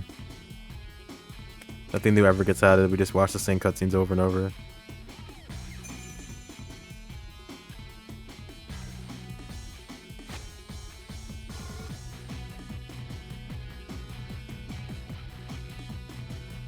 Alright, he catches it. I'm gonna hope. That's my biggest issue with the game. That's like a really big issue, I feel. If I finish it tonight, I'll talk about it more, but like you know what you already know what I'm gonna say. It just needed a skip until new. That's all it needed. That's it. Skip until new. Some way to fast forward through the text or something. The UI I don't feel is great or intuitive. And it loves to fucking do this to me. Okay, I guess I'll go over here then. Is this a different jump? Wait. Maybe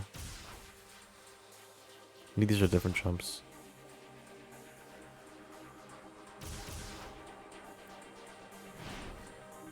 Okay. Let me think. That is true. 999 also needed that.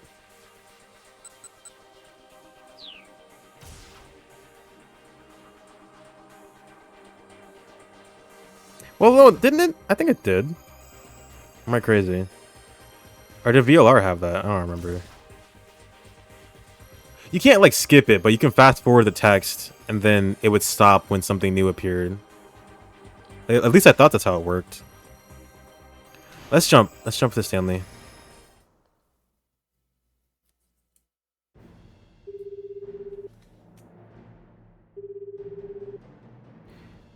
On your cell phone. Well, no, this can't be. Can't be it. I don't believe it. It's Kano. Oh, I have the password. Are you serious? Osawa blurted in shock. Here, let me give it to you. Are you ready? Yes. 59FBAI4QL1. As he passed along the alphanumeric sequence, Kano kept his eyes on Palmer. The man stared back at him with an expression of bitter defeat. There's a long silence on the other end of the phone.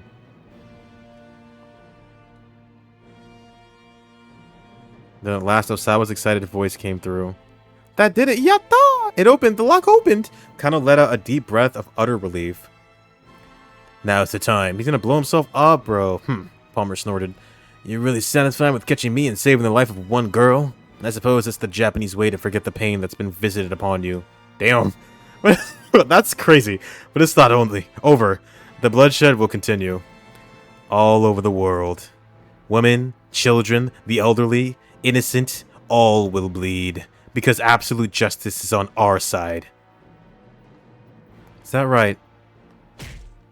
Bitch. Kano drove his fist into Palmer's face. There was no such thing as absolute justice. It was that kind of blind faith that kept the world in conflict. Well, this sure is quite the mess. Kuze! Whirling around in surprise, Kano saw Kuze standing there. Director Kuze! He bowed his head apologetically. He may have apprehended the criminal mastermind, but that's not him. But only because he'd ignored a direct order to place Maria under quarantine. Gomenosai, sir. But I... Save the apology. Kuze interrupted. You're the one who solved the case. You did good, kid. Once again, Kano bowed, this time even more deeply. Oh, and one more thing, Kano. You're fired. Yes, sir? Sasayama has regained consciousness! I thought you'd like to know. Sasayama. They were able to... What? I got a call from the hospital. Looks like he's going to pull through. That's great. Really great news. Tears of relief came to Kano's eyes. And if Osawa was able to get the lock at the lab open, he should have been able to get Maria the antiviral without any further difficulty. Kano dragged Palmer to his feet, then undid the handcuff from his own wrist, using it to properly bind his captive. The metal ring snapped shut with a soft, satisfying click. Palmer limply hung his head.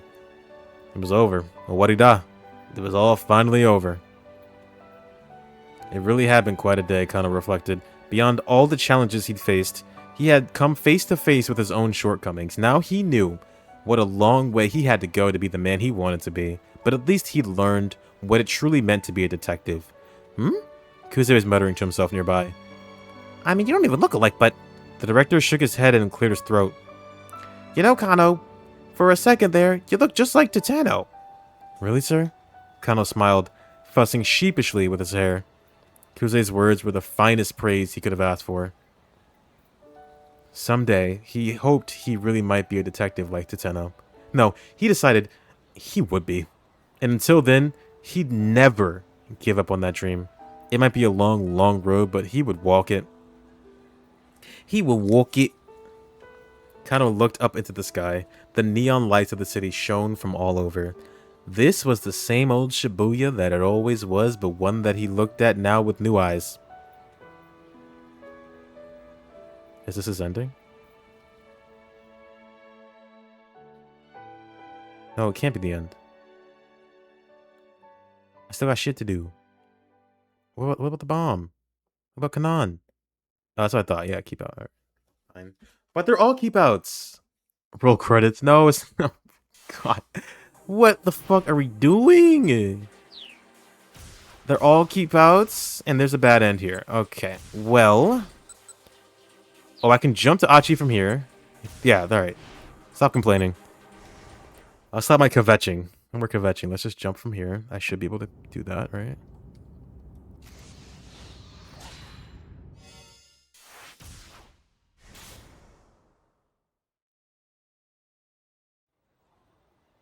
Yay, look guys, I got him.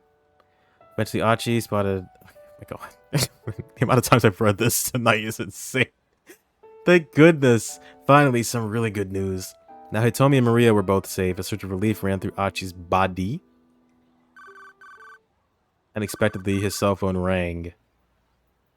Yellow. It was Stanley. And now I can jump back to him. But I'm going to finish this first. Mr. Stanley, what's going on? How did the negotiations go? Achi quickly filled him in on the good news. The detective called Alphard. He got him to give up the password, and I think he's called the folks at the lab. Does that mean the case is closed then? No, not yet. Right now I need you to do exactly as I tell you. For a moment, Achi's head swam. This isn't over yet. Why? What's going on? If you want to save Hitomi, then shut the fuck up and listen. Alright, tell me what to do. First, you need to power down Hitomi's cell phone. Turn off her phone? What for? Why? Just do it! Was Stanley serious or just messing with him?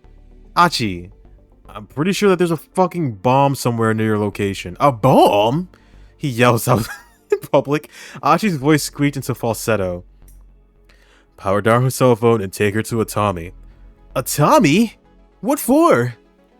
The guy that kind of just apprehended as a decoy. The real Alphard is planning to eliminate Hitomi and the false Alphard at the same time. Because she will get a prank call. Oh, I don't want that to happen. Eliminate both Hitomi and his own decoy. Why would he do that? And if the guy... Bro, like... Whatever. And if the guy they just captured was a fake, then who was the real Alphard? Just do what he tells you to do. There's no time. He couldn't wrap his head around it. The more he tried, the more his thoughts became a jumbled mess. Listen. First, turn off that cell phone. Then go and look for the bomb. Okay, got it. Right now, he just needed to do what Stanley told him to do. He didn't have time to make sense of the situation. But I just realized there's a big-ass, like, billboard thing with Ayakamiki on it. So if she plays that song on that, like, fucking Jumbotron shit, would that cause the bomb to go off too? Because it only responds to that song. That's, like, the only song she sings for some reason. Hitomi, you have to turn off your cell phone. She stared back at him, too confused to act. Look, just hurry up and do it. Right, okay. Pulling her phone from her pocket, she switched the power off. Then Nachi turned in Kano's direction. Detective, he shouted. Kano was looking toward him, seemingly already aware that something was amiss. Detective, that's not the real Alphard, he's a fake. A fake? He said, shouting over the crowd. Kano looked understandably shocked. Yeah, I just got a call from Stanley. He said the real Alphard is planning to get rid of both Hitomi and the fake with some kind of bomb. Look into her Hitomis. Kano hurriedly turned back to the fake Alphard and began a fresh barrage of questions. Meanwhile, Achi's mind was racing again. If the bomb was meant to wipe out both Hitomi and the imposter, it would have been pretty powerful, so it couldn't be anything particularly small. Where could the bomb be hidden then? Achi scanned the area but didn't spot any place that seemed plausible. Kano made his way over to Hitomi. Pardon me, miss. I just need to search you real quick. Wait, had Hitomi been planted with a bomb? Achi, keep an eye on this guy, Kano said. If he tries anything funny, feel free to punch his lights out. Okay, sure thing. Achi took up watch over the decoy Alphard. The guy was handcuffed, but he was still a diabolical terrorist. Achi knew he couldn't let his guard down for a moment. He kept a close eye on the fake, ready to knock him cold at the first sign of mischief. Meanwhile, Kano continued to search Hitomi. Did you buy all the jewelry and accessories? Oh, the necklace! Wait, no. That's Maria. Most of them. That had the GPS on it, right? The ring I got from my sister. What about your clothes? Bought them from the afternoon. It's wearing before it got torn. Let's see. Tell me, you have to give me your cell phone. It's a bomb. What? Is it? I don't think it's on her cell phone. Hitomi hurriedly pulled out her cell phone and handed it to Kano. Achi looked on in alarm as he realized the detective was going to turn the phone on. Stop! Don't turn that thing on! Thebomb.com. Oh, that's where we get bombed from. Kano froze at Achi's sudden shout. Why not? The detective quirked a quizzical eyebrow. I don't know, it's just what Stanley said. He told me to make sure her phone stayed off. The blood drained visibly from Kano's face. Quickly pulling out his own cell phone, Kano dialed up the police. He launched into a discussion involving a lot of cop jargon that made no sense to Achi. But one thing seemed clear. Hitomi's phone itself might be the bomb. I don't think it is. But wait. Achi found himself doubting the phone bomb idea. If Hitomi hadn't brought her cell phone with her, what would have happened then? Would that just mean there would be no explosion here? He didn't buy it. Surely Alphard would have thought of a way to eliminate Hitomi and the decoy crook whether she had her phone on her or not. It was too worrying a prospect to ignore. Achi waited impatiently for Kano to hang up, then asked, Well, What do we do? For now, just let me handle this. We don't know when or how this thing might explode. You guys get out of here. Kano set the cell phone down on the ground and started to put some distance between himself and it. Ashi followed after him, dragging the fake Alphard along. And there it is. Suddenly, there was a bomb. A furious impact ripped through Achi's body. I knew it, Achi thought as he lay crumpled on the pavement. I told you there was a bomb here. And Tomi's cell phone was powered off.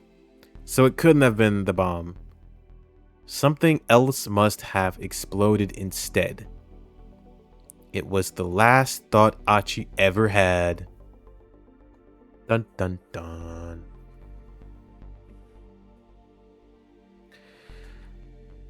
Ending number 76. The bomb explodes.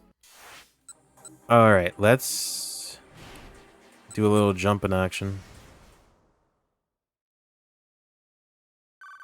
We're so close to the end, but it's just like... They're stretching it, bro. They are stretching it so much. Where the fuck is this bomb? Where is it? What is going on?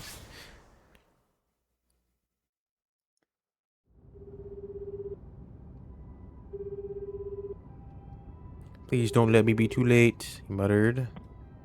Achi's quick. Stanley's gonna... I'll get the password. The folks will have it. Not yet. Right now, I need you to exactly tell you. Power phone off. Immediately. Although that clearly didn't really help. Because it can still be set off remotely. Forget all the fluff. Where's Oni-chan? Not of this world if we can't get this bomb defused. Oni-chan's just a pile of guts. Oh! What's he doing? Hopefully the team at the Scramble would be able to pull through. Now Stanley needs to focus on capturing Alphard. It is.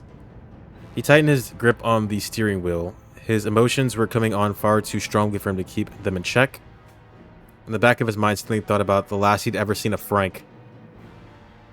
There had to have been nothing left of his brother but a bloodied hand reaching out from beneath the rubble. Even since that day, since that very moment, I think they meant to say ever. I guess even could work. No, they meant to say ever. Jack Stanley had sworn vengeance upon Alphard. He would never forget the rage he'd felt at having what was left of his family taken from him. Hey, Jack. Once this is all tidied up, I'm gonna need a drink. Let's you and me have a beer together. Sure. You got it. Frank-san. Stanley sprang into action, leading away the throng of panicking civilians. But all the while, he couldn't help but worry about Frank. We've got almost 30 minutes left. He'll be fine. Backup will definitely be here in time. He did his utmost to reassure himself, but still the doubts gnawed. When the bomb squad descended upon the area, clad in their protective gear. That's beautiful. Stanley shot a look at his watch. He felt a surge of relief. Only about 15 minutes had passed. There was still plenty of time for them to deactivate the bomb with their liquid nitrogen. Thank God. Frank's going to be alright. But he got no chance to relish that thought. Oh, no. There was an ear-splitting boom. As a powerful shockwave shook the area, Stanley whirled back around, staring in horror at the place that his brother had been. Nothing remained but a mound of rubble. A later investigation would reveal that the timer on the bomb's exterior had been a mere ruse. The explosive had never been linked to a timer at all. Instead, it had been detonated via remote control. What? What is that? Alphard had deceived them using a visible timer to lull them into a false sense of security. Stanley had managed to save many lives that day, to be sure, but it had come at the cost of his own brother's life. Had he really made the best decisions he could have made? He was still asking himself the same question over and over, even now. But no matter how much he blamed himself, it couldn't bring Frank back. If there was one thing he could still do for his brother, it was getting revenge on Alphard with his own hands. Stanley had been in constant pursuit of Alphard ever since. He would stoop to any level for information without remorse. His opponent was someone who would do anything anything at all, to achieve a goal. It only made sense for him to do the same. At some point, he'd stopped even hesitating to get his own hands dirty. He became the villain that he was chasing. He would charge headlong into any danger if he sensed Alphard's presence, even his own life as a price he was willing to pay in the name of vengeance. He could never hope to latch his jaws onto his quarry's throat if he behaved like prey himself. He must be the greater predator. He would cast aside his humanity. This is not the time. Would become a blood-stained beast if that improved his chances at the hunt. For the hunt was all that mattered. Oh wait, another typo. For the hunt was all that mattered. Oh my, there's so many at the end here. Pursuit of Alphard had become his only purpose. So it had been for the past 2 years. Now those years flashed through Stanley's mind in the blink of an eye. As he came back into the moment, he marveled at his own ferocity, and at the depth of the wound he'd suffered. Arresting her isn't enough. I'll make her pay with her life. If I don't sink to her level, I'll never be able to beat her. If I get my revenge, what would Frank think? Honestly, I want to pick this, but that's going to be a bad ending. I can see it. These both seem like bad endings. I think I have to be like, what would my brother think? So that way, everything ends hunky-dory. If I do get my revenge, what would Frank think? When Stanley pictured his younger brother, it wasn't with a smile on his face. The realization gave him pause. In the end, killing Alphard wouldn't bring his brother back. That went without saying. But although he could see now that revenge was an absurd goal, his heart still oh, I didn't read that fast enough. Whatever. The Akoshi Pharmaceutical Lab finally came into view. A large billow of black. The bomb still went off. Was rising from one of the building's windows. Stanley felt a chill in the pit of his stomach. He hopped out of the car and then gasped. Tenno. Damn. The detective was sprawled face down on the ground outside the laboratory gate, his gun still in hand. Blood had pooled around his head. He had been shot at close range. Death would have been instantaneous.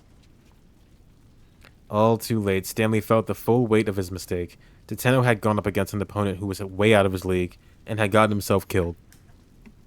And Stanley had to put him up to it. He should never have let Tenno try to handle the situation on his own. He should have done whatever it took to stop the detective. There must have been some way he could have averted this disaster. Saving Maria is your top priority, isn't it? That's right. There had been no hesitation in Tenno's words. Stanley had known how badly the man wanted to save Maria. That's why he deferred to the detective's judgment. Now he was faced with the results of his own naivete. The smoke pouring from the building showed no signs of diminishing. In all likelihood, the lab had been destroyed with a bomb. Alphard's plan had run its course before Stanley had even got there. He couldn't forgive himself for having been so thoroughly outwitted. Nor would he ever forgive Alphard for what that terrorist had done. Anger erupted inside him, raging like hellfire, driving him onto action. Death would be too kind a fate for Alphard. Now more than ever before, the thirst for vengeance consumed him. Ugh. Stanley. But even as he began to stalk toward the laboratory, a bullet caught Stanley in the abdomen. For a moment, he could have processed what had happened. There was an intense searing pain that spread through his gut. A warm liquid began to soak through his shirt. Then a figure emerged from within the smoke. I have been waiting for you to show up, Jack. Another bullet tore through Stanley's body. Time seemed... Okay, well, this was the bad ending. God damn it. Time seemed to slow for him. Shoot me. No. Time seemed to slow for him. He watched the spray of blood scattering like a crimson mist. Alphard! Stanley hissed the word through clenched teeth. Out of pure stubborn spite, he managed to stay on his feet. Tottering toward his foe, he raised his gun. Get him, Jack. Oh. Look at him, he's so determined he didn't stop pulling the trigger until the very moment his world went dark.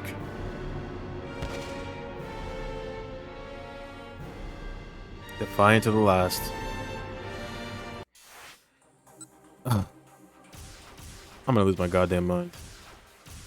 Okay, so let's change what we do. They all seem like bad options. He's like, oh, should I kill her at any cost? I guess maybe that is the way to go. I'm surprised they would go that route. Most games don't like doing that. Let's kill her. There could be no restitution for Frank's death as long as she was still alive. The law wasn't going to punish Alphard. Stanley was. I am the law. He didn't care if anyone else thought it was a petty vendetta. Only someone who'd suffered the loss of a loved one at the hands of a vicious killer could understand his seething resentment. Is it on fire again? God damn it. Osawa's never gonna... Yep. This is gonna play out the same. I can already see it. He's dead. It's like kind of sad that Tateno dies, but honestly... I mean, he went on his own terms, you know? He's protecting what he cared about. I wouldn't mind if he just, like, died. Like, if that's his ending, he just dies. He fought for what he believed in. There's just too much bullshit happening right now. Not everyone's gonna get out of this alive. There's no way.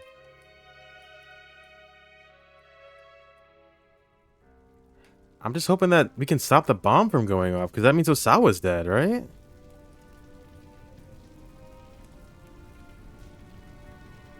This is exactly the same ending. I cannot believe this game. Ooh, we still got shot, yep.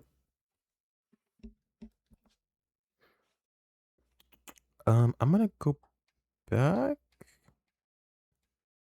Unless something changes. Doesn't seem like it. I've been waiting for you, Jack. I know. Alright, let's do the middle option. What is the difference between these things? Like, hold on. Maybe I misread it. Resting her is enough. I'll make her pay with her life. If I don't sink to her level, I'll never be able to beat her. I don't know what that means. The law wasn't going to punish Alphard. Stanley was. He didn't care for it. Okay, well, it sounded like it's the same thing as just trying to kill her. Nope, same. Oh my god. I can't. So there must be a jump I can do. The Tenno. No. The Tenno. He's dead. Who'd have thought? Yeah, these are all the same.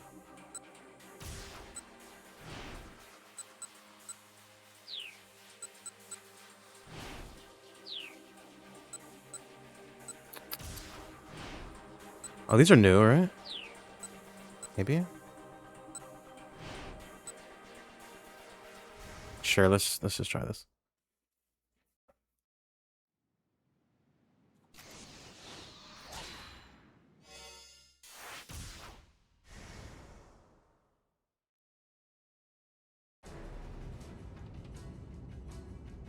This seems not different. Okay, no, this is no. Let's try Kano. Is this thing locked still? It is. Maybe we can jump over there.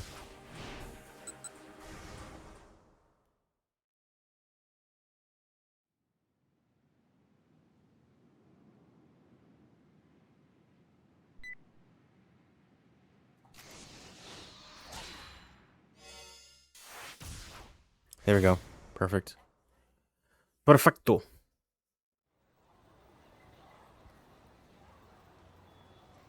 These are the same Shibuya, but not really the same Shibuya anymore because I see it differently because I spent the entire day running around Shibuya.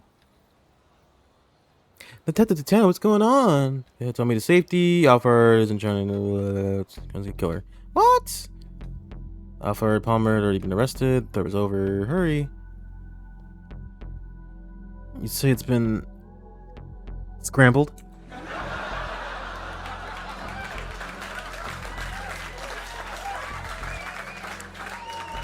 This is playing out the same. A fake? They're both gonna end around the same point, aren't they? Maybe not. Let's see. There's a bomb. Gotta find the bomb. Where's the bomb at? I don't know. There's a bomb somewhere. It's not our phone, though. A bomb, but where? Doko. Oh.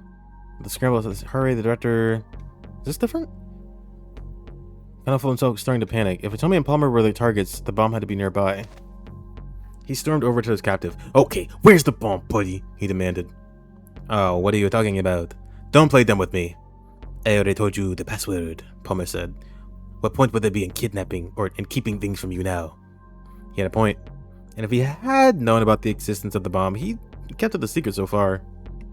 And getting him to reveal it now would not be easy. Kano decided just to go look for it himself. He took a deep breath and tried to think logically. If he were Alfred, what would he do? How could he ensure that he'd eliminate both Hitomi and the fake Alfred at the same time? Where would he plant a bomb in order to pull that off? On the fake, on Hitomi, in a minivan. In a minivan. He's been doing that fucking... I should have thought about that. He's been doing that all day, or I guess she's been doing that all day. Like 3 different fucking cars exploded. Today. Like, I don't know why I didn't even put 3 and 3 together. He was going to try the same ploy all over again. Kind of thought back to the other van explosion earlier that afternoon. Alphard would need an explosion big enough to wipe out both Hitomi and the fake Alphard, even if they got separated. With that in mind, rather than plant a bomb in one fixed spot, he would use a minivan, which could be moved to wherever Hitomi and Palmer happened to be. Archie, it's in a minivan. Look for a minivan. A mini what? Kano scanned the area. There are plenty of vehicles parked all around, but no minivans. This seemed strange. If the 2 intended victims were here now, he'd expect the bomb to be somewhere near as well. Still, he didn't spot a minivan anywhere. Kano ground his teeth in frustration, sweat practically pouring from his forehead. Was he wrong in his assumption? If he was wrong, where else could the... No, it's definitely in the van.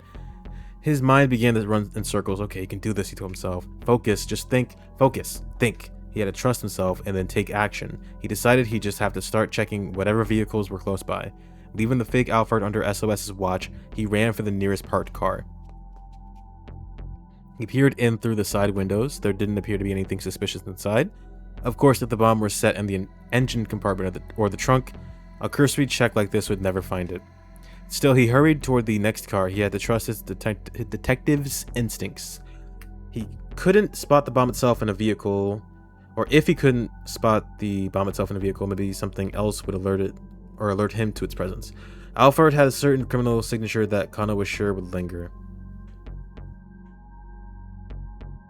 Nothing abnormal here, no problems here, not this one either. But with each car he checked, Kano's panic rose. About 2 minutes must have passed since he started searching for the bomb.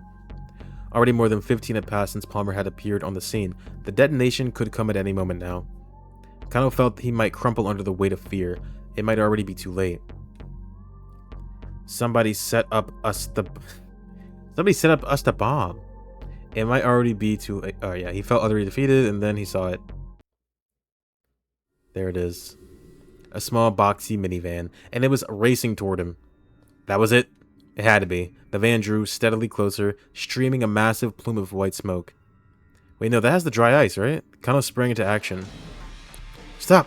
Stop that vehicle! He rushed right into the minivan's path, bracing himself to stop it with his own body if necessary. The driver's compartment was filled with white smoke, making it impossible for him to see who was driving. Yes, the Ice-9. The van might be unmanned. Stop! Kano shouted again. He knew it was probably pointless, but he had to try. Oh, or not. Ice-9, more like Ice... Boom. Okay, so it is in that car. We saw that a lot earlier. I can't remember which route that was, though.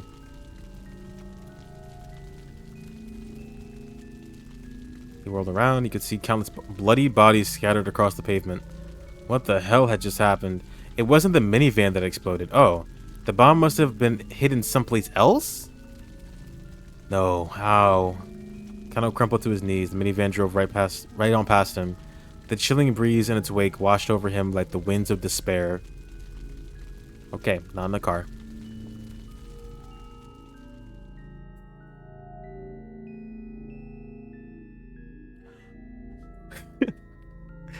Ending number 70. The bomb explodes. Thank you. Where else could it be? It's not. Is it on him? It's not, though. Is it? They all seem wrong on the fake.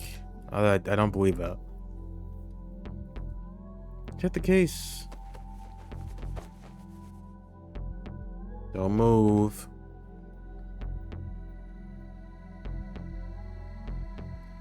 Shut your mouth. He's not going. Yeah, he doesn't have a bomb on him. He doesn't have a detective. What? Oh, the phone, right? But it's not the phone. No, it can't be. Alfred, why?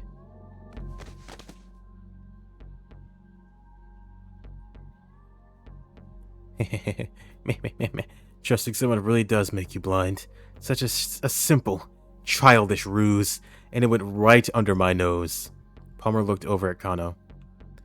We need to get out of here immediately, he said. That right there is C4. A high-yield plastic explosive used by the military, and that's enough to blow this whole area to smithereens. A chill ran up Kano's spine. Do not let this man go, he said, handing Palmer over to Susumu. Got it. Just leave it to us. Susumu signaled to his followers, who immediately dumped Palmer unceremoniously on the ground. Where was it? Oh, it was in the case? Yeah. Kano carefully inspected the inside of the attached case. Achi had found a false bottom in the case. The space beneath it was indeed packed full of plastic explosives. Alright, Achi, you're up. Gotta defuse this. Set within it was what looked like a detonator. Kano didn't know much about bomb disposal. He'd only been taught the very basics during his police academy training. Nonetheless, something drew his eye. A microphone. There's a parabolic microphone attached to the detonator. In all likelihood, the detonator had been set to go off in response to some sort of sound. Hey, detective, is that thing gonna explode or not? Achi's voice was shaky. Looks like it's sound activated, but it hasn't gone off just from having people talking nearby. We need abyss. It's true. That means it must be set to explode in response to a specific sound trigger.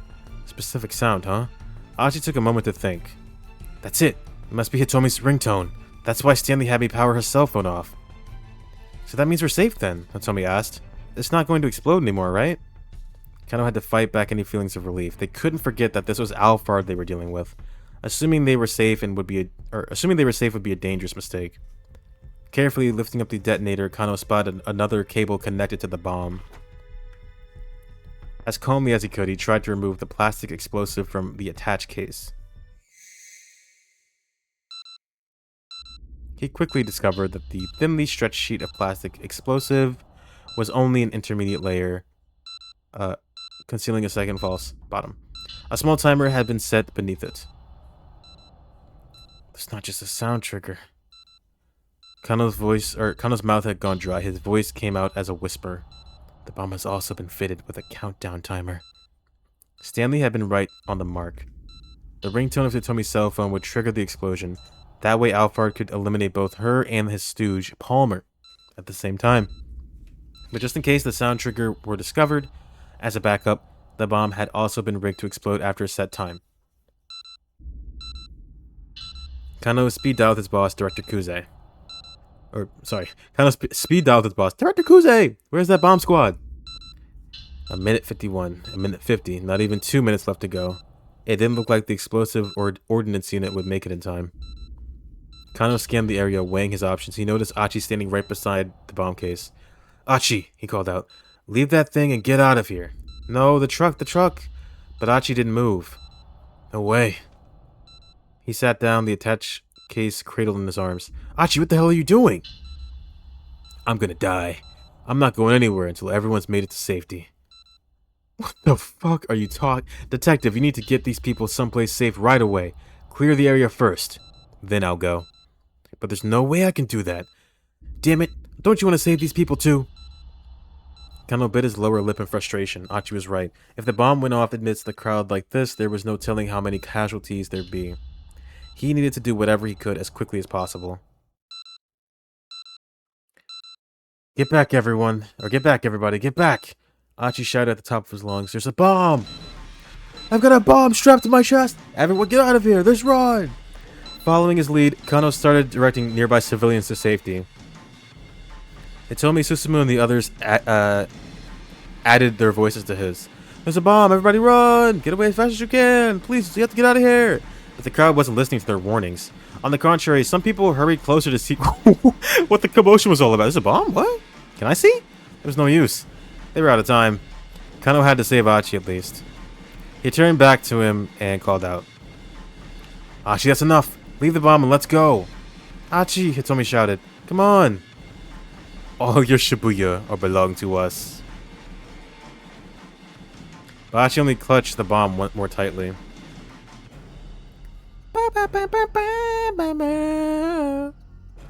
Wait, no, don't listen to that song. It's gonna trigger the bomb. What are you doing? Come on, get up. Achi wouldn't move. He just sat there with a fucking... Oh my god. Susumi's face was a bit... Wait! Achi, your leg! What about my leg? Earlier, when you kicked that steel pipe. The heck? Finally, Kano understood. It wasn't that Achi didn't want to move. He couldn't move. And so he decided to get all heroic and use himself as a human shield. It's not gonna work. To minimize the impact of the explosion on everybody else. That idiot, Kano muttered. If his leg was busted, why didn't he say so? How'd he even make it this far? There couldn't be much time left. If Kano rushed to help him now, he might not make it to safety before the bomb went off. Make a decision. Couldn't rush without a plan. This is certain death, but let's do it. Achi was being an idiot. He wanted to sacrifice himself for the greater good, but Kano wasn't going to let him do that. To have someone else be your shield, to have them up and give their life for yours. Achi had no idea just how hard that would be on the people he left behind, even if he did it to save their lives. And until he was capable of comprehending that, Kano wasn't going to just let this kid die. He reached Achi in a matter of moments and grabbed him by the shoulder, hard. Let go of the case, now. But Achi reflexively hunched lower. What the hell are you doing, man? Why'd you come back here? Just come with me. We have to get out of here. Look, you need to run. I can't move. It's the truck. The van with the dry ice in it. It's gonna defuse the bomb or something, right? You've got to be kidding me. Kano squatted down and looked Achi right in the eye. Okay, you can't move on your own, so I'm gonna help you move. And unless you want to kill me too, you better cooperate. Damn it. Don't be a fool, man. The strength ebbed from Achi's hands. Wasting no time, Kano pulled the case away, then slipped an arm around Achi's side. Their legs got entangled as Kano dragged Achi to his feet. Come on, run! The detective shouted when they were upright at last. They needed to get as far away as possible in the few seconds they had left. Kano didn't know how big the explosion was going to be. Palmer had said it would be enough to blow the whole area to smithereens, though. And there had been true terror in his voice when he said it. They just needed to keep moving, keep running as fast as their legs would take them. Achi! Hitomi shrieked. Samsung! Alright, let's try to have a plan this time. Maybe that'll actually do something. The blinding flash. I think there was a bomb. The force of the blast robbed him of his senses. He couldn't tell what had happened to Achi, and in the end, Kano never even knew what cut his own life short. Ending number 72. A bomb explodes. I was close. 71. The bomb explodes. Does the bomb have the Ubu virus in it? I could have had that. It's the truck with the minivan with the dry ice. Come on. He's not. Is he gonna make that plan up on the fly? I don't believe it. Cool mind and a fiery spirit. Okay. He can feel the muscles in his legs begin to stiffen. His eyes remain fixed on Achi. The harder he tried to calm himself, the more his panic grew. He cursed himself for not leaping into action. Oh my fucking... Okay. And then he died. He just stood there. Oh! Here we go. White smoke was pouring from an approaching van. Yes! Yes! Did he die? No, he didn't die. He did not die. He lived. I think the vehicle teetered to a stop along the shoulder of the road. The smoke spilled out, roiling from a partly open window. Kano could feel a strange chill in the air. Is that? Instinctively, he rushed toward it. Yes, yes, yes, yes. Yes, yes, yes, yes, yes, yes, yes. The dry ice maker, bro. Come full circle. Peering through the minivan's windows, He saw a clunky, box-shaped device in the back. It was rumbling fiercely, spitting out an unending mound of white clumps. A dry ice machine. Hey! Kano yelled, banging hard on the door. Open up! By freezing a bomb that used an electronic activation trigger, it was possible to kill the battery cell and deactivate. Yes, the explosive ordnance unit used liquid nitrogen, and maybe dry ice could work as well. Is there any, like, jumps here? No. Okay.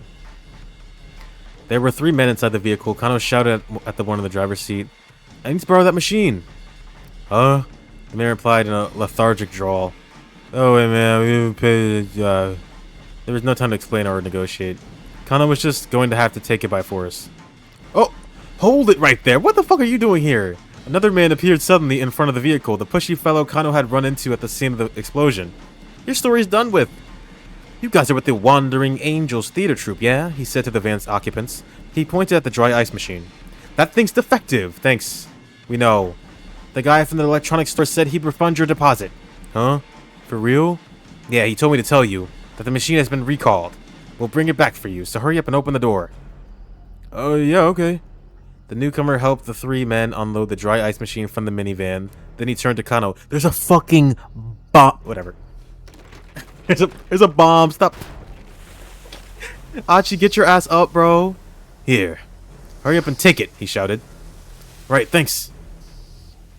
Kano wasn't sure what was going on, but he took the machine and ran, pushing it ahead of him across the pavement. Achi, Hitomi wailed, tears in her eyes. The detective blew right past her, trailing a billowing plume of white smoke in his wake. Please let me make it in time. Please let me make it in time. Please let me make it in time. Kano let loose a wild yell. He ran as fast as his legs would take him toward Achi and the bomb.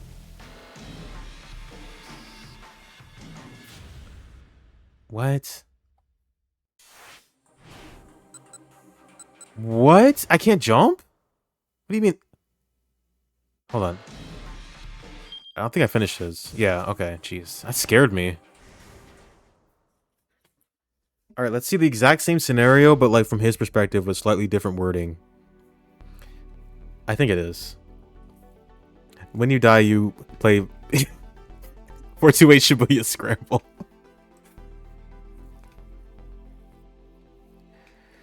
Oh my god. But how are we gonna get past Stanley's thing? That's what I'm confused about. And Osawa too. They're just like dead. They're just gonna die. What the fuck is this bomb? You play Shibuya Scramble, except the Genesis actually rewinds you. No, stop. I want to finish this game. It's never gonna end. Could it be? Is it? Let me guess. There's a bomb in there. If I had to take a guess, there might be a bomb. You opened it. But there's like medical equipment. There can't be a bomb, right? Damn it. What? Wait. Achi, what are you doing? Did I miss something? I must have pressed something without looking. Flip it? Right? Or smash it? Pop it? Pull it? Ouchie.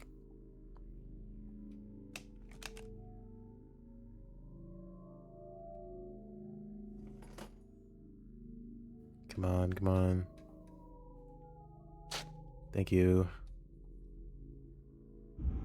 I already know how this is going to end. It's going to say to be continued. For some reason. The fact that it says this is the last hour, right? I thought this was the... This isn't the last hour of the game. What the fuck? I can't wait to unlock the granny sitting on the bench route. Oh my god. Yeah, we're finishing this tomorrow. It's not happening tonight. I thought it'd be done by now. There's a bomb inside, and he's gonna be like, oh my god, it's gonna blow up and we're gonna die. We're gonna die. Surely tomorrow will be done. Surely. Surely. This can't be there can't be that much left. I've been playing this game for 25 hours. Actually, it should be more at this point. 29 hours. Blow it up. No, it's not copium. It's truthium.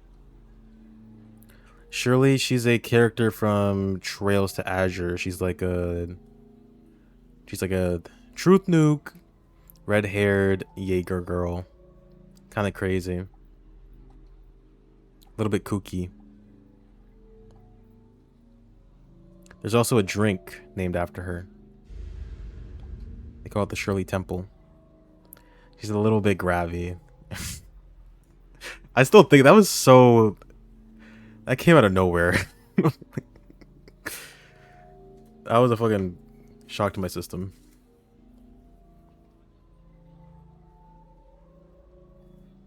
Okay, there's a bomb. Yep, we left it.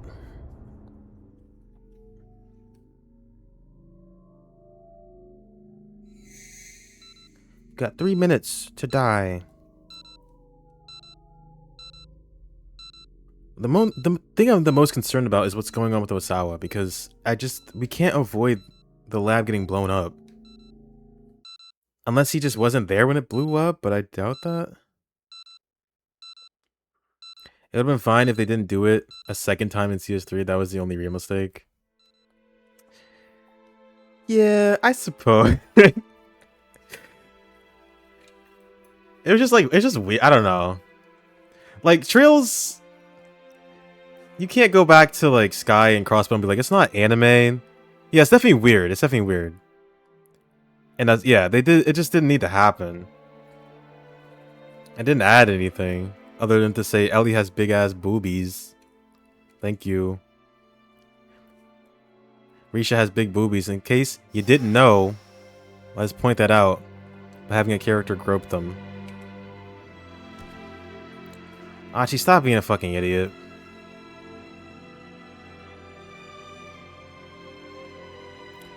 Yeah, no, I get that. I get that for sure. She doesn't really... She did not grow up in a normal world.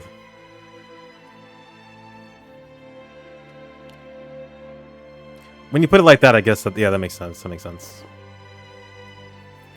Just fan service at that point. They told me, get the fuck out of here. Why? Why are you acting so crazy? I probably missed a bunch of stuff. I'm sorry. Here's a summary. Achi had told me and Stanley head to Endo Electronics. They're crying. It's sad. It doesn't matter. Just get away. I love you, girl. No, I'm not leaving you. After the day they spent together, Achi knew full well that something had told me something once wasn't enough to get her to listen. That stubbornness was one of the many things that made her so amazing in his eyes. Hitomi. Achi clasped one of her hands tightly. Please, this is the one favor I will ever ask of you. His voice came out oddly soft and genteel. Alright, she told him, but let me just say one thing first. There are still so many things I want to talk to you about, so much more that I want to know about you. So please, Achi, don't you die on me. Hey, don't worry. I won't die. The fuck? Don't worry, I won't die. Once everyone's made it to safety, I'll clear out of here right away. Dude, I love Carlos so much. He lives on through me. Hitomi squeezed his hand, then got up and silently hurried away. Susumu, you and SOS. Yeah, start evacuating people, even though they're not going to evacuate for some reason. For an instant, Achi's eyes met Kano's. What's he doing? Get the fucking dry ice. Everybody get back. There's a bomb. There's a fucking bomb. Achi just shifts. True. I mean, we are technically doing that. There's a bomb. Are they filming for a movie? There's a bomb here?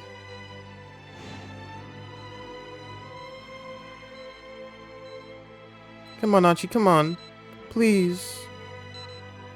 Achi, I love you. Achi.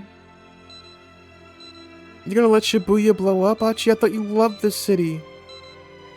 I thought you loved Shibuya.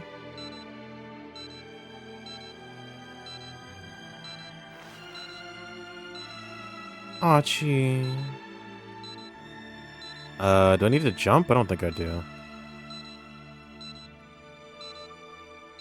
Let my body be enough to protect the people of Shibuya. And to protect Hitomi. My first love.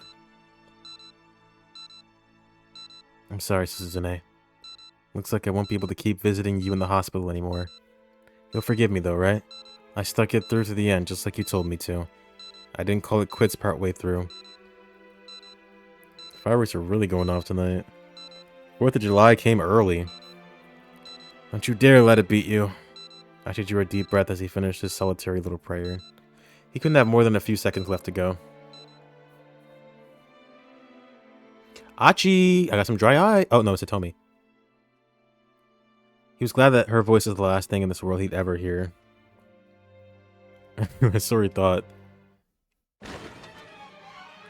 Bum bum bum bum bum bum bum bum bum bum bum bum. A few seconds left. That wasn't Hitomi's voice. That was actually Kano. He's pushing a weird machine. The detective flipped open the machine's cover to reveal a huge mound of dry ice. Stick it in here. Flash freezing the timer ought to stop it.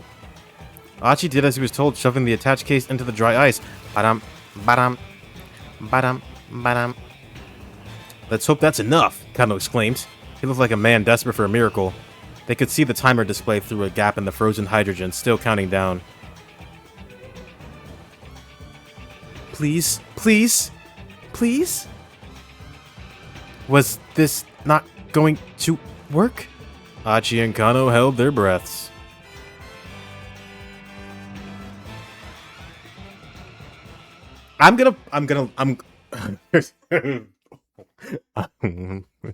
Okay, what else we got?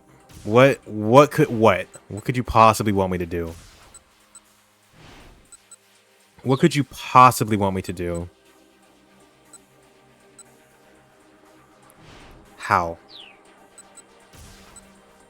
Oh, okay, he called Kano. I helped with that.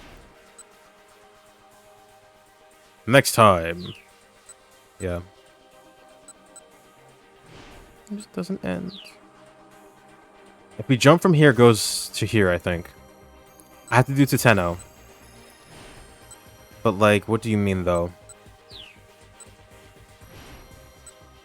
Calling Hitomi? There are a few options we have, I suppose. Oh. I let her go in? I didn't even try that. But, like, that's just gonna lead to the same bad outcome, isn't it? He needs to make sure he can call Kano and everybody else to warn them, I thought. Alright, well, whatever. Go in the lab. Or not. That's not fucking... Non-option. Non-option. Not necessarily go in. Well, they are going in now, it looks like.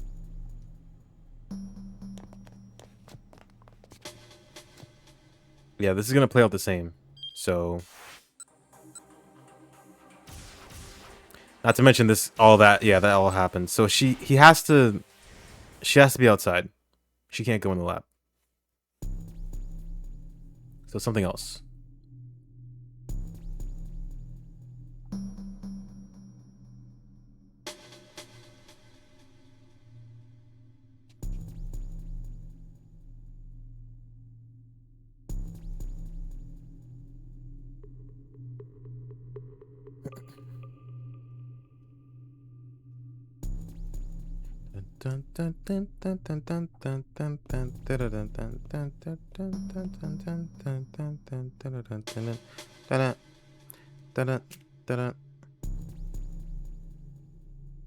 This is probably enough, right?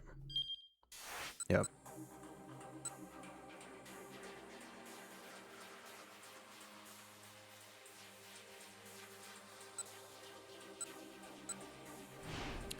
This jump doesn't do anything.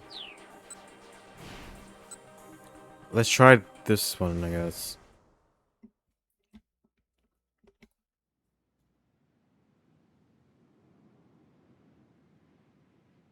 This also seems like a non-option, though.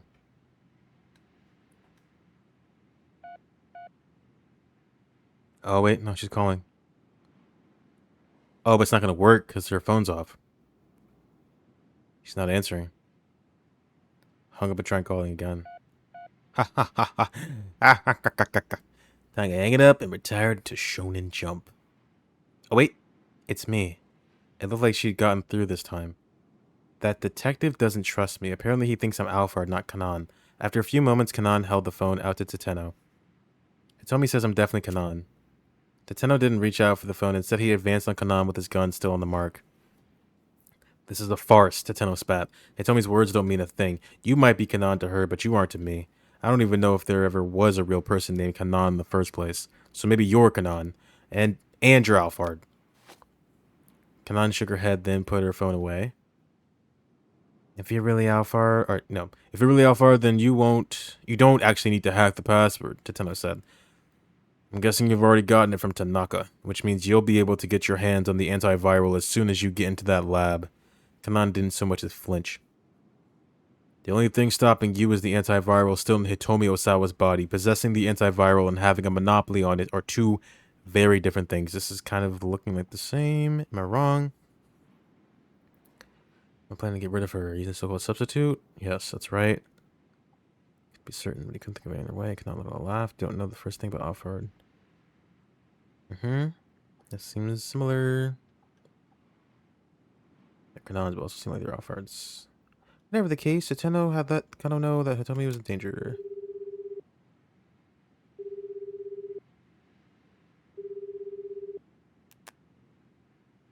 Uh-oh. Technically, for the Kana, the others would be able to handle... No, that's not right. I'm not letting you in there. Faint chuckle in case I'm going to eliminate you.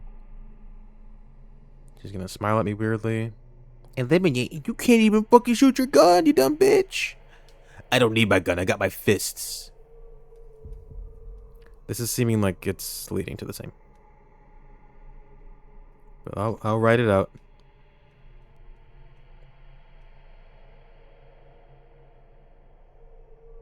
Try anything funny?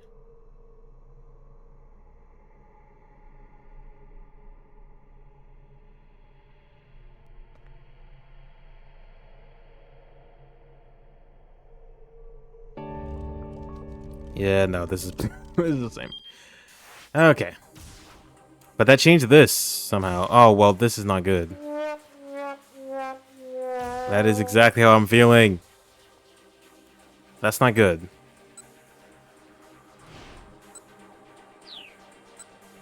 What did I do?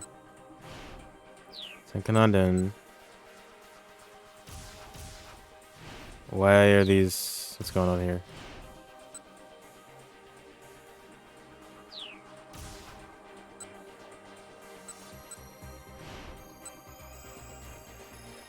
There's a choice below that.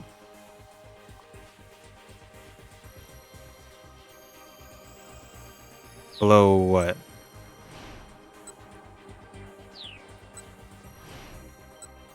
Between aiming? That was the last one I got. This is just a bad end.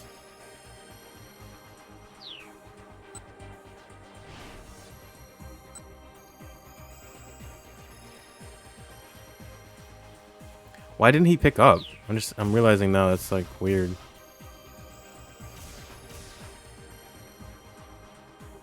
With that stupid grin off her face. No. I chose don't try anything funny. I don't think that matters. And then this one was calling Hitomi. That seemed to change everything. But I kind of need that to happen. So that way everything else happens correctly. She doesn't even call them. Yeah.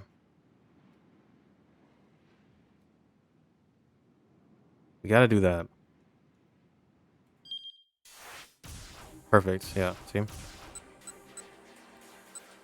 I don't think jumping's gonna do anything.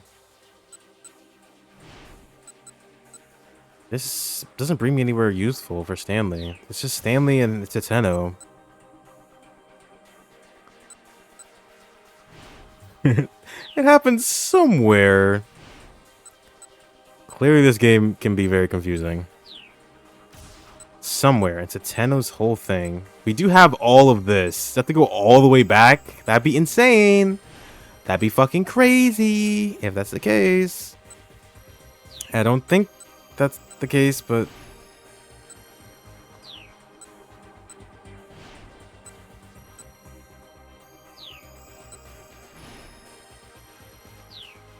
it's gotta be a Jack Stanley moment.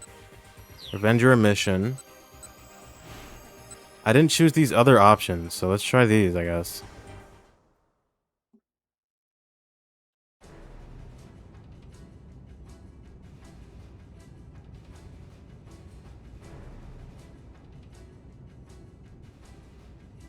Indiscriminate terrorism.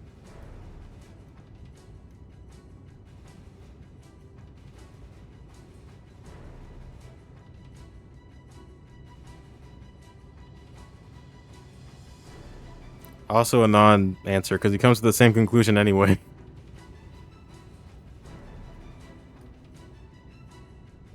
That can't be right. Da-da.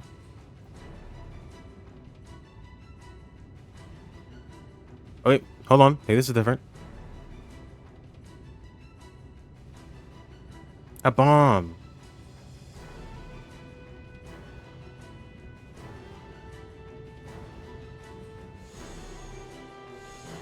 No, this, I think this is the same.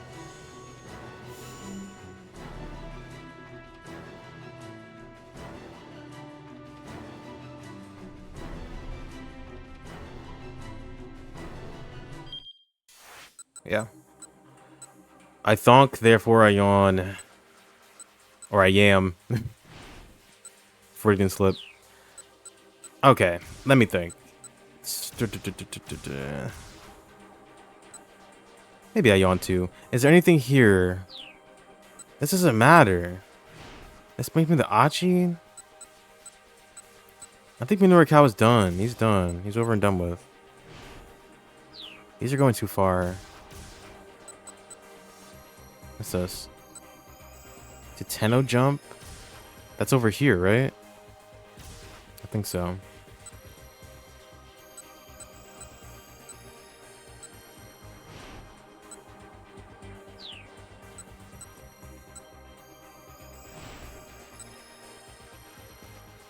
Let me try the middle one. Also, I don't know. It could... you never know with this game. It could be like the littlest shit. The tiniest shit.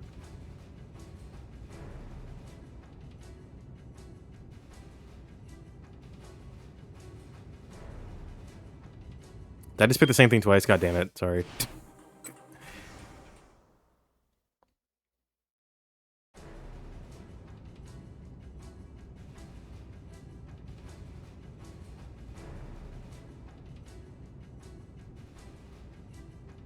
Get her blood.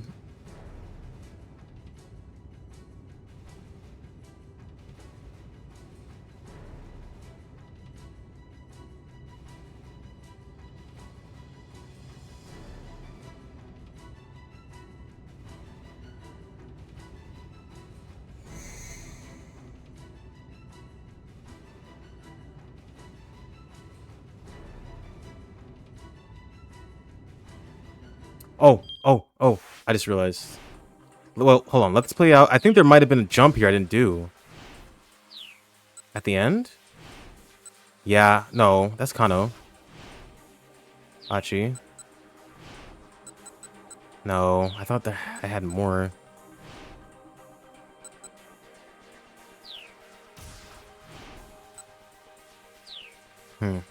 Damn.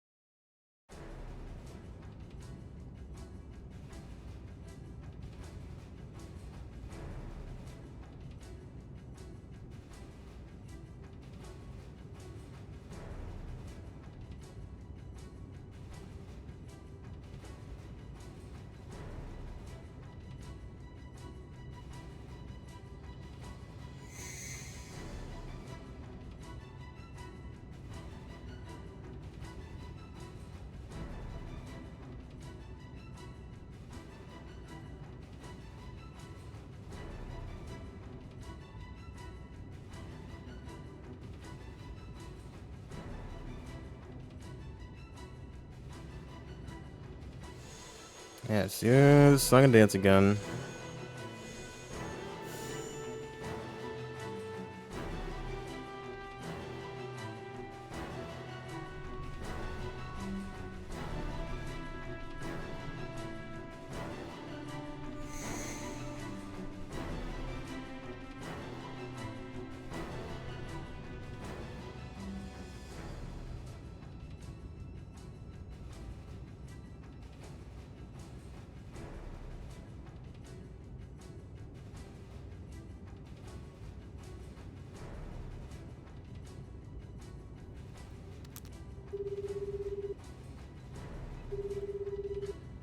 Mitsukete. Watashi Mitsukete. I'm trying to meet Skate. But the fucking, how do you say difficult in Japanese? Azukashi? Is that what it is? I think it is.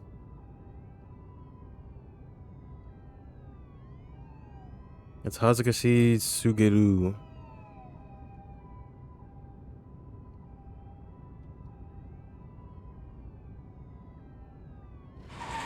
Oh, my brother. Okay, please don't let me. Okay, good. Jesus Christ. Let's see. Just know some random things. That's low-key me.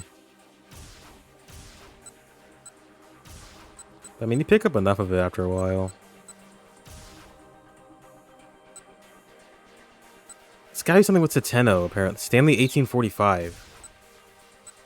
Here? For what? Oh, change the warning? Would that do anything? You think it's the warning? I don't think the jump's gonna do anything. Yeah? Okay. Let's see.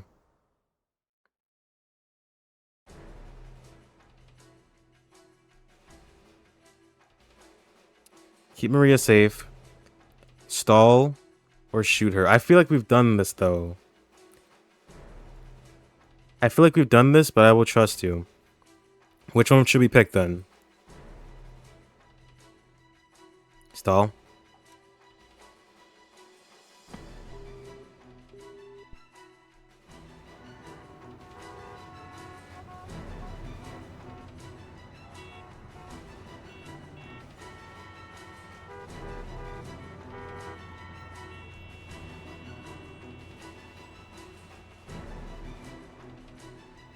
Please stay safe.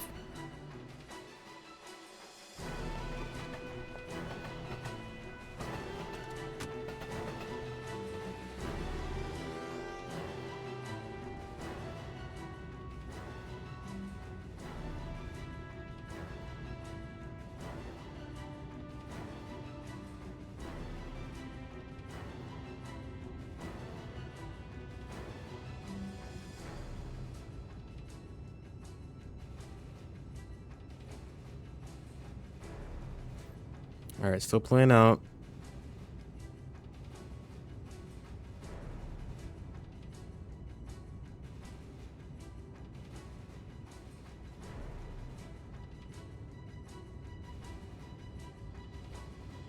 I could probably just dip out of this. Alright.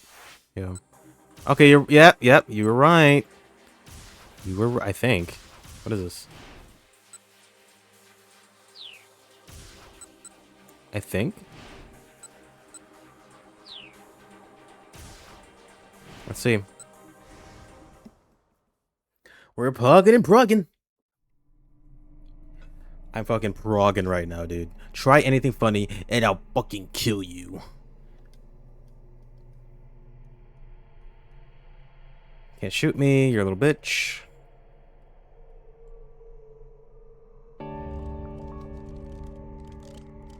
How do you know about that? I was eavesdropping.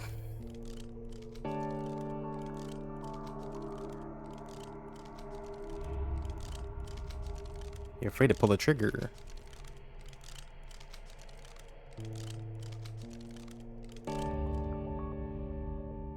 Oh, yep, you're right. Here we go. Kotone's final moments flashed through Teteno's mind.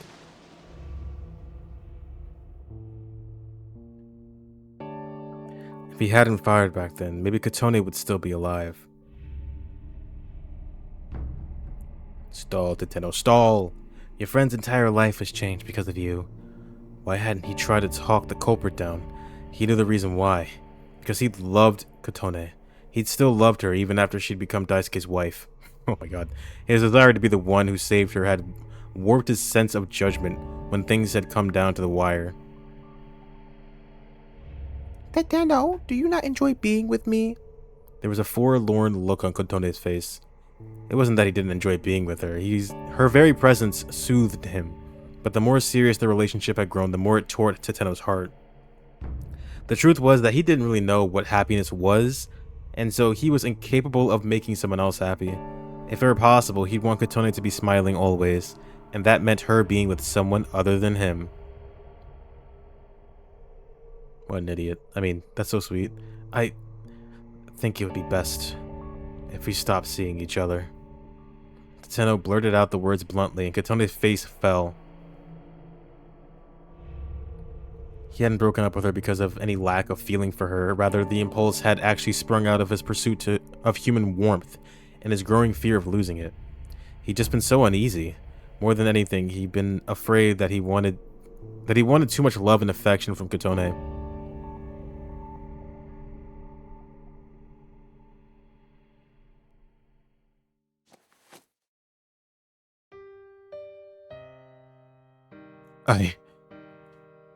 Orewa. Bit by bit, Teteno lowered his gun, his hand ever more unsteady. His heart was on the cusp of breaking. Da, da, da. And still, Kanan continued with her diabolic whispering. You can go ahead and kill me, but if it turns out I'm not Alphard, what then? Now she stared at Teteno with an almost pitiable look. You'll have to do something I could never undo. Teteno repeated the words dully, feeling himself forced into a trance. That's right. Could you ever accept that? No, I couldn't make the same mistake. His whole body felt like it might fall apart. He wanted to drop to the ground and curl up in a ball like a child. And that's why you can't shoot anyone. You can't shoot anyone. As Teteno muttered the words, Kano's face appeared in the back of his mind. I can! Tears fell from Kano's eyes as he looked down the barrel of his gun at Teteno. He'd become a detective who didn't lose sight of what he was supposed to protect, no matter the situation. Teteno had nearly forgotten. Nearly abandoned his inward promise to be a detective worthy of that final salute Kano had given him. He brought his gun back up to bear. Don't be absurd, Kanan mocked. You can't shoot anyone. Actually, I can. The words creaked dryly from Teteno's throat. When there's something I'm supposed to protect, I can shoot. The memory of Kano weeping but taking aim had given him the resolve he needed to face down an opponent who ought to have terrified him. I learned that from someone who was terrible at his job. Kanan's eyes went cold. Immediately, she lifted up her gun again. Once more, their eyes locked, sparks of hostility crackling between them. But almost immediately, Teteno could sense the difference in skill between his opponent and himself. The young woman radiated a deadly aura. The force of her stare was like a knife pressed to his throat. She had borne witness to carnage and bloodshed, the likes of which he couldn't even imagine. He couldn't win this. She would kill him. Guaranteed. Teteno braced himself for death, never taking his eyes off Kanan's. If nothing else, he needed to buy time for Kano to get that password. But could he do that given the opponent he faced? Yes. Somehow he would do it. As a detective. As a man. Even if he had to give his own life to succeed. It was the biggest, most beautiful you've ever seen. You can't even imagine it. It was so beautiful. Even if it couldn't come close to making up for the sins he had committed. Is this his ending? I'll take it. Fuck it. End it. I don't even care. End it. No more to be continued. Yay! Yatta!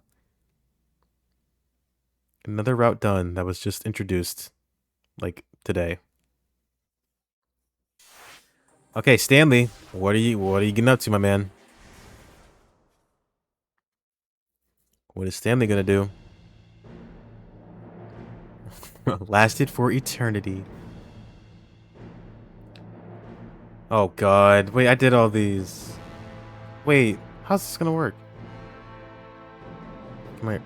Taking my revenge on the station and then killing Alphard when we get his brother back. He has a deep, dark resentment. Oh, hey, that's good. Good sign. Didn't explode. There are two people. It was Titeno and the girl who was pretending to be Kanan. Each had a gun drawn on the other. Somehow Stanley had made it in time. He pulled his car up alongside them and reached down into the gun sleeve concealed beside his seat. He pulled out a .44 caliber Desert Eagle. One of the most powerful semi-automatic handguns in the world. His orders were to apprehend Alphard. The smaller Glock in his shoulder holster might be better suited to that end. Even so, he opted for the Desert Eagle. Hey guys, am I late?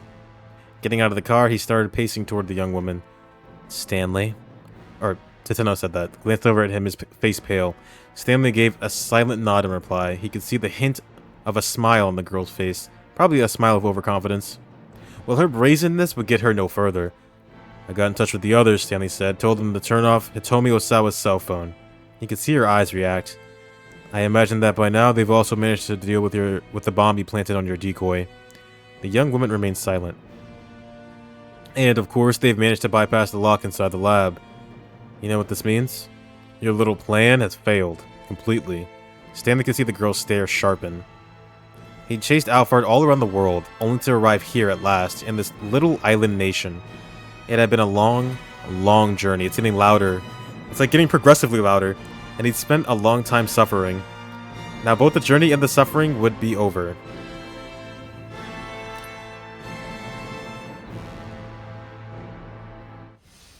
Oh, he was gonna talk. We meet at last, Alphard.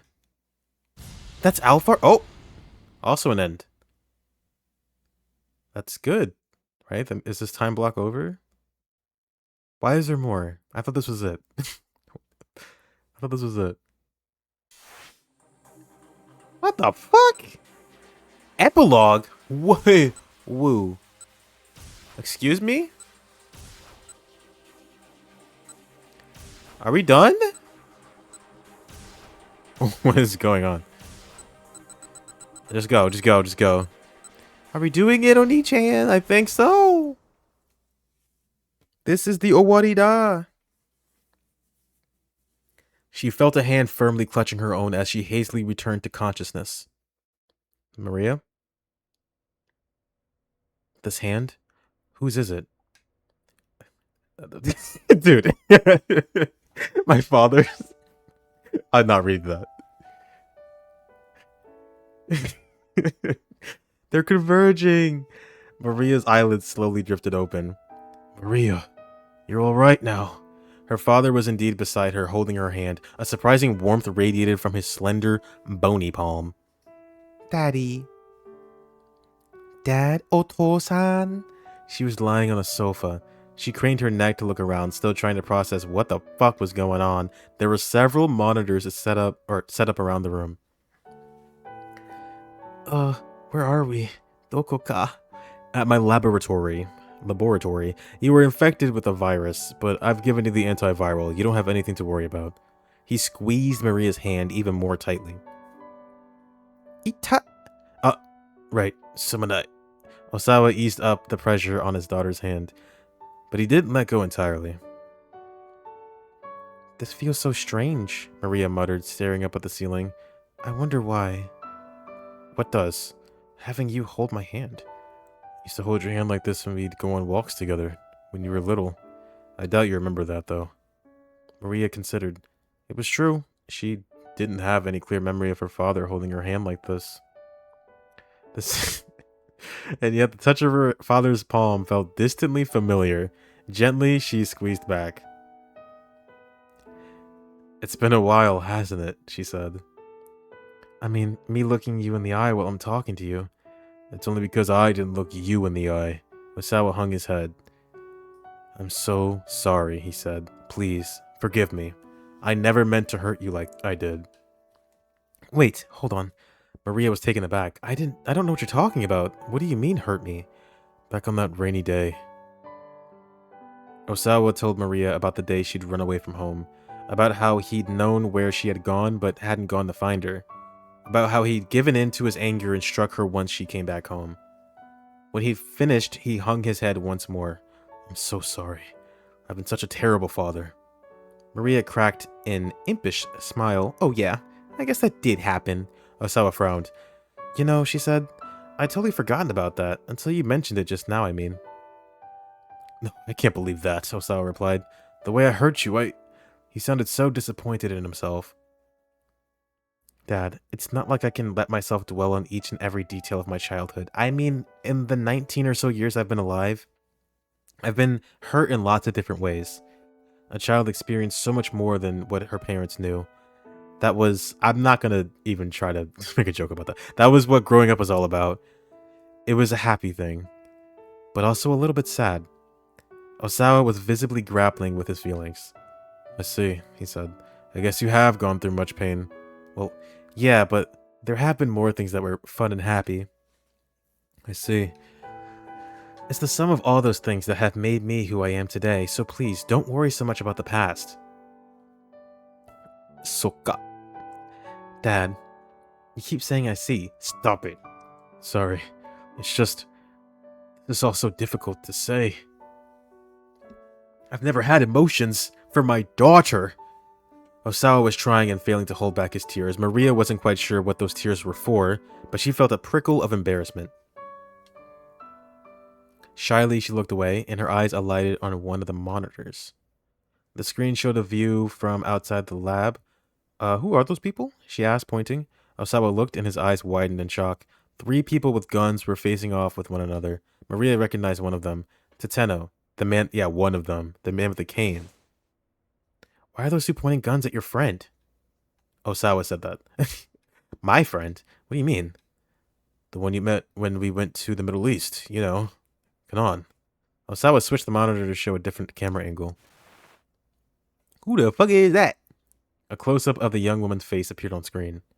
Maria was at a loss for words. That certainly wasn't Kanan. It was the girl who'd come to tell Maria that Hitomi was going to be kidnapped. Yes, unfortunately he did. No relation. There's no relation. He was like there on a business trip or something. Hitomi was going to be kidnapped, Kanan's friend. Suspicious. It happened 3 days earlier. While Maria was on her way home from campus, a girl approached her telling her she was a friend of Kanan. Kanan asked me to pass along a message, she said. Then she showed Maria a video recording. The video quality was quite poor, and the voice indistinct. There's a terrorist who's after the antiviral agent your father's developing. Maria listened in shock as the message continued. The terrorist plan was already in motion, and Hitomi had been infected with a killer virus. Your father used the antiviral to save Hitomi, but the terrorists planned on that. I'll spare you the details, but there's a way to extract the antiviral from Hitomi's blood. Stealing the drug from the laboratory directly is too problematic. The terrorist intends to get it directly from your sister. Hitomi is certain to be kidnapped sometime in the next few days, and so I have something to ask of you. I'd like you to get kidnapped in her place. Since you're twins, it should be possible for you to trade places without the kidnappers realizing it. I gave the girl who's passing along this message a necklace outfitted with a small GPS beacon.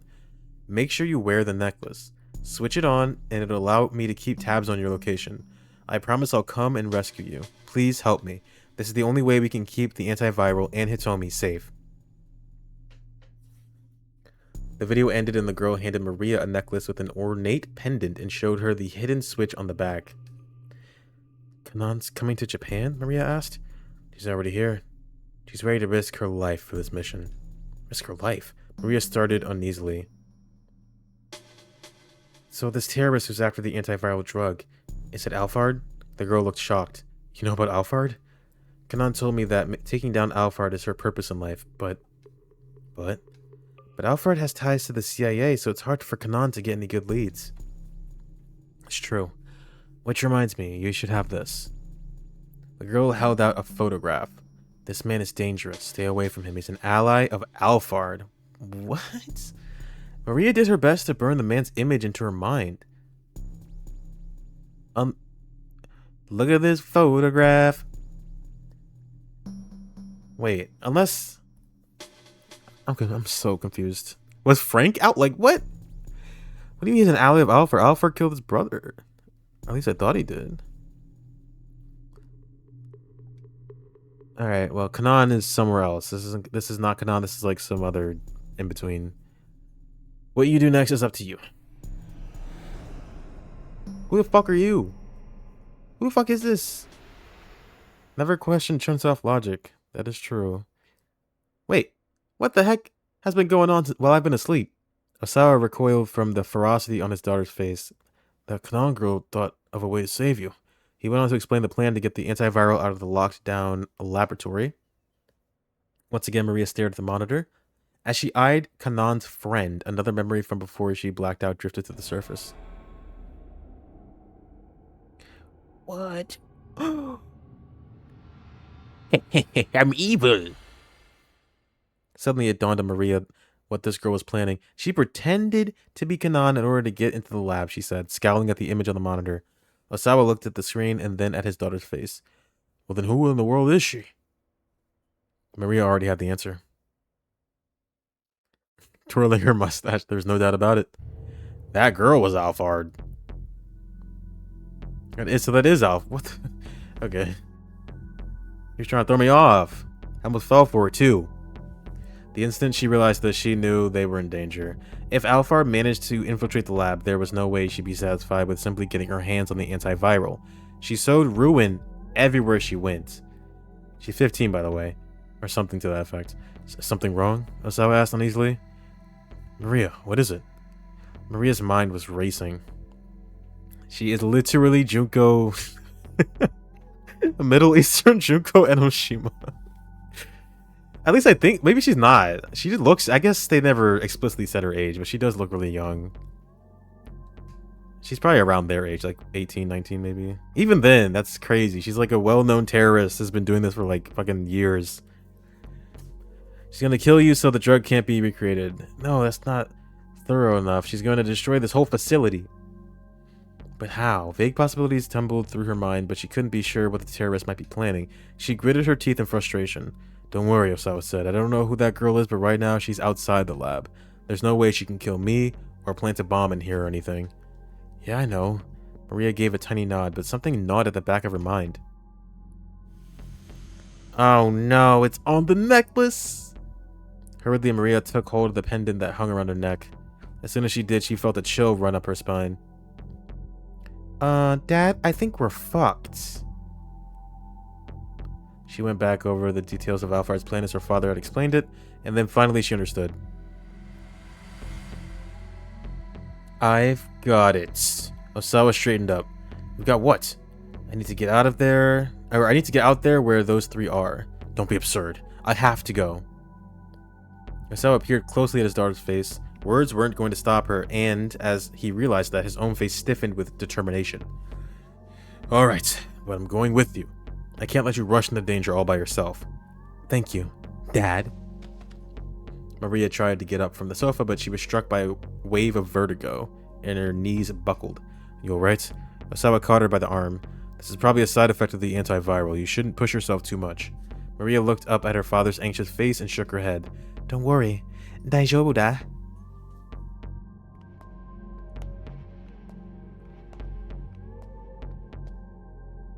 Her body was weak with lethargy. Her mind trapped in a disorienting haze. Every step was a monumental effort, but she clenched her jaw and forced herself onward, making her way down to the laboratory. Okay. Whirlwind of anger, she's angry and sad. Alphard is masquerading as Kanan. The cruel truth was all too clear. The terrorist would never have been able to get away with the deception if Kanan were still alive. Which means that Kanan must be...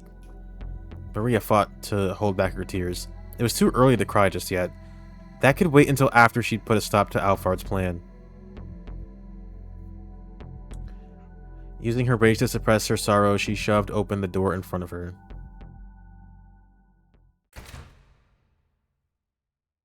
That isn't Kanan! Yeah, they know. Maria's voice exploded into the silence of the standoff. I doubt we're getting better testimony than that, Stanley said, his gun still at the ready. There's no talking your way out of things this time. The expression on Alfred's face didn't change. She stood still, a mannequin without a soul. What did you do to Kanan? Maria demanded, marching unsteadily toward the terrorist. Maria, stay back, Osawa exclaimed. She ignored him. Hey, don't get any closer, Tateno barked. He looked exhausted, on the verge of collapse. Answer me, Maria cried, still advancing. What happened to Kanan, those baka gaijin? But still, Alphard said nothing. Stanley, too, began edging toward her. It doesn't matter what you ask, he said. She won't tell you anything. Bit by bit, he inched closer. He was going to try to take her down. Let me turn your question around, Alfred said abruptly. What do you think? Maria paused, confused. What do I think about what? What do you think happened to Kanan? The corners of her lips twisted up, shaping a mirthless smile. You killed her, didn't you? Maria's words came out as a whisper. What was that? I couldn't quite hear you. You killed Kanan, you son of a bitch! This time Maria cried out with biting fury. Alfred snickered.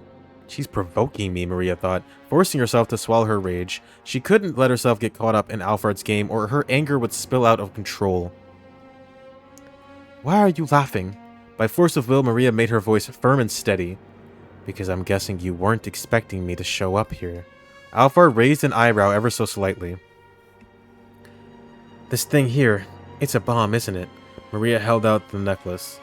What? Stanley furrowed his brow. Of course. Even if we managed to catch you here, you'd still be able to destroy the lab. Still, the smile remained on Alphard's face. She seemed to enjoy watching the others figure out her intentions. But you can't trigger the bomb with me standing this close to you, can you?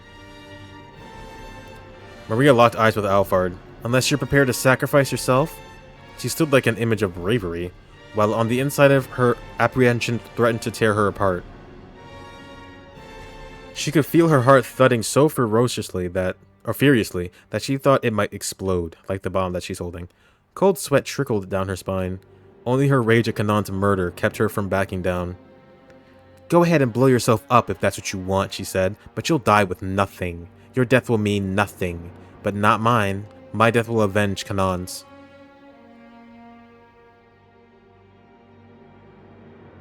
Silence fell outside the laboratory gates. You know, I should have thought about this before I pressed it. This is probably going to be a really long epilogue, right? God damn it. It does autosave, so if this gets any longer, I'm going to go for like 30 more minutes. And if it's still going, we're doing this later. We're doing this later. My name is Maria Osawa. You killed my Oni-chan. Prepare to die. Stanley and Tateno stood frozen, their guns still trained on Alphard. Both men were ready to pull the trigger at the slightest provocation.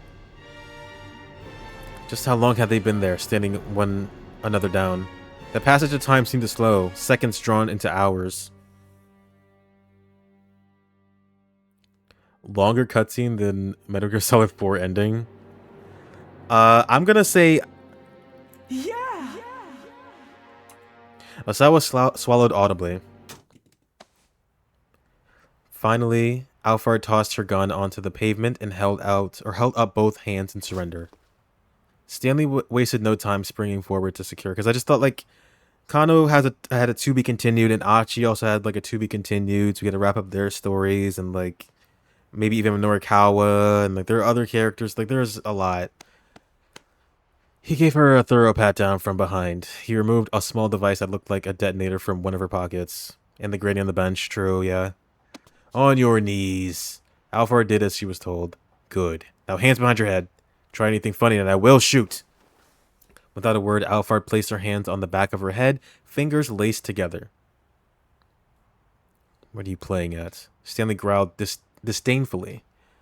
Finally realized you can only push your luck so far. She responded with a faint snicker. It's not my policy to resist when things are hopeless. Her tone was detached, her intentions unreadable.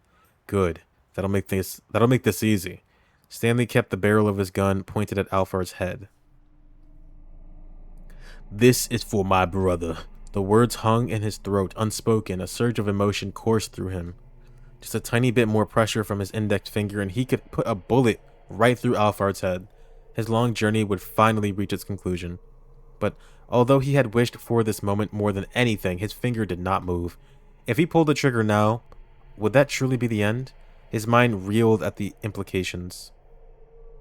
Tateno watched Stanley closely, eventually letting out a tiny sigh of relief. They were in this together, after all. Now they just needed to be careful not to let down their guard. He kept one eye on Alphard as he went to pick up the gun she'd discarded. But he was too late. The gun was gone. What? This is for Kanan, you fucking bitch. Fuck you. Maria had lunged forward, snatching up the gun. Do you know how to shoot that? Maria, no! Osawa crowd. Oh, what are you doing? She ignored her father, taking aim at Alphard's forehead. Kanan's dead? You're assuming that, by the way, and you're gonna pay.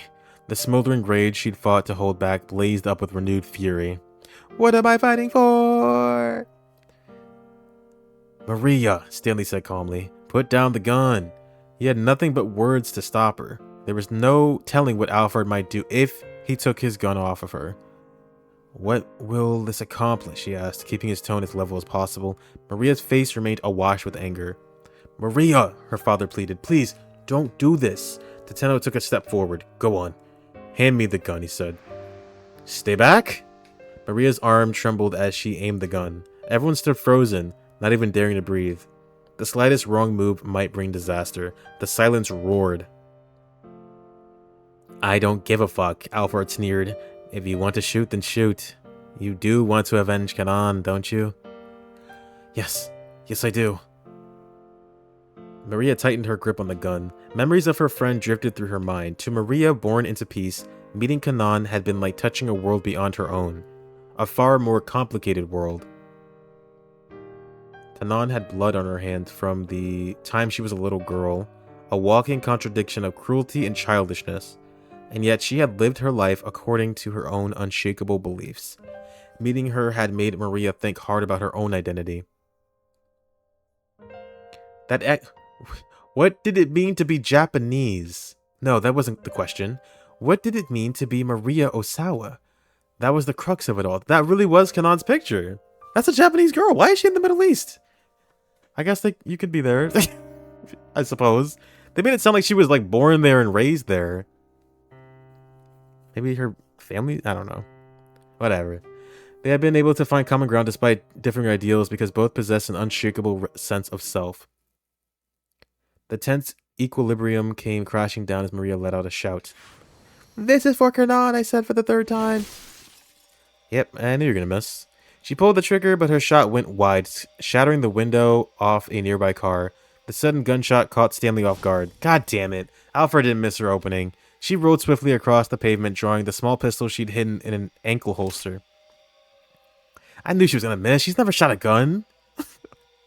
She's never shot a gun. Maria hastily tried to aim for a second shot. You need training for this. You can't just... And... Oh... Daddy... No, Dad! Osawa collapsed at Maria's feet. Dad... Her father went limp. Alphard. How could you? Stanley dived at Alphard. He grabbed hold of her right wrist, the one clutching the gun, and slammed her head down hard against the pavement. He's like the one character... That sucks. If he's... No, he can't die. But there's only one, like... There's only one route. How are we going to change this? I didn't have an option. She made no attempt to resist, and in a moment, he had subdued her. Maria, you're not hurt, are you? Osawa croaked feebly as his daughter gathered him up in her arms. I'm fine, but Dad, you're... Blood was gushing through Osawa's shirt. Maria pressed her hand against the wound, but the bleeding wouldn't stop. Look, just hurry. Get her as fast as you can. Tateno was on his cell phone calling for an ambulance. I know there's a traffic jam. Just figure something out, please. His voice was ragged with desperation. Dad, hang in there. Large tears streamed from Maria's eyes. So this is what it's like. Osawa lay with his head in his daughter's lap, struggling to rasp out his words. My body just reacted before I had any time to think. I finally understand what a virus must feel like. His eyes were hollow. I never told you in Hitomi, did I? About what started my fascination with virus research? Dad, I kinda don't care. Maria squeezed her father's hand. Almost imperceptibly, he squeezed back. It probably isn't a very interesting story, he said, but I'd like for you to both hear it, anyway. I know, and we will. After this, I promise we will. Maria's words brought a contented smile to Osawa's face. I'm glad. So glad. It's alright, just don't talk right now. This time, at least I was there for you. Osawa slowly shut his eyes. Dad? Maria said, but her father didn't answer. Dad, don't die. You can't die. The sound of ambulance sirens wailed in the distance. They got here pretty quick, considering the traffic jam. Maria clutched her father's hand, trying to make her grip firm and reassuring, just as his hand had been there for her back inside the laboratory. Please, don't die. She repeated the words inwardly over and over and over.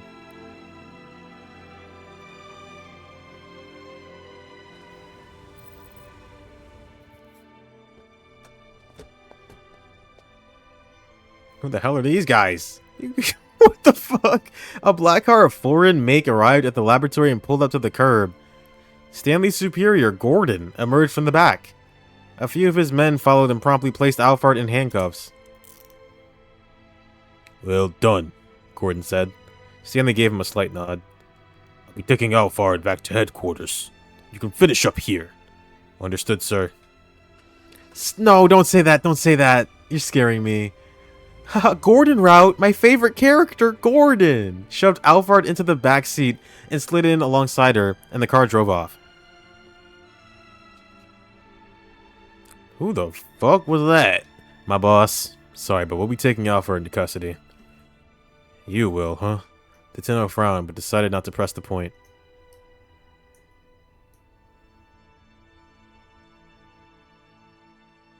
The ambulance arrived at last, and Osawa was loaded inside. Maria remained at his side, still weeping, still softly calling out to him. He could sense her there, though her voice sounded awfully far away. He's gonna make it, guys. Is it the end, then? He was vaguely aware that he was dying, but he was not afraid. At the far end of a hazy tunnel, he could still see Maria. My, she had grown. She had grown so very much. If he were an organism that multiplied by dividing itself, he would die knowing that he had left his best selves behind. That's cool. That's what I think when I'm dying. He had only one wish now.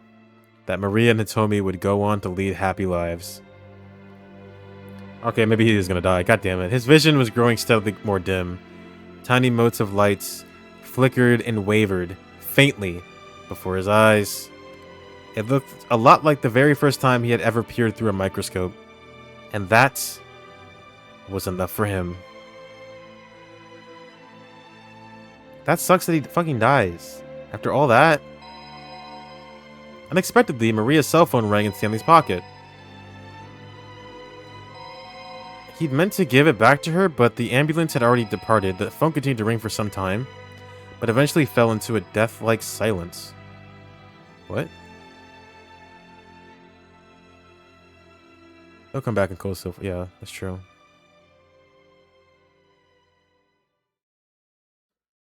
He actually had a divine knight.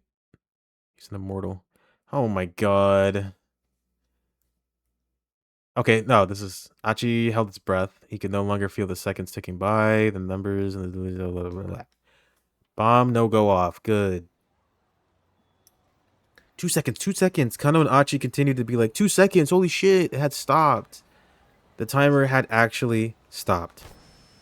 We did it! Achi dropped to his knees with a cry of triumph. The rest of the Shibuya Scramble burst into cheers. Why? They didn't even think it was real. they didn't even think it was real. They were just like looking at it. You are one reckless guy, you know that? Hano held out his hand, or held, whatever. Achi grinned up at him. That makes 2 of us. Yatta! The 2 clasped his hands firmly, their handshake conveying more than any words could have. Achi! Oh, Susumu said, Achi! Susumu came rushing over. You did it, man. I knew you could do it. The 2 bumped fists. Oh, it weren't just me, Achi said. Could never have done it without your guys' help. Susumu smiled bashfully. Hey, Susumu, take care of SOS for me. You got it. Susumu looked him squarely in the eye. Achi gave a little nod, and the 2 solemnly bumped fists again. Suddenly there was a blinding flash. Achi spun around to see Chiaki standing there, beaming happily, her digital camera ready. Why is Katayama still here? Ready for another shot. Hey everyone, gather up! Minorikawa called out to Achi and his pals. You guys are the heroes of Shibuya. Photo time, everyone, Chiaki said. Get ready. The young men struck a pose together. Wait, her too! Minorikawa ushered Hitomi over to stand with Achi. Hitomi! Achi stared at her shyly. It was all thanks to Hitomi that he'd been able to do what he had to do. Keeping Shibuya safe, keeping his promise to Suzune. Hitomi had been his inspiration for it all. There were so many things that he wanted to say, but he couldn't get the right words out. Hitomi's cheeks were damp with tears. Hey now, little lady, Minorikawa called. No crying now. Come on, show us all a smile. He struck a goofy pose behind Chiaki. At last, the smile returned to Hitomi's face. It really is the best. Hitomi looked up at Achi in confusion. Your smile, he said. It's the best. I don't care what anyone else says. Marry me. He spoke so earnestly that Hitomi couldn't help but smile even more. Okay, here we go, people. Get your best faces on. At Minorikawa's signal, everyone let out a joyous victory cry. Come on, guys, Susumu shouted. Let's lift Achi up, where everyone can see him. The members of SOS let out another roar. Marry me! No, not Emoto, no. No, you don't gotta do that, guys. Hey, cut it out! But Achi had already been swallowed by the enthusiastic throng. Heave ho! Heave ho! Heave ho! That kooky kid. There in the middle of the scramble, Achi was being hailed as a hero.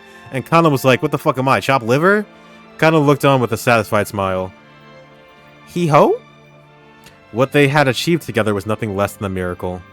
It had taken a lot of luck and more than a few coincidences for them to stop the bomb.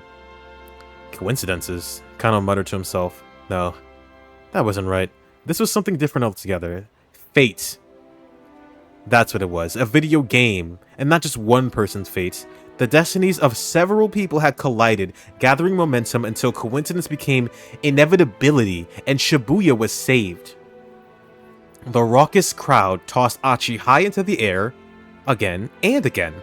As a plainclothes detective, Kano would probably never be showered with adulation quite like that.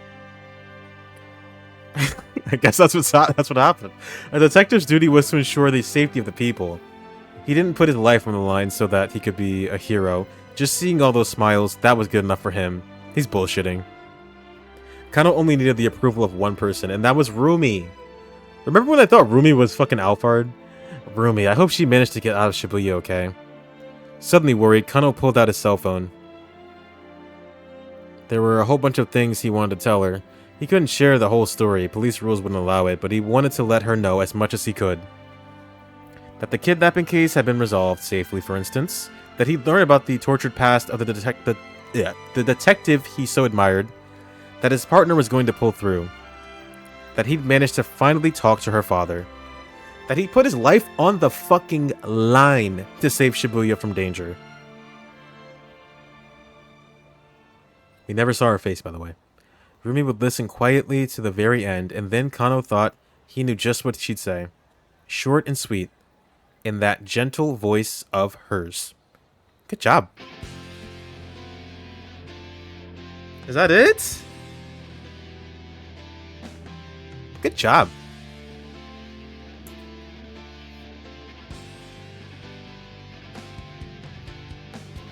Oh my god. Oh, yes. Yes. And with that, Osawa went into hiding in a compound in the countryside for the rest of his life. There's a true ending. Oh my fucking. There's a true ending. Is this not it? Oh my. Stop. Okay. How long would it take to get that? How long would it take to get that? 1905. Ach. Oh my god. I'm just gonna enjoy this for what it is right now. We're done for the most part. We're done. Oh my god. That was like 30 hours. Oh, I can just jump. Okay. You're making it sound like it could be quick, so I'll try it, I guess. What do you mean a true ending? What else is there to... What else is there? Everything wrapped up perfectly. Everything is perfect.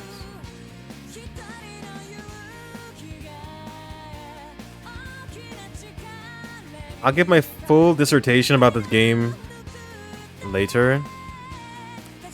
Gotta pull the Scooby-Doo. It was actually Stanley. This is my gut reaction. This game is fucking weird. This is a weird game. I'm not sure how I feel about it. I'm conflicted in multiple ways. I can see why people like this, but I don't think this was a great stream game, personally. If I played on my own, I don't know what I would have thought, honestly. But I do feel a sense of relief. I don't know if that's a good thing or a bad thing. It's to be like, oh, it's over, finally. But there was some... There were some pretty interesting things going on towards the end. It took a while for it to get going, though. That's like every visual novel, I guess.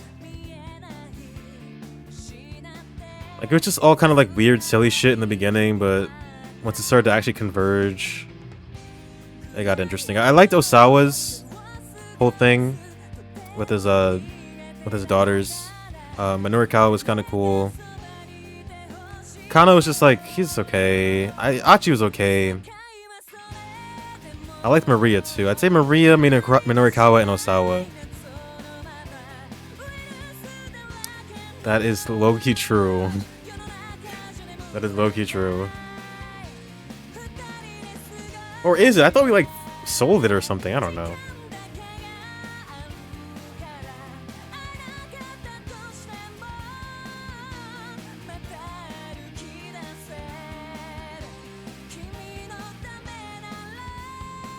We're gonna meet in bananas. Oh, am I gonna get copyrighted for this? What is this? Is this like a real song? Whatever, I don't care. I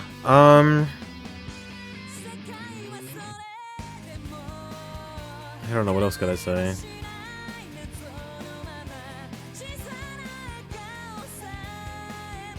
I don't regret playing this, though. I will say that. There are very few games out there where I'm like, that was a waste of time. I didn't hate this. I'm just conflicted. Because it's not perfect. I mean, no game is. But I think its flaws kind of like outweigh its positives in some aspects. It definitely, yeah, it kind of jerked me. It really did jerk me. Wait, what's going on? It's not a bad game, though. Objectively speaking, I can't call it bad. Just difficult, maybe? Is that the right adjective? It's a difficult game. Gordon and Alphard sat in the back seat as the car sped along the highway. Here. Gordon tossed the hand... Oh my fucking... What? Tossed the handcuff key onto the seat beside him. What happened down at the Scramble? Alphard asked, picking up the key and unlocking her cuffs. What? Leland Palmer was arrested by the Japanese police. Oh yeah, I guess she is with the CIA or something, right? Oh my god. And the bomb in the attached case was defused, apparently. Still, Palmer shouldn't pose a problem once we get him into CIA custody. I say, much obliged. You really got yourself back into a corner, though, didn't you? Gordon said. Yeah, I was only able to accomplish half of what I intended. Half? Alfred produced a vial from her pocket. It was filled with red liquid. So that's Hitomi's blood? Gordon asked. Indeed. I managed to acquire the antiviral. But when? Gordon peered at her in bewilderment. When I blew up the minivan. In the dim light of the vehicle, Alfred's eyes shone darkly like those of a wounded animal. Extracting the blood from Hitomi while she was unconscious had been a simple matter. Saving the girl's life had been more than just a means of ensuring her trust. Alfred had been looking for the right moment to carry out the extraction. Total secrecy was essential. If it became public knowledge that the drug existed and that some of it had been stolen, the value of the UA virus would plummet. Our primary objective here was to destroy that research facility. Still, getting our hands on the antiviral is better than nothing. Well done as always, Alfred. Gordon's hard expression softened, but Alfred was in no mood to return his smile. If Maria Osawa had remained inside the facility, her plan would have succeeded. Gotta make some cash money off that uwu. Everything else up until that point had gone off without a hitch. The one thing Alfred hadn't anticipated was Maria bringing the bomb outside. She had injected Maria with a knockout drug back at Endo Electronics that should have kept her from moving around for a while, even after she'd regained consciousness. And in any case, she wouldn't have expected the girl to just march into the midst of an armed standoff. She had been certain that Maria would never leave the lab. She had misjudged how strong the girl's feelings for Kanan were. Maria's body had been put into a state of torpor. There were a bunch of people pointing guns at each other, and still she had been undeterred. Alfred's plan had hinged on Maria's relationship with Kanan, and ironically, that same relationship had made the plan fall apart. It was true that she'd accomplished half of her goals, but Alfred still couldn't shake her sense of failure. She softly bit her lip as she gazed out through the car window.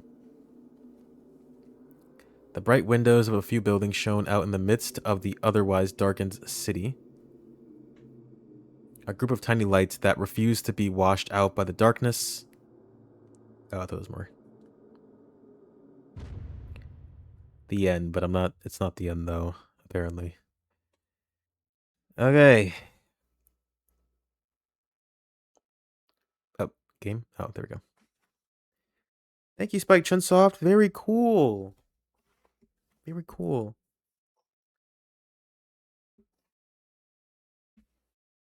Are we going back to the oh. Yay! White bookmark. What is... Okay. We have a white bookmark now.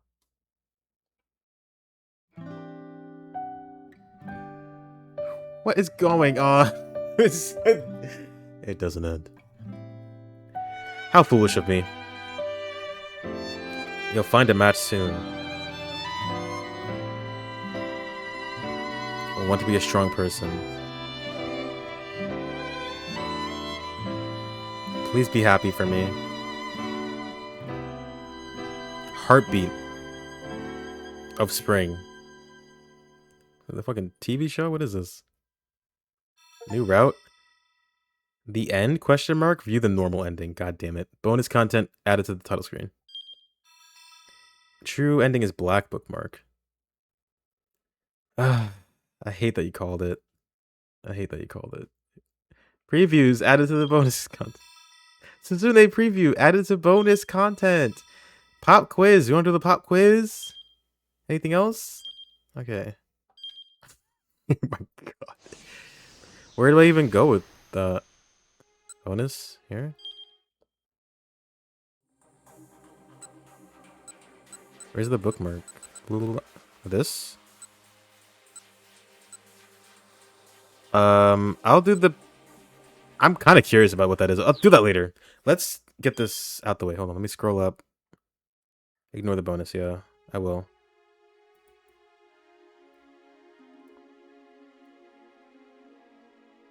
Hold on, sorry.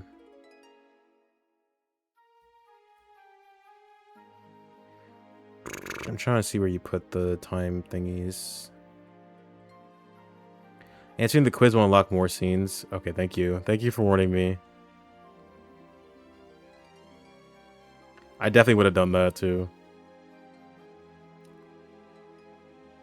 Yeah, I see it now. Okay, cool. Let's go to these places. 30 hours. Holy shit. I thought this game would be like 10. That's so funny. No, it's not. No, it isn't. Kano, 1905. Here?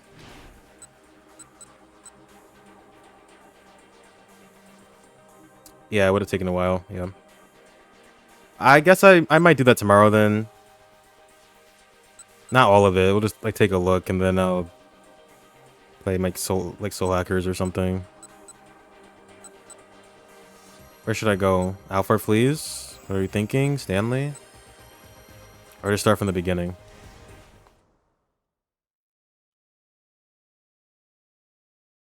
Like, what would I even be looking for, though?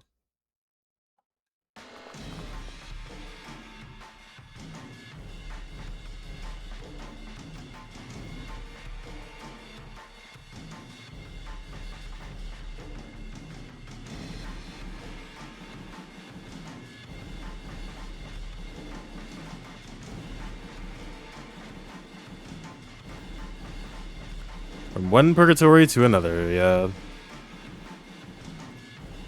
I'm waiting for the signal.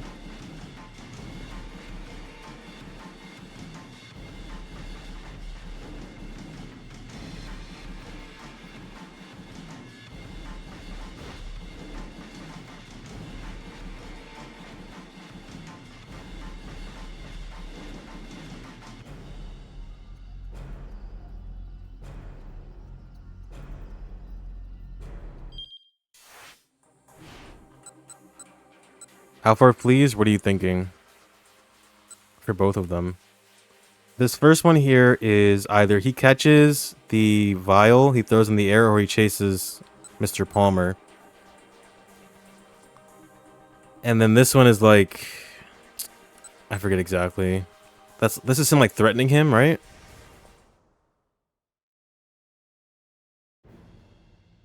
I can't shoot her.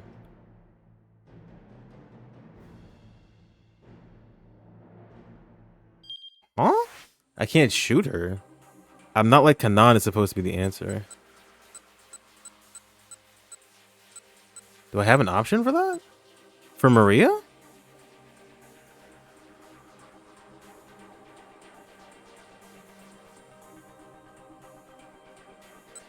Yeah, it doesn't sound right.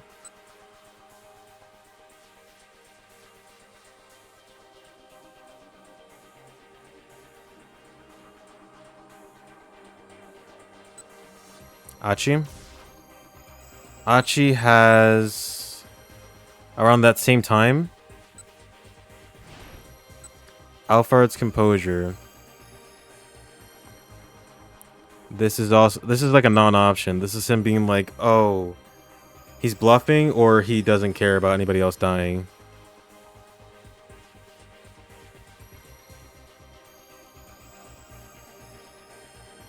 $1900. Rising emotions. This is where he decided if he wanted to punch the shit out of him, right? He hurt me and I'll hurt him back, protecting Hitomi, or I have to set aside my hatred. And I picked the hatred one. That's right, okay.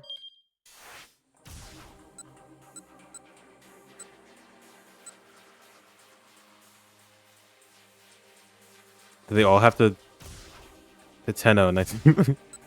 Show me your work. Aiming at Kanan. We're changing this? Wouldn't that, like, block me off, though? From the rest of the story?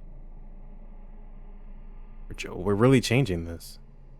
I don't want to pull this trigger if I don't have to. Okay. Is the Tenno going to wear us a Tenno? Maybe?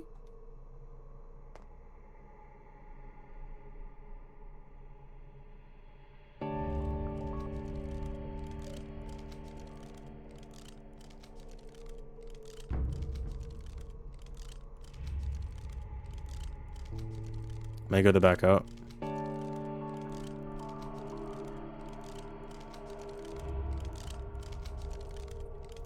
Yes. Okay. Nothing new yet. Jack 1920. It's here. Oh, right. Revenge. I picked C. Are these all about like not fighting her or something? I picked C for this one.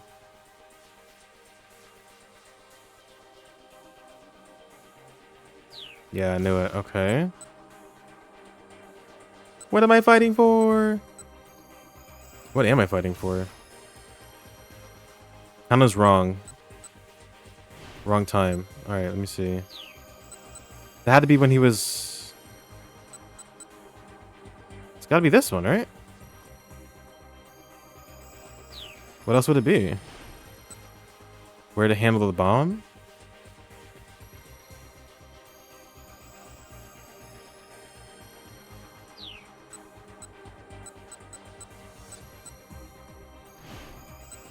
Oh, she doesn't come back. That doesn't matter. Kana doesn't pick up in the Uwa virus. Kana should have the option to not shoot Kanan. Kanan's not even here. Wait, what? Not shoot Kanan?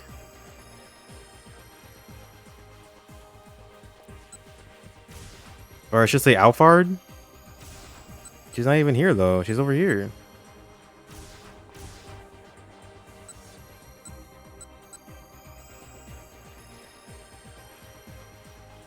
Through a phone call.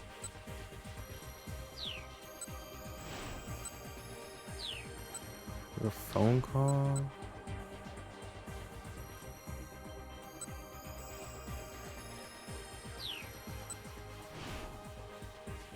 Where to handle the bomb, maybe?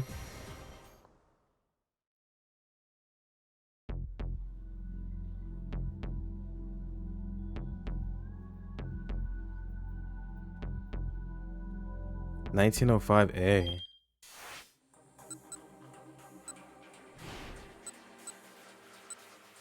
So maybe this? Oh, because I threatened him, right? Yeah, I'm like getting my revenge. I want to know the password. That's really what you're after, then you can't kill me.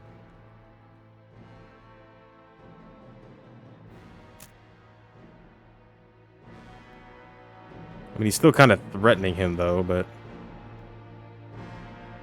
I didn't choose it.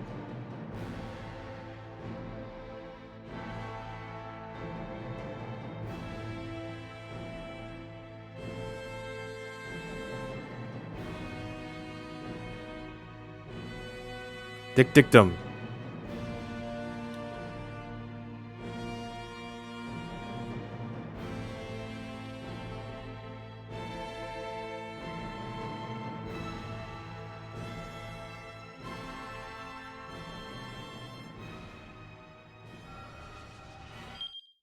Alright, let's see. Oh! I got it. I got it. It's still going.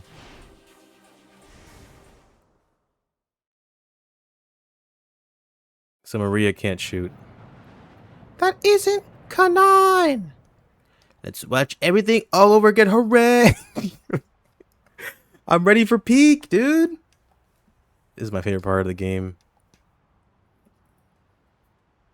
I'm actually a time traveler. Okay, blah blah blah blah blah blah blah blah blah blah. But as I was saying earlier, the I've been saying it throughout the entire game as I've been playing it. Okay, it was what you were thinking. You watched the video. Yeah, I think I got it now. I changed his answer to the password thing when he was negotiating with Mr. Palmer when he had the lighter. I guess I had like a threatening response before I changed it.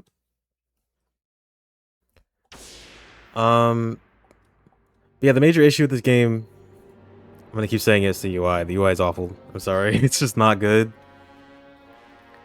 And it just could have benefited from a lot of quality of life stuff because it's press A That's all you got. You don't really have any settings to change the text speed or even the text size or like anything. It's just bare minimum.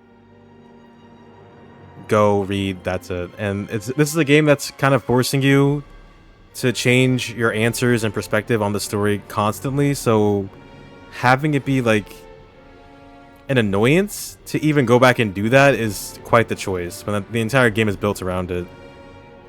That's the major issue I had with it. And the pacing's kind of meh. I think it's a lot of visual novels I play. They just kind of take a while to get going. But I also noticed most of the visual novels I've been playing on stream had like, you know, a game component to them. They weren't just reading. And it's not like I hate reading, but just doing that for a stream is a bit tiresome, I will say. Don't know why I saw multiple guides say to not shoot Kanan. Maybe someone copy-pasted it without checking. People can be wrong. That is the truth. So I should have an option here then with Maria.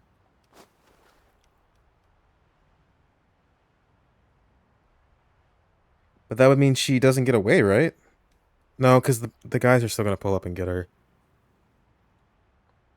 And Stanley's not going to question it because... That is true as well. They do have voice acting. This did not...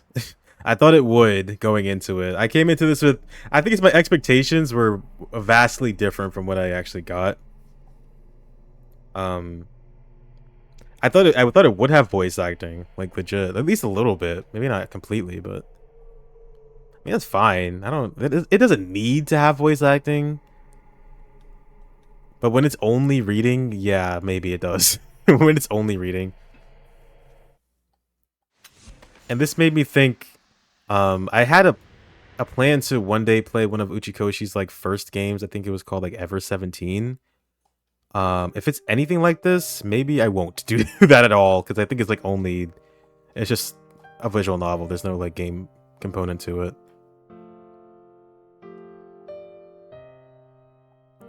What will she do? But I did hear that this is like possibly the only game or one of the few games that has a perfect score on Famitsu for some reason, which I'm surprised about. This is definitely like kind of an underground cult classic for people that love visual novels, I'm sure. So it was cool to experience it. But I don't think it was for me, personally. But it's unique though. That's the like I'll give it credit. It's unique. There's not a game I've really played like it. It's kind of off the wall, zany, but can take itself seriously at the drop of a hat. It's strange. And the presentation is also really weird, but it works somehow at the same time. And the music is odd. That's what this whole game is. It's like, it's odd, but the music is odd, but it had some pretty good tracks too. Definitely memorable, at least. I'll pull the trigger. Fuck this bitch. No, I'm not gonna shoot her. I can't shoot her. I'm not like Kanan. But this is like critics love this game. I'm really surprised about it. The tension seeped from her body and she carefully lowered the gun. What's the matter? Alfred smirked. Why won't you shoot? Her eyes blazed with contempt for Maria's naivete. I don't know, man. I'm just like over this. I'm done. No, I'm not being naive, Maria told herself. Do unto others as they might have done to you. An eye for an eye, a tooth for a tooth. What does this recurring pattern of retribution really accomplish? It's just an endless cycle of hatred. That's why I'm not going to fight. Because I'm not like Kanan. Tears flooded from her eyes. I'm not like Kanan, but people who are different can still be friends. And I'm going to honor our friendship by not taking revenge. No matter what happens, I'm not going to hurt anyone, Maria said. Maybe that's not very realistic, but this is my fight. And I'll fight the way I choose. She wiped away her tears. For the first time, Maria felt that she understood Kanan. If she'd been able to see her just one more time, she would have been able to speak her mind without fear. I could show Kanon the true me, and maybe then we would be friends for real. But that wasn't going to happen. Not anymore. Because we're just assuming she's dead. She's totally not dead. And since there is a sequel, I'm assuming she's in that one. Maria handed the gun to Tateno, then looked up at the nighttime sky.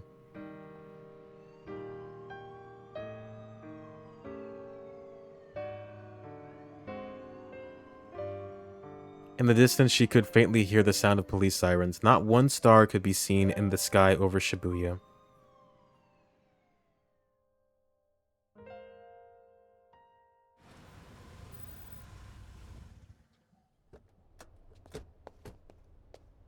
Hey Stanley, we're low-key evil, and we have a terrorist in our midst, and we're gonna take her without you thinking about it.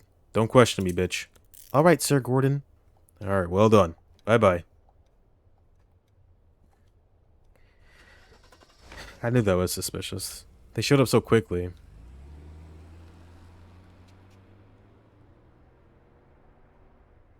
That's my boss. What a great guy.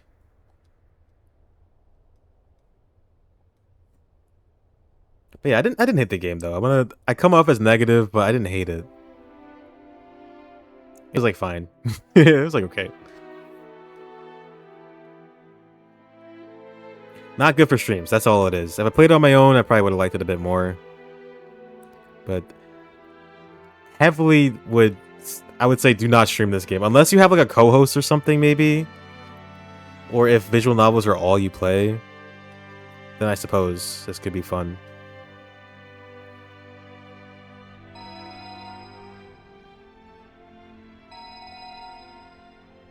Let's give this back to you. Hand the phone to Maria. I wonder who's calling. Maria picked up. Moshi mosh. She could hardly believe it when she heard the voice on the line. Brusque yet girlish with a daredevil ring.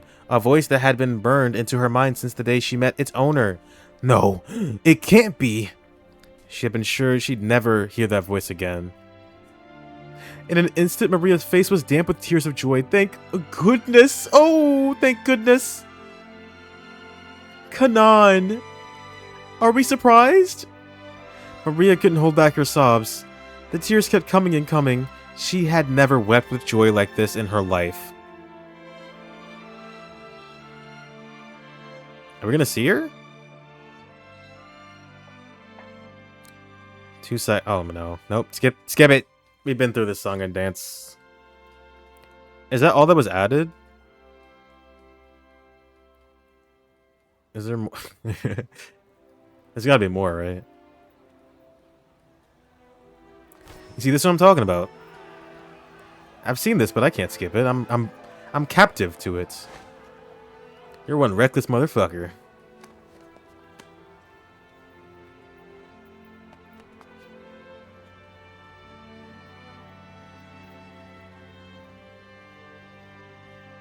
I don't know if I would have gotten that for the true ending, by the way. There's no way.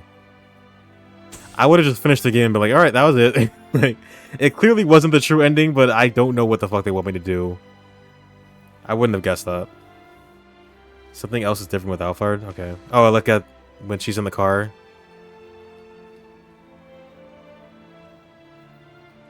Maybe. Achi,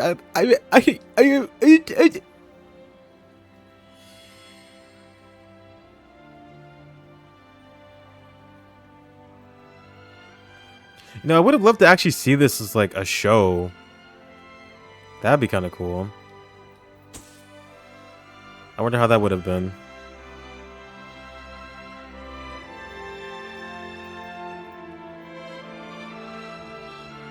Because a lot of it is like super campy, and I think that too. Yeah, it's like super campy, and I think that the expressions of the actors are really funny.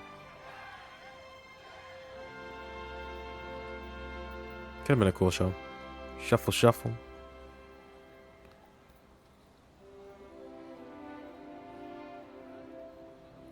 Alright, come on. Go see your wife, man. Go home and see your wife. So, Yanagi doesn't get any closure? What's going on with him? What about Toyama? Remember him? Wasn't he writing something for his fucking magazine? Did he get his stuff? Like, what about Shiri? What did she do?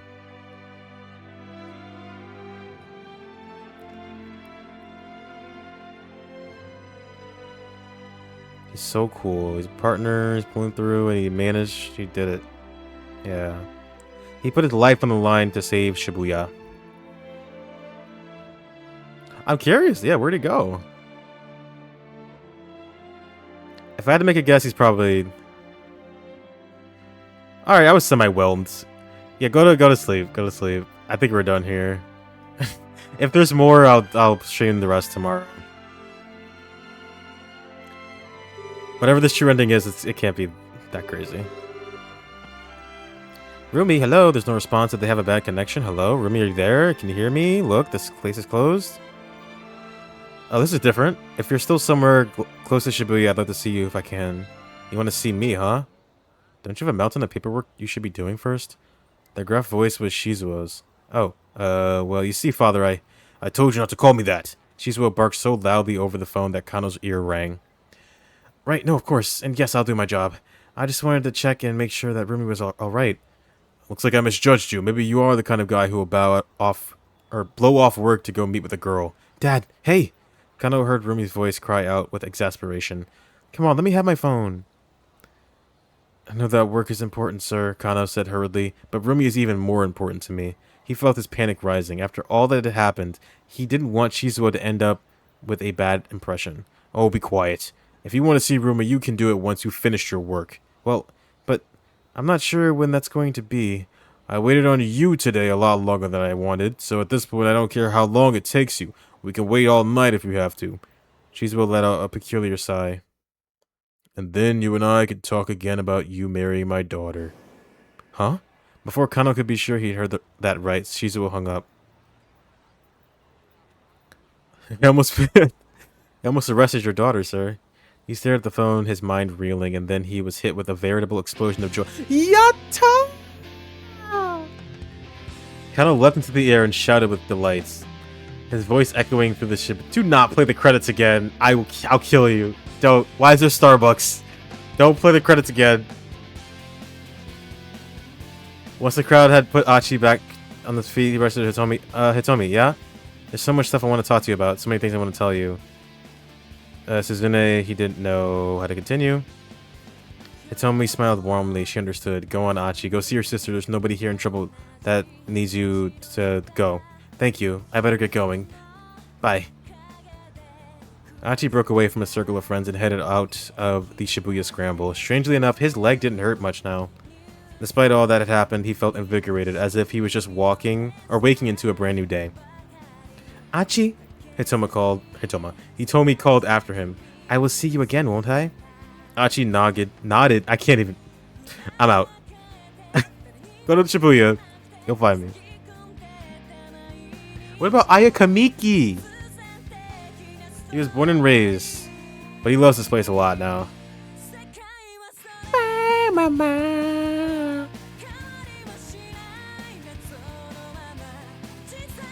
Fuck. Wait, no. Can I skip it? No. Fuck. I'm getting water. I'll be right back. I hope nothing else is playing as I walk away.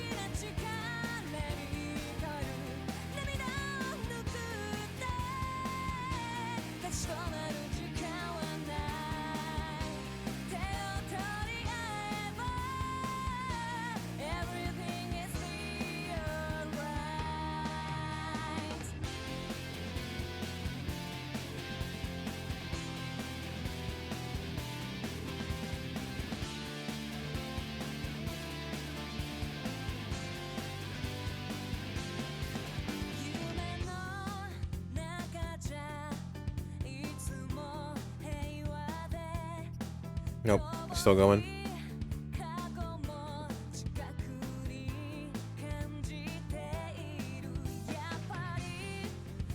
You know, it wouldn't be right if the game didn't do this, right? This feels right. This makes sense. This is the Shibuya Scramble experience. This is like the Shibuya Scramble experience. You pick one little option, watch everything you've ever done all over again.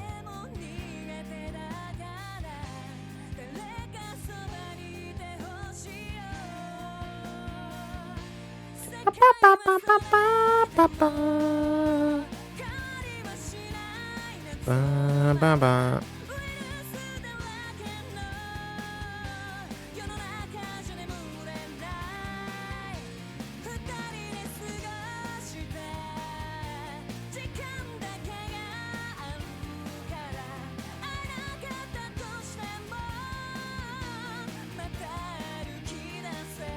So this game has a bunch of hidden scenes. Some scenes are revealed by entering commands at specific parts of the game. Some of these commands are revealed by being patient because some scenes pan very slowly to show the command. Oh my god. Well, I'm gonna delve into the extra stuff tomorrow. I'll delve into the extra stuff tomorrow. I guess there's like the white bookmark stuff and whatever this is. I don't know if I'll do everything, but I'll look at it at least.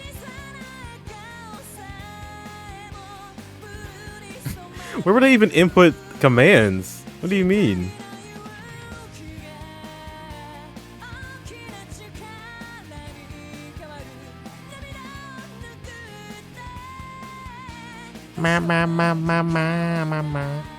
There's one that you think I'll like. We'll have to see.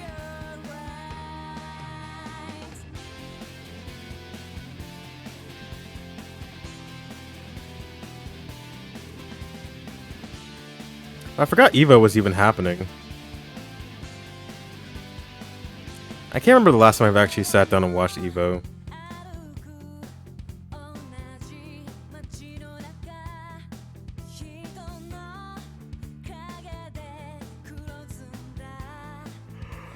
I'm not into fighting games as much as I used to be, sadly. Maybe we should get back into it. It also gives more story to characters that weren't the main. Oh, like Chitty and all of them? Okay. That's cool. I was wondering about that. Well, maybe not Chitty specifically, but other guys.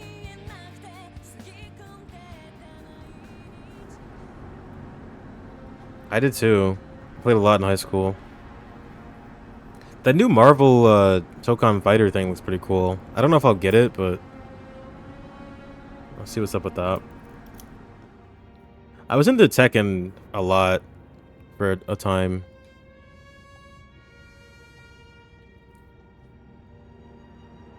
I just don't have time. Fighting games require so much time. You gotta be dedicated, man.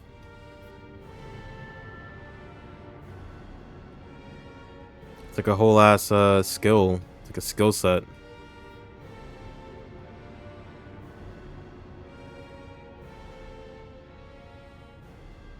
Tekken overheats, I'd imagine.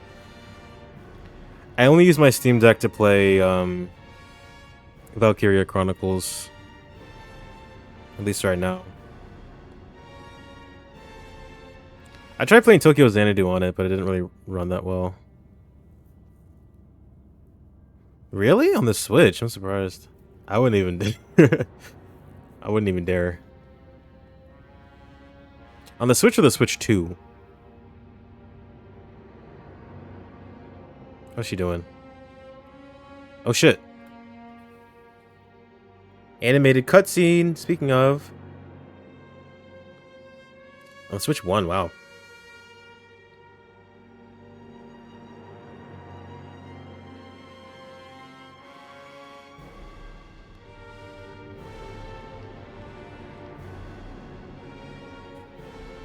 They're walking.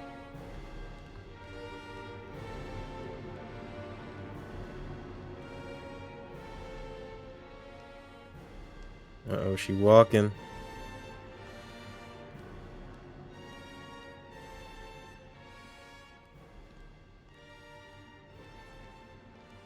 Where are they going? Oh, is that Kanan?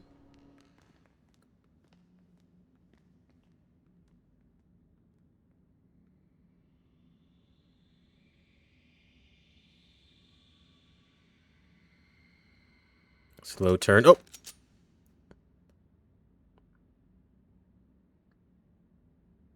She looks scared.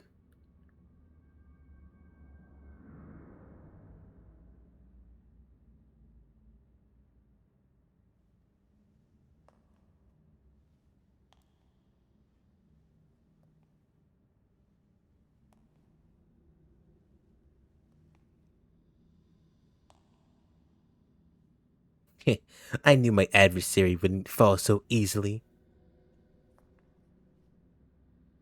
Just like fucking Kurata, but the fucking Bob. Whoa. Hey, I didn't even get to see her face. Whatever. Oh, she's there.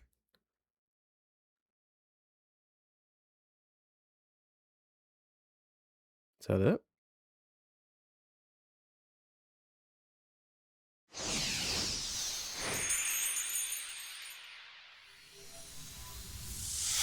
Black bookmark. Hmm.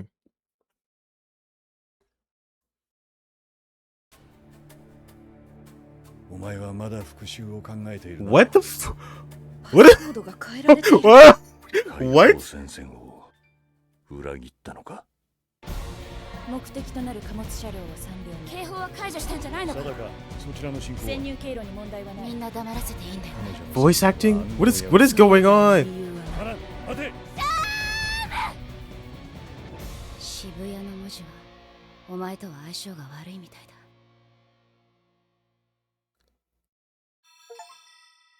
だ Very how long? That's not that long. 2 hours? That's not bad. Well, I mean, what? Why is it anime? What was that anime cutscene?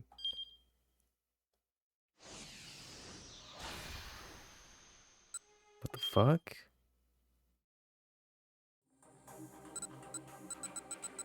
I'm not actually gonna click on it, but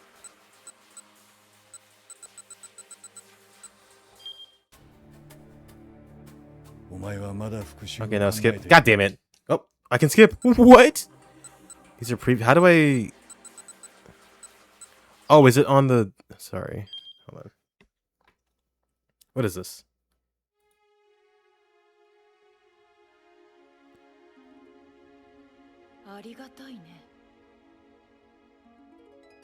Shit. Wait, let me pull this up. Hold on. Game, stop. She's a selectable character.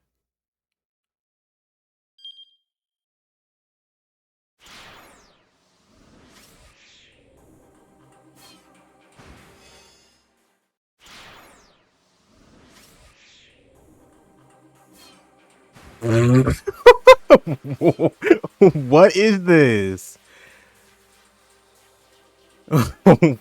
We'll get into this tomorrow. I'm not doing this right now. I'm not doing this right now. Suddenly anime. Suddenly fucking anime. My opinion has improved. Anime. Alright, let's see what this is.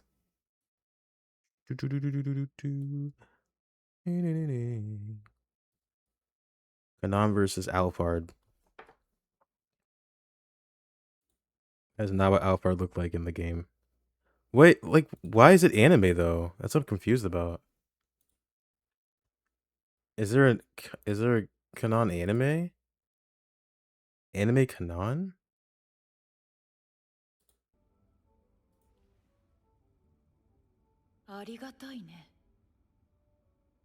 Quality's great.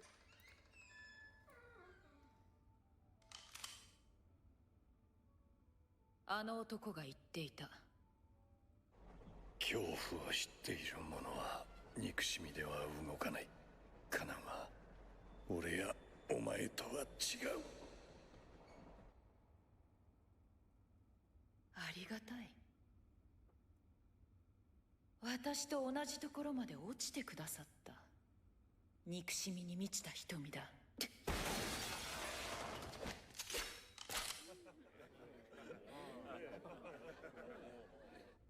どうした反応がブレてるなあの頃のお前はここまで脆くは Was that supposed to be Alphard?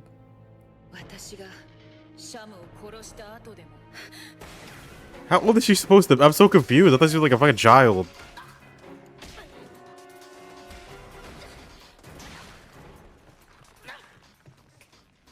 どうだ憎しみから戦う気分ど泥のようだろう。あがけばあがくほど引きずり込まれる底なしの闇。その屈辱に私は耐えて、そしてすでに這い上がった。口先だけなら証拠を見せようか。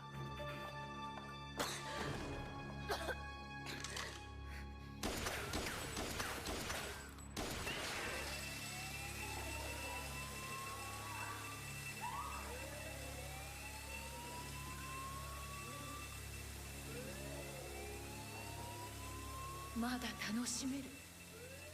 まだ殺さない。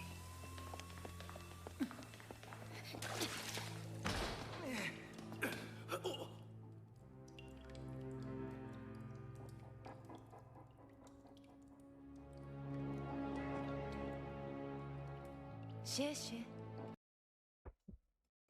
ェ。 Okay. Shishi. Interesting.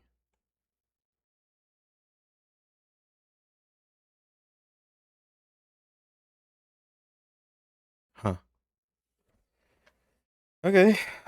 So I will finish that tomorrow then. I'll finish that tomorrow. Need some music. There's more of the anime. That's just a scene. I see. I'm confused. What? But why though? Why is there an anime? What's going on? Yeah, I'll dig into that tomorrow. I'm not gonna do like all the bonus stuff. I mean, if it's interesting enough, I'll do it. I'll take a peek at this stuff though. I need a song to play. If it's interesting, I'll take a look at it. And then after that, I think we have officially been scrambled. We've officially scrambled every single thing we can scramble in the Shibuya Scramble. Interesting game. I'll give my full thoughts. I mean, I think I already have. Interesting, just has issues. Tough to stream. But I think that's just the nature of it being a visual novel, which is like, okay. That's just how they are.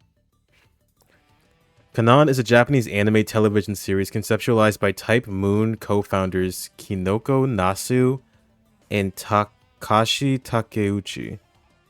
Based on the scenario they created for the Wii visual novel 428 Shibuya Scramble, which is noted for being one of the few games to have been awarded. Yeah, perfect. I did read about that. Perfect score by Games Publication Famitsu. Did you get that from Wikipedia? The series spawned manga and light... What? Hold on. Let's look into this.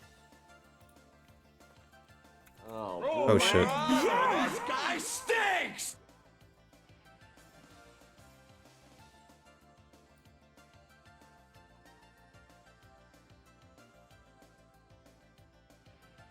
Get out of here, Ima.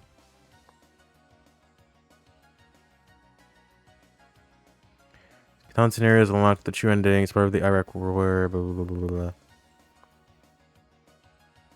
She has a special ability of synesthesia. Did they say that? She's able to discover foes by their color? This is probably spoiling me, sorry. I'm not gonna read that.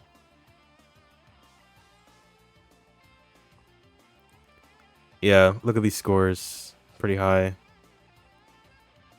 85, 8.5, 10, 88%, 8, 8, 9, 4.5.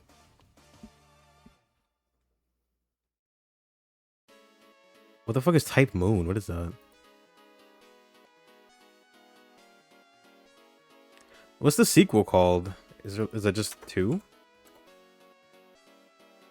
No.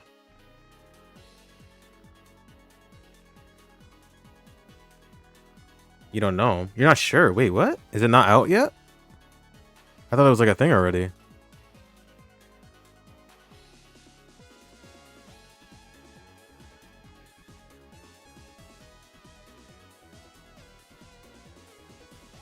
Oh, it's a completely different thing. This is confusing. It's not real. What? They're making a sequel now. Interesting.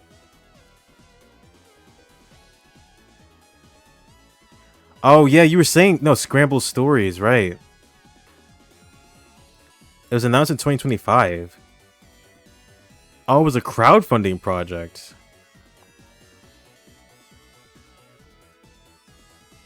New mascot.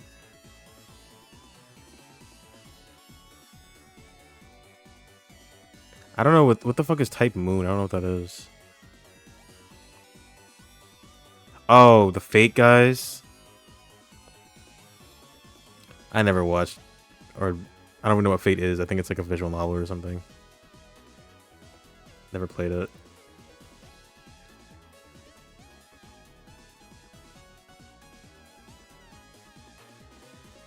The Scenario by Type Moon got a sequel as an anime television series. And it has 4 novels based on the game. What? Do they have like Shibuya Inu stories? You played 1. I played 0.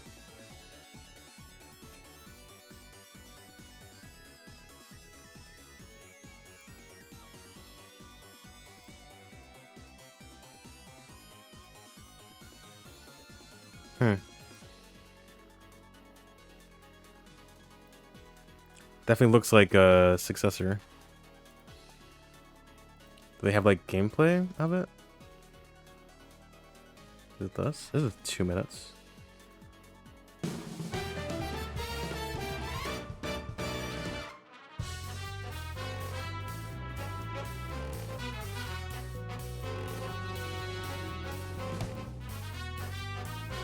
Oh, this is kind of cool looking. Hold on.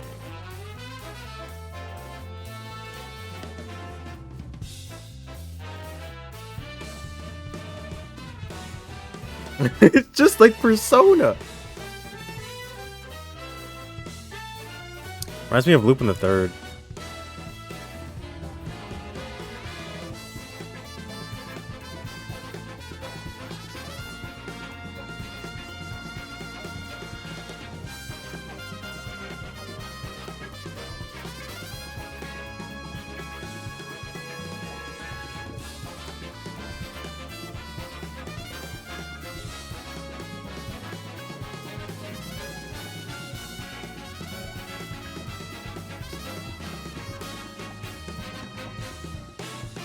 Bon Baba.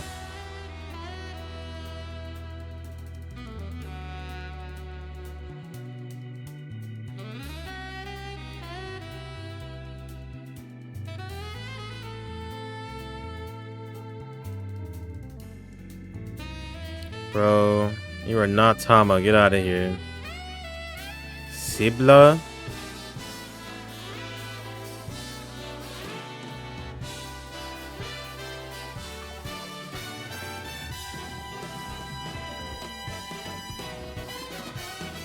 I like these animations. Wait.